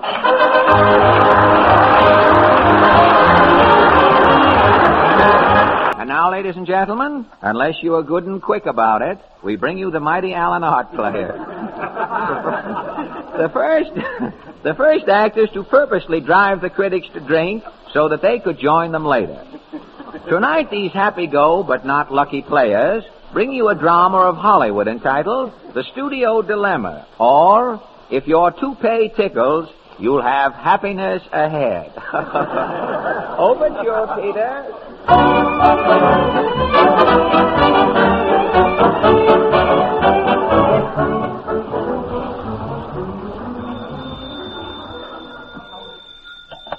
Hello, Titanic Motion Pictures. Mr. Allen, he's under his desk right now. Yes, he doesn't feel quite up to his work this morning. Well, I'll see if I can coax him out. Oh, Mr. Allen. Here, Mr. Allen. Yes, Miss Kay? Telephone. Who is it? The music department. Oh, okay. Hello? What? What theme song shall we use for the new quintuplet picture? Quintuplets. Let me see. I'm going to sit right down and send myself a litter? No, quintuplet. I've got it. I'm putting all my eggs in one basket. Okay. Have you seen the Hollywood Reporter this morning? No. What does it say about my new picture, Half Cast? It says half cast is right. The other half of the cast is putrid. I'll get even with those critics. I'll keep making pictures. Well, that's one way of getting even with them. Do I know my business? Yes. Am I the greatest mind in Hollywood? Yes. Do I make the best pictures? Yes. Quiet. What's the big idea? I fired 2 yes men yesterday. I've got to do the work myself. Who's that? It's 2 of your authors. They want a third for conference. Oh, an opportunity for me. Show them in. Now listen, F.A. You can't do anything with this story. Which story? The Ghost Goes West. Now, I don't want The Ghost Goes West. I'm not making any more westerns. I want originals. How about a G-Man, No. G-men are passé. I think I've got an idea. What is it? No, I guess it's just a headache starting. Come, boys. Create. Yeah, but everything's been done, F.A. Yeah, we wrote all the stories for silent pictures, and then we wrote them all over again for sound. Well, get ready to write them all over again for Technicolor. Now, that's what's wrong with pictures. Hollywood has one routine. Boy meets girl. Boy loses girl. Boy gets girl. And it's got to stop. Oh, you can't stop love, F.A. I can stop it around here. I've got $2 million tied up in my new picture, Curly, starring Rancid Honeybottom, and we've got to economize on other productions. In other words, boy can meet girl, but in a small way. Yes. We've got to think small. Well, that shouldn't be hard in Hollywood. I've got it. Boy meets girl, and we can do it on a shoestring. How? The love interest is a half man, half woman. Great. The man's side falls in love with his better half. A natural, boys. She finds a blonde hair on his collar. She doesn't know he's bought a half camel's hair, half mink coat for her birthday. The climax. She points to the hair. He shows her there's a curve in it. It's a camel's hair. Sensation. Stupendous. Tantamount. I'll book it at Radio City right away. Get busy and write it, boys. You bet. What a picture mistake. Do you want me to hit you over the head? Hit me over the head for what? You can give it 3 stars right away. Why, this will be a bigger hit than Curly. Curly, that's going to be a picture. Why, when Curly hits New York City, Rancid Honeybottom will make Clark Gable look like George Olives. Rancid Honeybottom, America's boyfriend. Oh, Rancid's wonderful. Those big blonde curls. And what a title, Curly.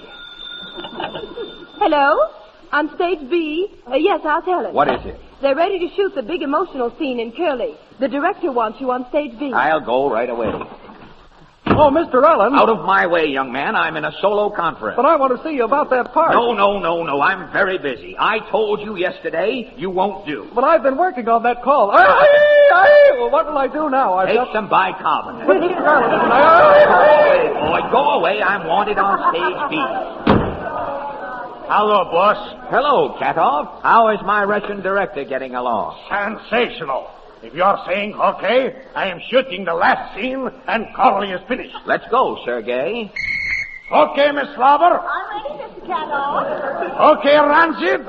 All set, Sergei. Good. The scene opens, Miss Slobber. You are talking to the point. Then lucky, a knock comes on the door. It's Curly. A terrific climax. Right, they're running through the scene. Okay, Miss Slobber. Curse you, Rancid Honeybottom. You've betrayed me for the last time. Heaving kindly a sigh. I was a fool to throw my heart at your curly head. Picking up, please, the poison.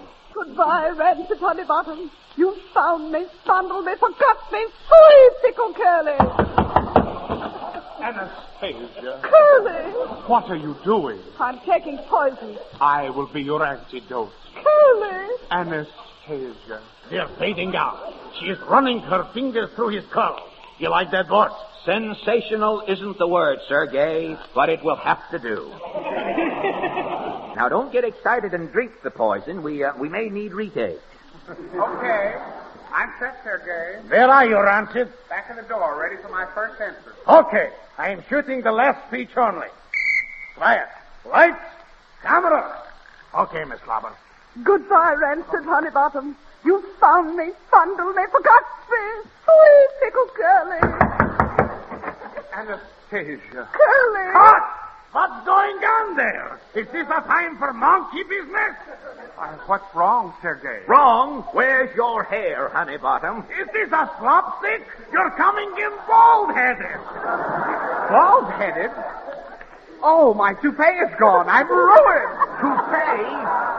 Those blonde curls a toupee? Why doesn't somebody tell me these things? Oh, this is ghastly. Who took my toupee? You just had it on rehearsing, Rancid. Yes, didn't you feel it slip off? No, I went to powder my face. It was dark in the corner, and I bumped my head. I thought it was a stage break. Lights, boys, in back. See if you're finding a toupee. Okay, Mr. Carroll. I'll look, too. This is terrible. $2 million tied up in curly, featuring Honeybottom's hair, and in the big dramatic climax, he's as bald as a grapefruit. Oh, here's Rancid back. Did you find it? No, it's gone. It's been stolen. Can't be faking another toupee. No, it was the only platinum toupee in Hollywood. It couldn't walk away, could it? No, I combed it out this morning. I know. Lubitsch is at the bottom of this. He knew I was making an effort. My curls. Without my curls, I'm just a character. And man. without your curls, I'm bankrupt. That's Hollywood. Boy needs curls. Do something, somebody. Why don't you do something? I'm the president of the company. Locking the doors. Nobody is leaving the studio. Yes, whoever took my toupee must still be in the building. Right. I'll get to the bottom of this if I have to comb the studio. Sergei, you question the other actors and stagehands. Okay. Anastasia, you grill those women on the set. Okay, Chief. Oh, if my fans get wind of this, I'm ruined. Do something, Honeybottom. Look around. I'll see who's on the next set. Oh, Mr. Allen, now about that part. Are you still here? Yes, I've got that call perfect. That's all I need. $2 million hanging by a hair, and you've got to audition a monkey call. I refuse to leave the studio till I get that part. Go away, boy. I've got to look in at Studio A here. Hey, any of you boys seen a toupee? No, we ain't seen a toupee in here. Are you sure? Positive. We're making 7 keys to bald face. Okay. Now listen, Mr. Allen. Go away. You can't escape me. Stop it. If you follow me back on stage B, I'll lose my temper. I'm right on your heels. Any luck, boss? No, it isn't in there. It isn't in here either. The women haven't seen it. This is a crisis, folks. What am I going to do? You're going to give me that part. I got to... Who are you, Lawrence Tibbett? No, he's some ham pesting me for Weissmuller's job. But I can play that Tarzan. Listen, that's his yell, isn't it? Yes, that's his yell. But Tarzan's a He-Man part. You haven't got the physique. I told you yesterday. I didn't have the physique yesterday, but I've got it today. You're too skinny, my friend. Skinny, I'll show you. Wait till I take off my coat and open my shirt. There, look at that chest. What's that on your chest? Corn silk? No, it's growing there. Growing?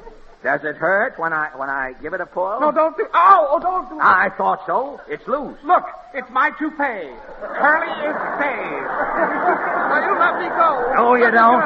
What's the big idea? Trying to ruin my $2 million production. I didn't mean to steal it. I only borrowed it to get that part. You stole Honeybottom's toupee to play Tarzan? Yes. I dyed my skin. I perfected the call. All I needed was one thing. What? The hair on my chest.